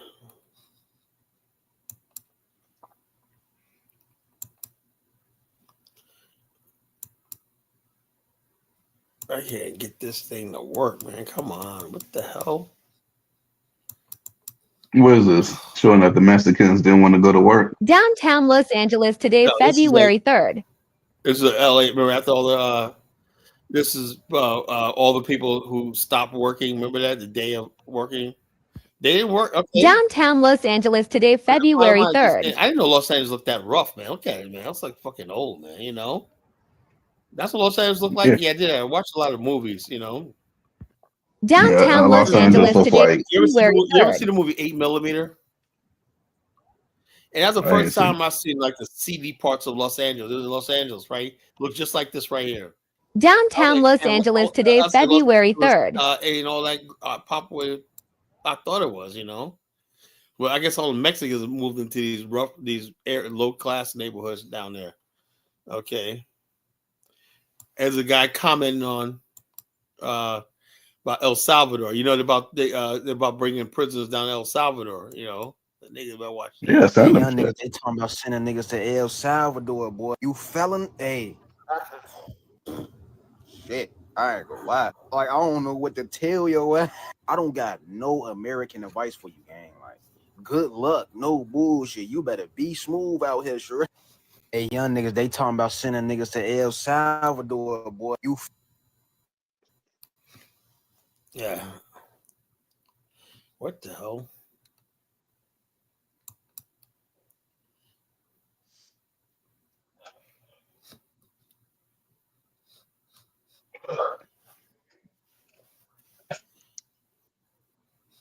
Hey, young niggas, they talking about sending niggas to El Salvador, boy. You felon, hey. Shit, I ain't gonna lie. Like, I don't know what to tell your ass. I don't got no American advice for you, gang. Like, good luck, no bullshit. You better be smooth out here, sure. Where's my freaking? All right, I don't know. My thing is not acting right tonight. Down with it. Enough sharing. I'm done. Done. I'm sick of that. Freaking thing never wants to act right when I'm freaking doing a show. I can't stand that shit, you know. But yeah, man, they're basically talking about, you know, when they say we're gonna use y'all ever see a Supermax president? Holy shit, in El Salvador. That's no joke, man. People are just like, terrified of that place, man. They're like, oh man, yeah, man, they can send you things. Some people think no, they can't send you out of America. Yes, they can. If you're in federal custody, you're a U.S. government property. They can send you any place. You know, they can send you any place. So people don't understand that. Trump's about purchasing Greenland. You know what he got in mind. You know, you gotta get rid of some of these niggas. Forget that. What Trump should do, you know, just get all of these people up out of here. Is just make a deal with one of those African countries and be like, we'll send them to your country. Yeah, what you call? I'm sure That made people leave voluntarily. Yeah, no. I think the UK tried that with Rwanda. Rwanda took a whole bunch of people, you know, and stuff like that. If Trump started handing out billions of dollars to African countries to house like black inmates, don't you think they'd be like, "Yo, welcome home, niggas"? You know, and you're gonna see Lisa Nicole down there too, man. You're gonna see her going to Zimbabwe. You're gonna see Lisa Nicole. The Africans would be mad because you know they got rights in America. She's gonna be down there with a freaking big ass afro with a spear and whatnot, talking about Hukuna Matata. Yeah, Lisa, you're going. You know, you're going, sister. You know. So it's all about there. Big Cheese said Trump will never report FBA. Wow. Okay, Big Cheese, you'll be down there. You have Big Cheese. You're right, Big Cheese. He ain't never deporting us. You know, but he bottom line, he can't deport you, but he can relocate you. He can't deport you. Only if you in the federal prison. That's what I'm saying. But bottom line, what if Big Cheese is walking up like and they stash some cocaine in his car, pull him over, and his third strike, you know, he's at on his third strike right now. You know, and they basically say, you know, Big Cheese, man, after a lifetime of crime, man, we'll take you. Give me 30 years in federal custody, right? But you're gonna do your time in the Gambia, now facility in the Gambia. You know, that's gonna happen. You know. Oh man, that would be that jail would be the nicest thing they got in West Africa. It'll be so nice. Yeah, you know, look, the bottom line, they say you're African American, so they want to make sure you feel at home. They are gonna start building prisons in Africa, man. You know, they want to make you feel right at home. You know, Elisa Cole thinks the Africans gonna try to get inside the prison so they can eat good. I was debating somebody on that. Oh yeah, that who called the other night yesterday? 2 days ago. I was debating about he was talking about the Constitution. Man, the Constitution has been violated so many times and shit. You know, the Constitution says that only Congress shall be able to declare war. Right? We've been going to war without being in declaration. That's what's running up the deficit. You know. This deficit that you're spending on a military that you didn't declare war for. When you declare war, you raise taxes, you sell bonds, you know, all in a state of war. You put embargoes and all stuff like that. You go into a scarcity thing, you know. That's only Congress can have a state of war. But that's been violated for like 70 years since World War II. We haven't had to declare war. So that's one reason why they violate the war. Another thing they violate the Constitution is they actually let people who here illegally vote in elections, you know, get driver's license. You know, you had a lady in Boston, a legal alien, anti-American, holding a public office in city council, and she got caught embezzling money. What? A legal alien. Get the what? Y'all didn't hear about that? Nah, I didn't That hear was about surprised to me. I think in San Francisco they had illegal people working as cops or some shit like that. Yeah, so that's a violation of the Constitution. You got to be only a citizen to do that. So if you think the 14th Amendment can't be violated, y'all think, oh, I got the 14th Amendment. Well, oh, keep believing I'll that. take that. I'll take that violation. Deport my ass. I'm about to get the biggest paycheck I ever seen in my life. And so bottom line is this: hey, if they want to pay for my transport to, let's say, Angola, I'll take it, man. Get it done, shit. Hell yeah. Let's say city council, illegal city councilwoman, illegal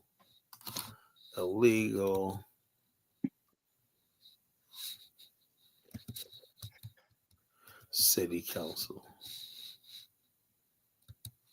Has Lisa ever been on the platform? Who?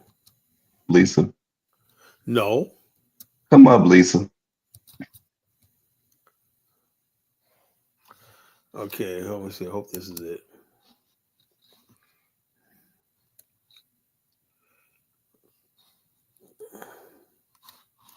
No, illegal alien. Let's see if that brings it up. This is going to shock the hell out of you, you know? Yeah, it don't shock me. For sure going to be in California or East Coast state that they did that. It was where? It was Boston. Yeah, that makes sense. Okay, hold on. I'm going to look for this thing, you know. A council member. Illegal alien city council member arrested.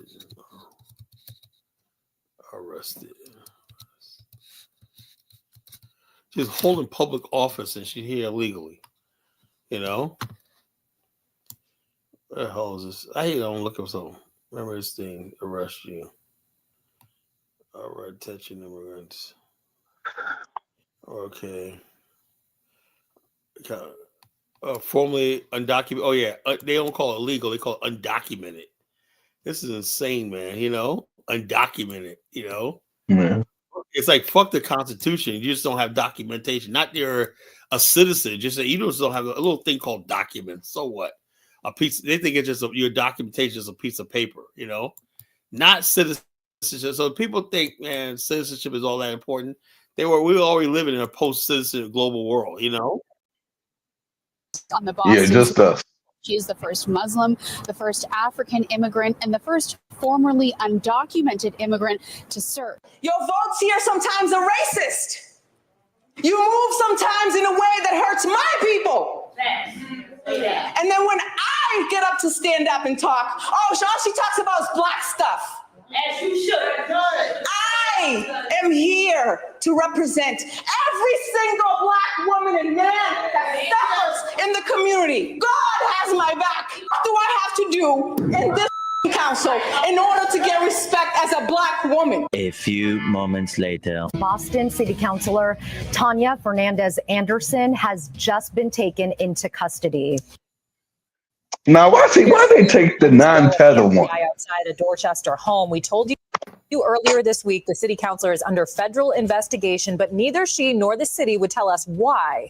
Officials cited the U.S. Attorney's Office, saying the integrity of a grand jury investigation would be impaired by disclosing information. So the first former undocumented, first Muslim, first African immigrant to be elected to city council is now under federal corruption charges.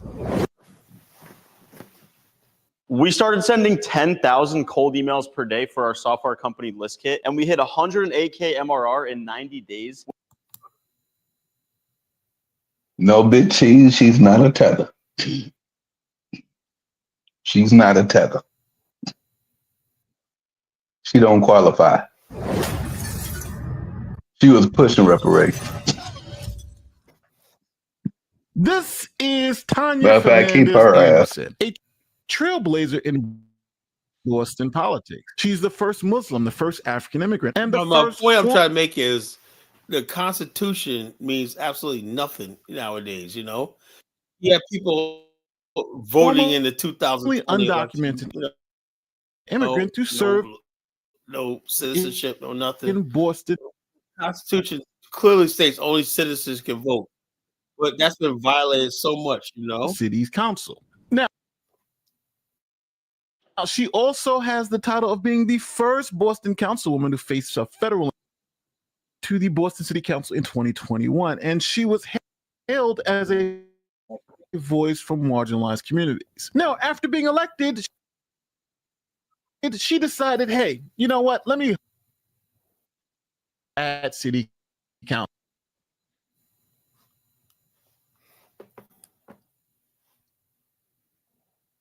And started employing people like her sister and brother. The commission says Fernandez Anderson appointed her sister director of constituent services. She paid her $65,000, later raised it to $70,000 and threw in a $7,000 bonus. Total salary, $77,000. The commission says in June of last year, Fernandez Anderson appointed her son office manager and paid him $52,000 a year. The next month, she raised that to $70,000. The counselor ended the employment of her sister and son in August of 2022. She even went as far as to ask the city council to raise the salary of staff members so she can pay even more money to her family members. Boston city councilors control their own budget, deciding for themselves how much to spend on everything from salary and bonuses to postage. And Fernandez Anderson advocated for bigger budgets. Yeah, Here Boston. she is in April of last year, just 1 month before giving her relative the bonus. The point is that we're not paying our staff properly. She and other councilors asked to increase their staff salary budget from $315,000 to $390,000 and suggested to leave the decision-making to discretion of the councilors. I want to take a quick second and talk about something that actually adds value to your life, something that gets you informed, not manipulated. That's why I'm so excited that the sponsor of this video, Hillsdale College, is offering more than 40 free online courses. You can learn about the works of C.S. Lewis or the stories in the book of Genesis, the meaning of the Constitution. You can check out the rise and fall of the Roman Empire, the history of the ancient Christian church. With Hillsdale College, you get it all, and it's available for free. Now, I personally recommend you sign up for the course, which I'm calling the ISMs. It's Marxism, Socialism, and Communism. This brand new online course is unlike anything Hillsdale has produced before. Now, over the course of 6 documentary-style episodes, you'll hear from Hillsdale professors of history, politics, and economics as they look at things like Marx's the misery and brutality of the Soviet Union, the atrocities of communist China, and the proliferation of the cultural Marxism in America. You'll also see how some of these ideas have rooted themselves in American politics today. It's vital that we take these ideas and historical figures seriously so that we can... All right, enough of that. But the bottom line is because he's selling his brand, I don't want to hear all that shit. That's why I hear his story. But yeah, man, so the bottom line, what point I'm trying to make is people sit there, I got the 14th Amendment collar. Okay. Okay, you can't be deported, but you can damn sure be relocated, so yeah. Why does this guy keep calling me a Hispanic man? This fucking big cheese clown, Look at Lizzie Cole, she getting nervous now. Whoa, I'm an ADOS FBA. She said, I'm a copper colored ADOS FBA.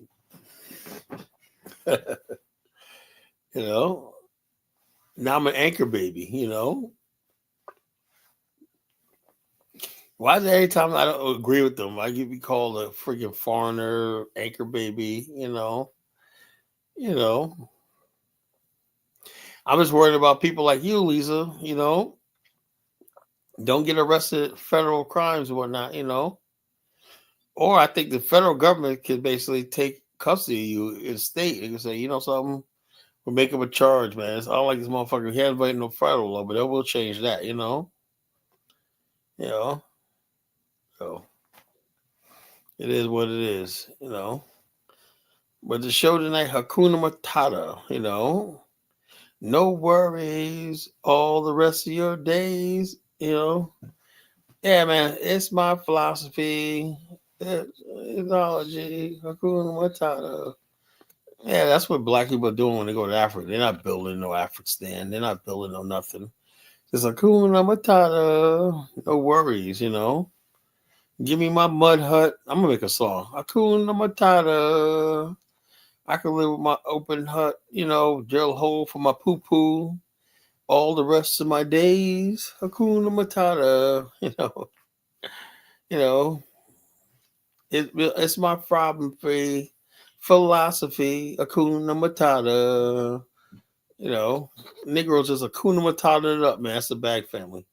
Hukuna Matata. We got some dusty land with no infrastructure. Hukuna Matata. You know, that's what it is, man. I'm like, well, you know.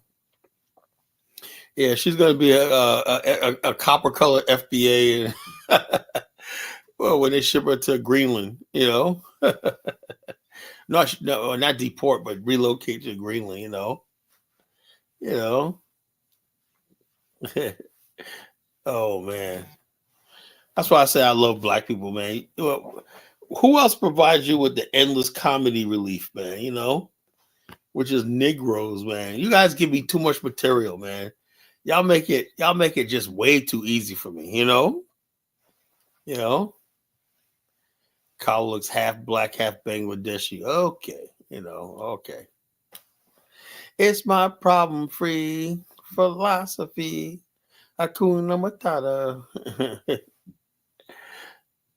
Oh, so it's funny as hell, man. Like I said, you Negroes give me too much thing, you know, too much information, too much material to go on and whatnot. I just think of, I would say by 3 o'clock in the afternoon, I've already basically, I think Mari says the comments are funny. What about me, Mari? I'm not over here cracking you up or whatnot, you know. But the comments are funny. I'm funny. I'm the only funny person around here, you know. I didn't even think the title of the show is funny. It's hilarious, you know. And I finally figured out what was the problem. All my years of doing all this, right? It's the Hukuna Matata Negroes, you know. Because I thought that there was black nationalists were going to go to the motherland and build this, and blah, blah, blah, man. I didn't know. I didn't dawn on me that, man. We got a bunch of Hukuna Matata Negroes, you know. It's my problem-free philosophy, Hukuna Matata. Hukuna Matata, as soon as they get to the African continent, they forget the African American, you know, especially in Tanzania. Hey, Dave, you noticed that? Tanzania? I ain't noticed that. No, they go to Tanzania and they don't want to hear nothing about the struggle of Black America. Eyes are free. Hukuna Matata, when not, you know, they don't work. Hukuna Matata tells you don't work with Black Americans when you go to the country. That's a challenge we're gonna have. I know a lot of African Americans live in Liberia. They act like you're like I'm a disease. Yo, that's crazy. That's so true. Kyle. They don't want to talk to you, man. It's like that. They see you coming. They're like they're running. They run away from you. Yo, this dude, man, who came on the. I never forget that last year. No, 2023 when I went to Liberia, and when you know how you take the shuttle bus from the plane over to the airport, right? Yeah. Anyway, his brother was on the shuttle plane with me. I was like, "What's up?" You know, light skinned brother. I was like, older guy. I was like, "Hey, oh yeah, no. I'm Black American, African American, right?" Yeah. And he was from North Carolina. I said, "Yeah, we're gonna deal." Blah blah blah blah blah. Yo, man, as soon as the bus over, that nigga ran the fight show. So make it that dude was out. You know, he's like, oh, you're Black African American? Yeah, I am. Like you. He was the fuck out of there, man. You know. I could just like that white lady. I'm like, damn, man. You know. Do I got a marker to beat on my forehead or something? That's why I said I never see nobody get nothing done from the diaspora because, you know, I think a lot of time, I'm not gonna say this with this guy, right? I think a lot of Black people, African Americans, Africa, are doing shit they ain't supposed to be doing. You know, I think that's what it is. Yeah. I think that's what a lot of people doing shit they ain't supposed to be doing. You know, they know they're gonna get condemnation, so they stay away from. They know they could do shit that Africans put up with that we would not put up with. You know. Yeah. You know, that's another thing too. The Hukuna Matata life. You know, stuff that you would never do in Black America. You think you can get away with in Africa. You know. Yeah. So you gotta watch that too. You know, the Hukuna Matata niggas. You know. You know, so it is what it is. Hukuna Matata. You know, When David Hitt coming on the show? What you say? When David Hitt coming on the show? He was on 2 nights ago. Nice ago. Hopefully, come on tomorrow. I don't know if he's gonna have a show. If you do, hopefully, comes on. He was our philosophies are sort of merging together a little bit. El was like, well, trying to like, well, he believes this. Like, well, he is a man. I'm a man. We see the world differently, you know. But we both believe one thing: one day we will have a nation. You know, that's what we do agree on. You know. Now he has a way of doing it. I have a way of doing it. We'll just see what works. You know, simple as that. Yeah, try always. You know what I'm saying? I said, look, Benjamin Franklin, Thomas Jefferson, you think they all agreed? Patrick Hell Henry? no. No, but they basically understood one thing. They had to become a republic, right? That's why they had to have the Constitutional Convention when to iron out all these issues and everything, you know? And so, therefore, like I said, one day, you know, we get the territory, we land. All I know is this. There was a little white girl that planted her flag in the territory in Africa and gave herself a kingdom. And her dad opened up an office as an embassy. And she got recognition. Because she's a little white girl. I think it's so cute. Oh, she got a little kingdom and whatnot. You know, everybody, people are just so, I can't believe it. And you got Negroes over here talking about, oh, you want African territory? Grown ass fucking men who are supposed to be warriors, you know, supposed to be conquerors, warriors. You can't even seize a piece of unoccupied territory for yourself somewhere. There's something really wrong with us. That's why I said, at least we could say all we want about Africans, right? You know, and I ain't talking about the ones fleeing, right? But the bottom line is, at least they were smart enough to have some semblance of a government, you know? You know, they may be failing, they may be clowns or whatever like that, but the bottom line, the black man in America does not fucking have an independent state. That's why we can't join the African Union. That's why nobody takes us seriously. I'm not going to be in a situation where I'm dismissed, you know? Tyler, what would we look like joining the African Union? We don't have a nation, you know, but my point I'm trying to make is we had one. It was Liberia. Well, no, but now we don't, right? But we are get going it back. to build. Me and Dave, we are going to build communities there. But well, that's it. That's just a launching pad for the African. That's all that's going to be. We're going to develop the Liberia for that purpose. Now, my point I'm trying to make is this, Jonathan. You made me forget what I was fucking to say. Oh yeah, the point I'm trying to make is the fact that if we have, because we don't have a state, they'll say, and also, look, man, let me tell you something, right?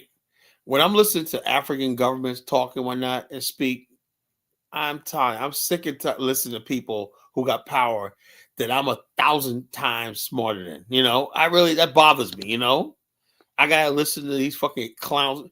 Dave, what do you think about these? I ain't gonna lie, too. That bothers me too, man. And when you look at the average Liberian bro. legislature, whatnot, these guys are man, fucking that illiterate bothers clowns, me. Yeah, and they're running governments.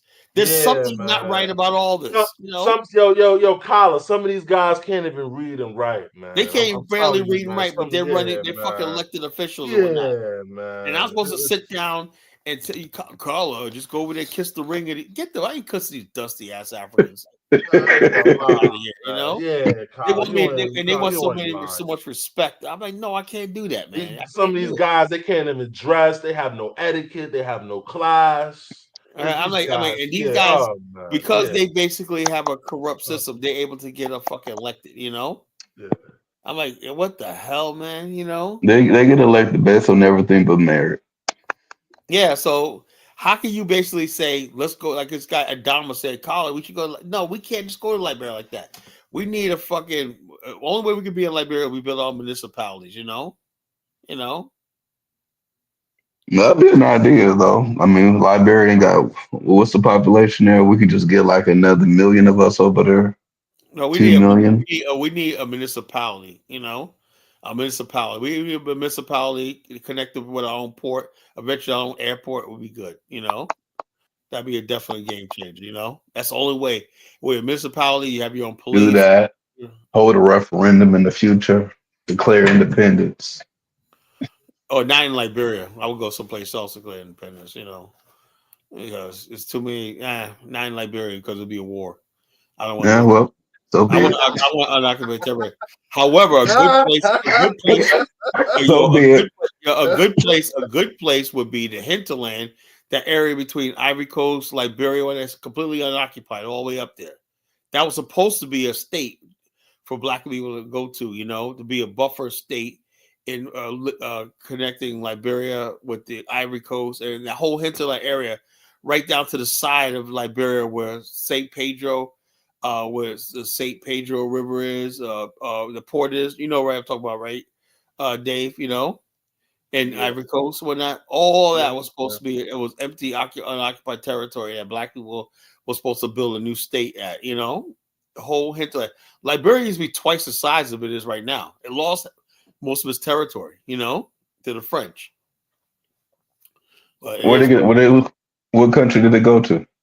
Ivory Coast went to the French. The Ivory See Coast. that? Liberia need to make a move on the Ivory Coast. Be like, they got our historical land. There's a problem, right? On the coastline is the Gribbos, right, on the south, and then you got the Kron people, right, in the north, right? The Kron people are on both sides of the border. They have no allegiance to Liberia, so Exactly. That's so. So, by the bottom line is that's not going to happen. You know, they already crossed over the borders to each other. Like I said, they said Samuel Doe was actually born in Ivory Coast. You know, not Liberia. He actually came across the border. You know, he's actually from Ivory Coast. You know, so there's no way like this. But what we could have did was built a buffer zone between Ivory Coast and Liberia. That would have been a new state. That buffer zone area between the two countries, right there on the Kavala River and all that stuff like that, down to the St. Pedro River port. Take that all the way up into the hinterland right there, where the gold fields are in the interior, almost up to Guinea and Burkina Faso. That whole area right there is unoccupied. You know. So, but hey, look, what I'm only thinking, you know, there's a lot of territory in Africa that could be done, but you know, but you always got some indigenous person to say, that's what ancient homeland. My great grandfather used to get some ass over there and whatnot, you know. That's what they always do. They always fucking the land be sitting there doing nothing. Color, you gotta ignore the indigenous people. I try to, you know, but they got Elvis coming here every night. We indigenous niggas, shut up, you know. Yeah, shut up. My good friend, the Honorable Adolphus McGrady, he's like the best architect in the world, right? And the bottom line, he put up an article the other day where they showed a community, African American community in Ghana being built, right? And he was livid, right? Because he lived in Ghana. He said, "This is what we should be, a home for African Americans." You know what? I'm not gonna lie, Kyle. I kind of think the Africans, the ones that talk like that, they hate the country. They actually don't want it to develop. No, Adolphus McGrady. Because it would make sense. They don't want it to develop. Adolphus McGrady is like a miracle librarian. You look at it from the back in the days, that dude was always dapper. When I call him the Honorable Adolphus McGrady. That guy's highly educated, whatnot. And the bottom line is this: he said, "Man, if it wasn't for the natives, we would have a home for African American. We'd be building that right there, you know." So that's what he said, man. That cracked me up, man. When he said that, he said, and somebody said, "Yeah, the dumb natives drove everybody out." You know, he goes, "God has stolen our shine. We're supposed to be the home for African Americans, man." Yeah. Makes you feel good that people talk like that. He said, "Hey, we should be building communities like that in Liberia, bringing our people from America here." Yeah, really should. But he said, man, he good. But like I said, I told Dama, the mindset there is not there. You know, native, whatever people that's in power, man, they don't have any vision. They don't know our history. If the American Liberians were in power, they're like, man, that's the first thing they would do is build new cities and bring African Americans. That's what they always say. But they're not in power. So, all right, Kadola, what's going on, brother? Kala. What's going on, Kadola? Kala, the American Liberia is not coming to power in Liberia anymore. That is over. Oh, it ain't over, Kadola. I know it's over, you know. So it's basically so is Liberia, bro. You know, their time is over, Kala, of being the president of Liberia. He was only there for 130 years, man. God damn, man, Kadola. You know? Kadola, we coming back. We coming back for it. Kadola, I'm in Nigeria right now. Me and my wife, we're gonna have like a 2-day vacation in Monrovia. Just so I can go there and be like, I went there. Kala, the only way Black America will come back to Africa will be like what Burna Boy or what Jonathan is doing now. It's a marriage. Oh man, no, that's all right, bro. Burna Boy just proposed to Chloe Chloe is in Nigeria right now. It's a marriage. You guys might be the way you married to that Liberian woman. Yeah, well, I know that, but the whole thing is this though. What? Hold on. You see the title of the show, Kidola? I'm going to Africa bringing a black nationalist. I'm gonna turn my wife into a black African nationalist too. You know. And so the bottom line is, I'm not interested in your Hakuna Matata African life. Kala, I'm not gonna Hakuna Matata it up with you.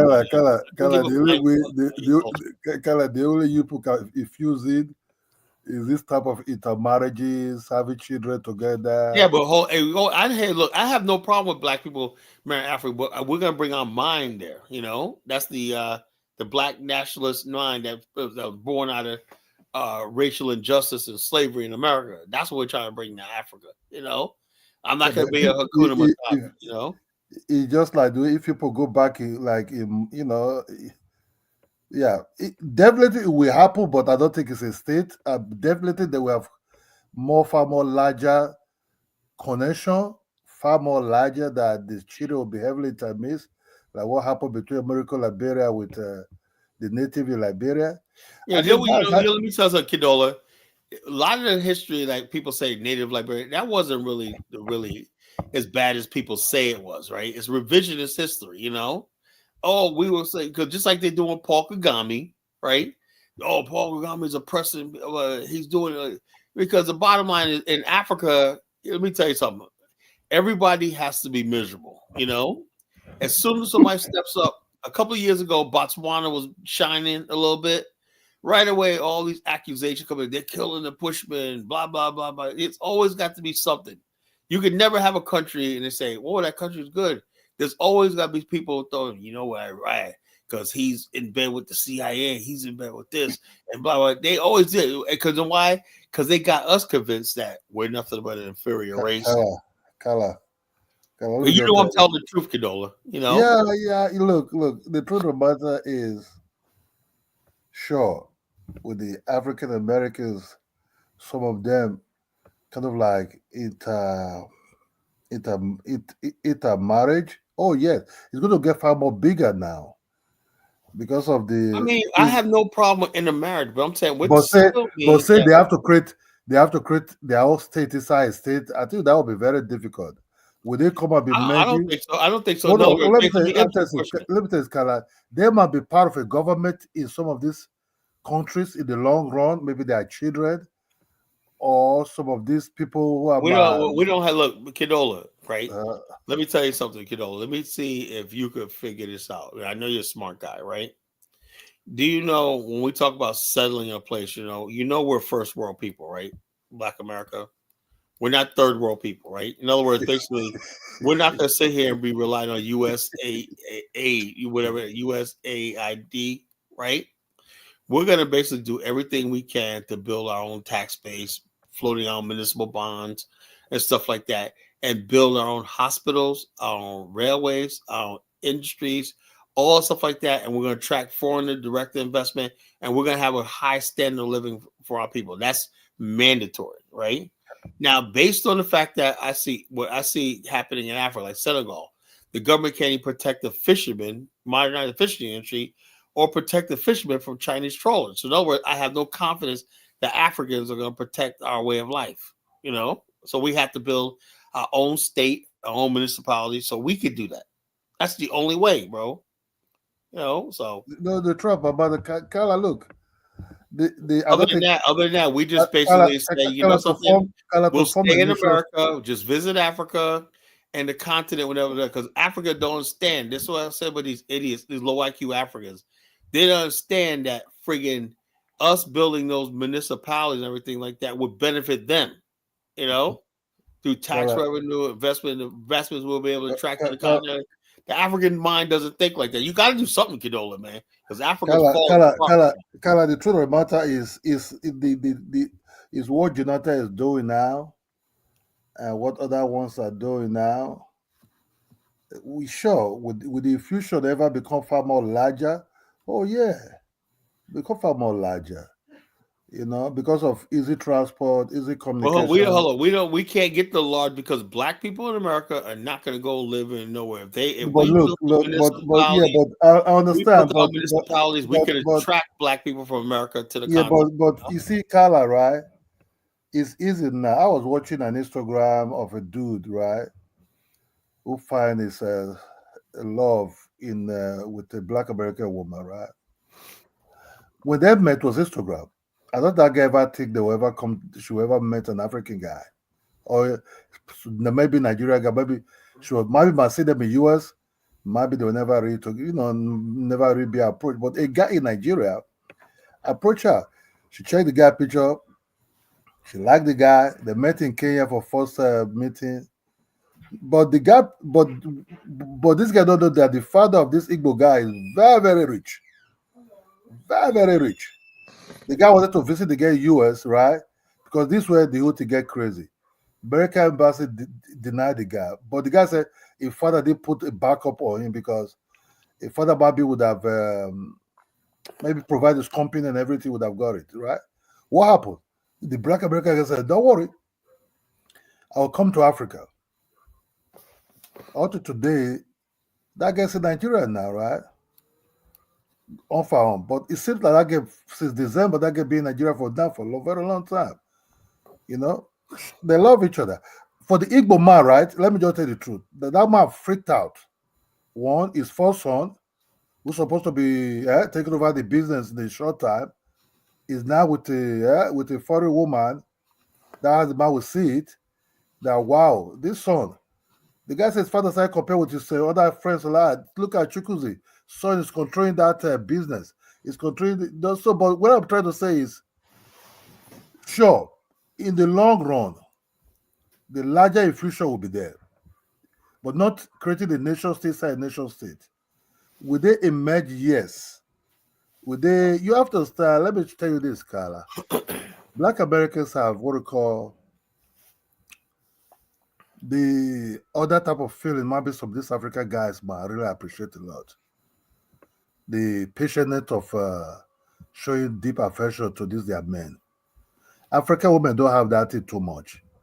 Not their fault. They will never be trained like that. They'll be trained to honor the man, cook, and do other things. Is the man have to call you and show you affection. But your women have a typical type of affection that you show these guys that make this African heads get busted.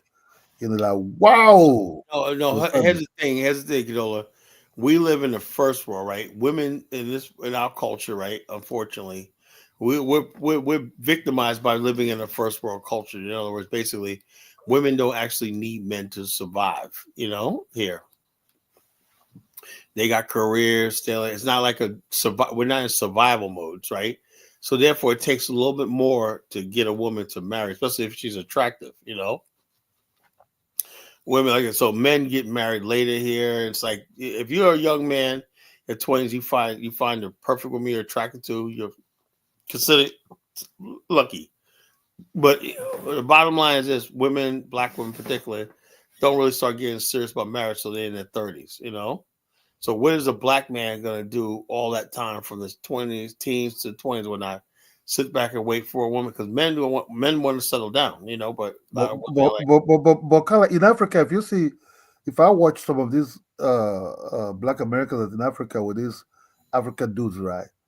But you see, but in a way, I don't see them really showing that masculinity that most people say.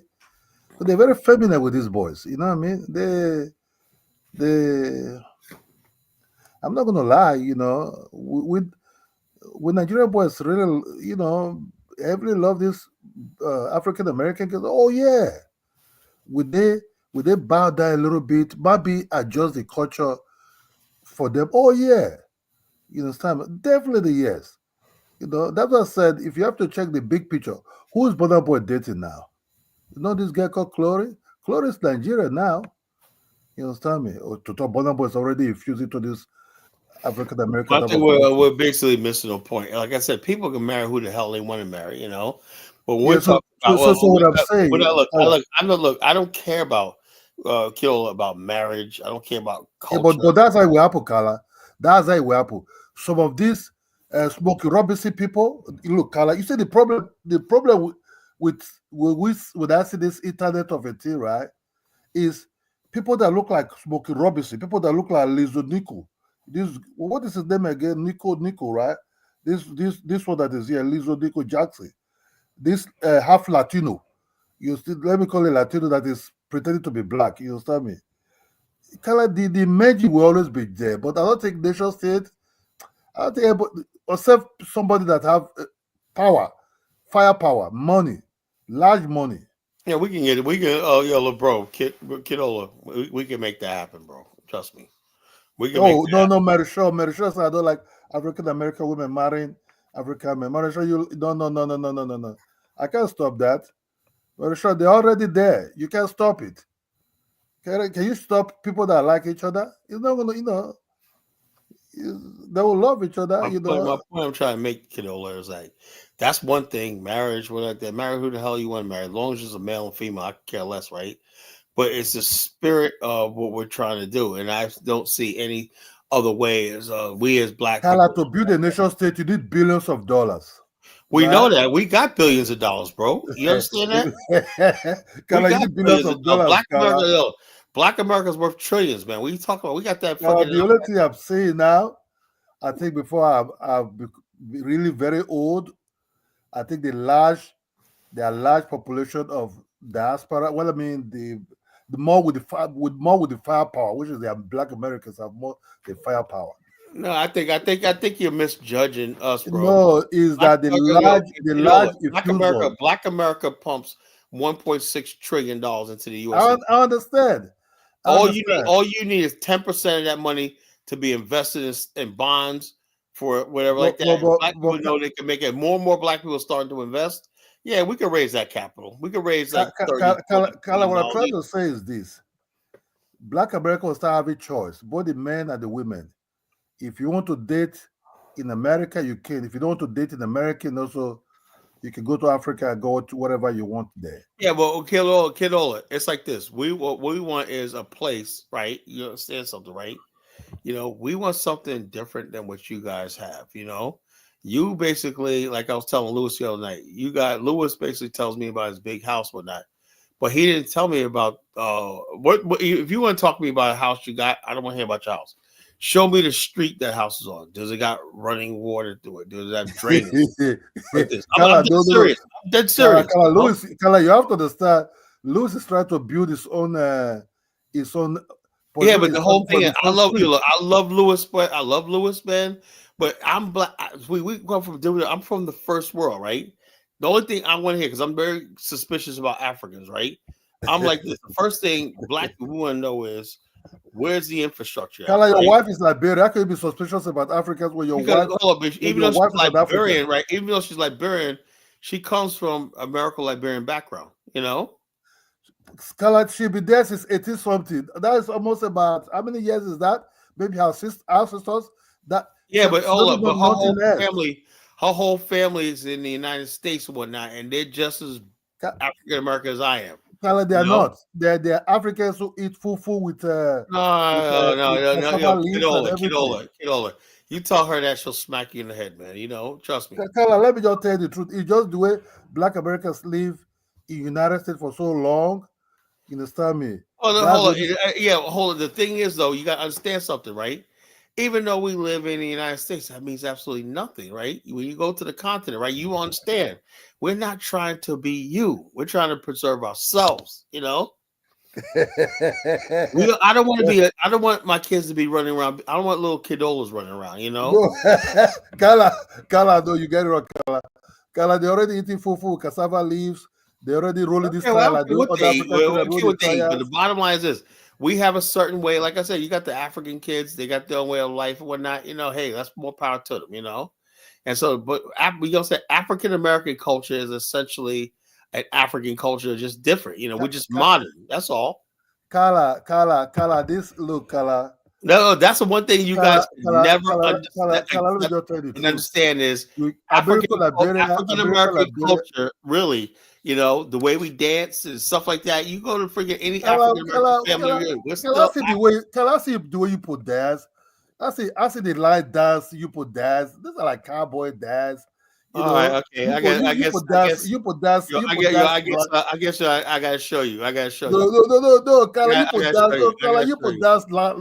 you put dance like dance. I gotta show you. You know, the I gotta people show dance you. like Okay, Chimichanga. okay, You okay. know, I see. You know, All I right, see Black okay. I Americans gotta dance. show you. You know, I can't. I go get all. I gotta show you because you don't see. You'll see hard. No, Kala, you put dance Chimichanga. You know that Chimichanga? You know, twisty. I got you, name. You know the way they twist. You know what I mean? That's what Chimichanga. You know, you No, we put do dance. more All than kind that, of different bro. type of dance. We're Let doing me more see than the that, dance, bro. Kala. If you can't tell me that African American culture is Black African music, when that culture, I don't know what to tell you. You know. Let me see. Let me play it. We could all, you know. Kala, I the love people you that guys. form. Dispel what you're saying. You know. Kala, the people that form you already have already started.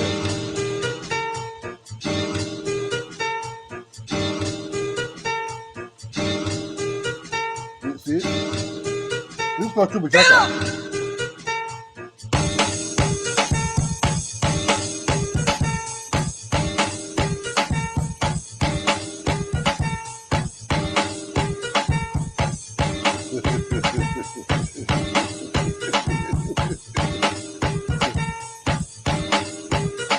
Ain't nothing beats that, bro. That was in the 1920s.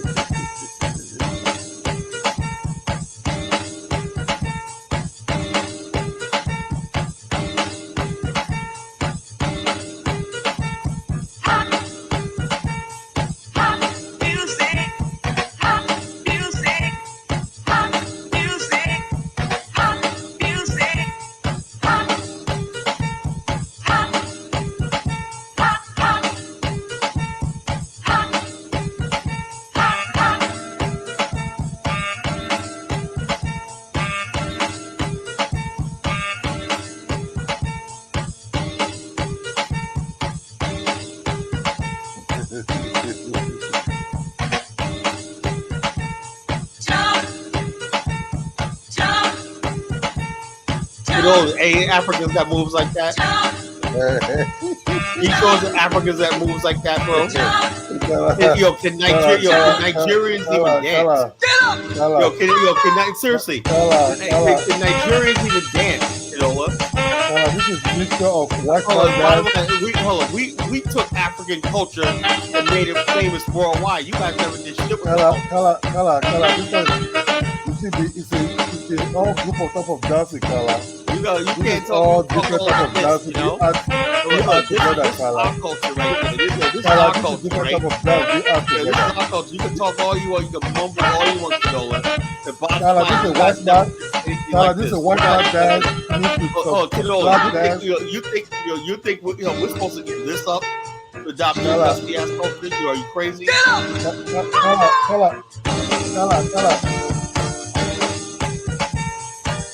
We're supposed to give up our culture, right? This music, dance, everything we created to be like, no, y'all fucking crazy, you know?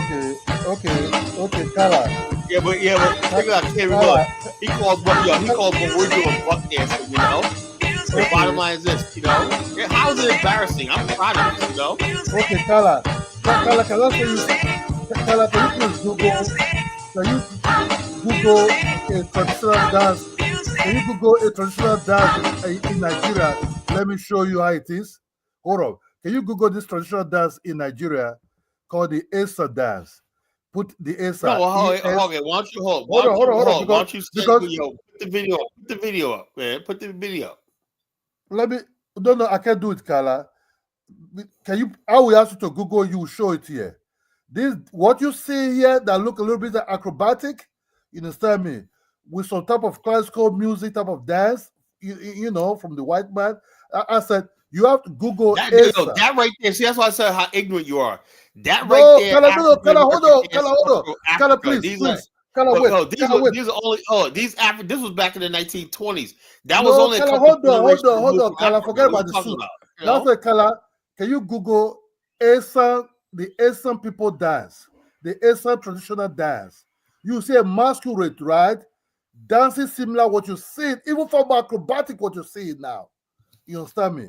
Far more flipping, far more gymnastics. This started in the Western world. Well, the bottom line is that all I know is the dance that we did, the dance we did basically. It's a fusion. It's a fusion. It's a fusion of all kind of dance I'm seeing there. It's a fusion of a classical dance. It's a fusion of acrobatic dance possibility that come from Africa. It's a fusion of all kind of, of dances. You understand me? So it's not really a particular. The African American infuse some of their dance. You have what called the line dance that I've seen, that I've learned to participate on. In a disco club. Out of the blast, I saw you put just dancing line dance with the white men and everything, with the white women and everything. So you put work infusion all kind of dance. That man was beat to what called the talkie drum. You see the way they started?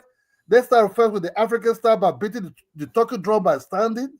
You understand me? So in a way, they inherited some of the African tradition in them, infuse it to the ones that they are with now at this moment. You understand me? So it's not really, it's a creation of something. Yes, it's a creation of what the ancestors taught them already. You have to imitate for you to even do anything. So we're just being ourselves. You don't think there was nobody coming from Africa. That was something that already bred in us. We don't lose. You don't seem to understand something. We never lost our African culture. We never did. So that's what I'm telling you right now, right? If you show that video, I know you will not want to show it. You will see what called flipping. You understand me? How about this? How about Kidola? Next show, I'll be on. Let's say tonight, Thursday night. Okay, Friday night. I'll be on tomorrow night. I'll look it up. How you spell it? ESAN. You understand me? ESAN. What called ESAN traditional dance. That will see a masquerade. All right, good. I'll have it tomorrow night. We'll basically which we'll call it. I'll basically play you can watch it when you're there at home. ESAN. It's called the Asian people traditional dance. You understand? All right, okay. We'll see you tomorrow night. You see the flipping. Anyway, I gotta go. It's been a good have night. A great day. But you take care. I'll see you tomorrow night. Right? We'll see. We'll discuss it. We'll see tomorrow night. Good topic. It's gonna be a good show topic. African dance versus African American dance. That's gonna be a good topic tomorrow night. All right. All right.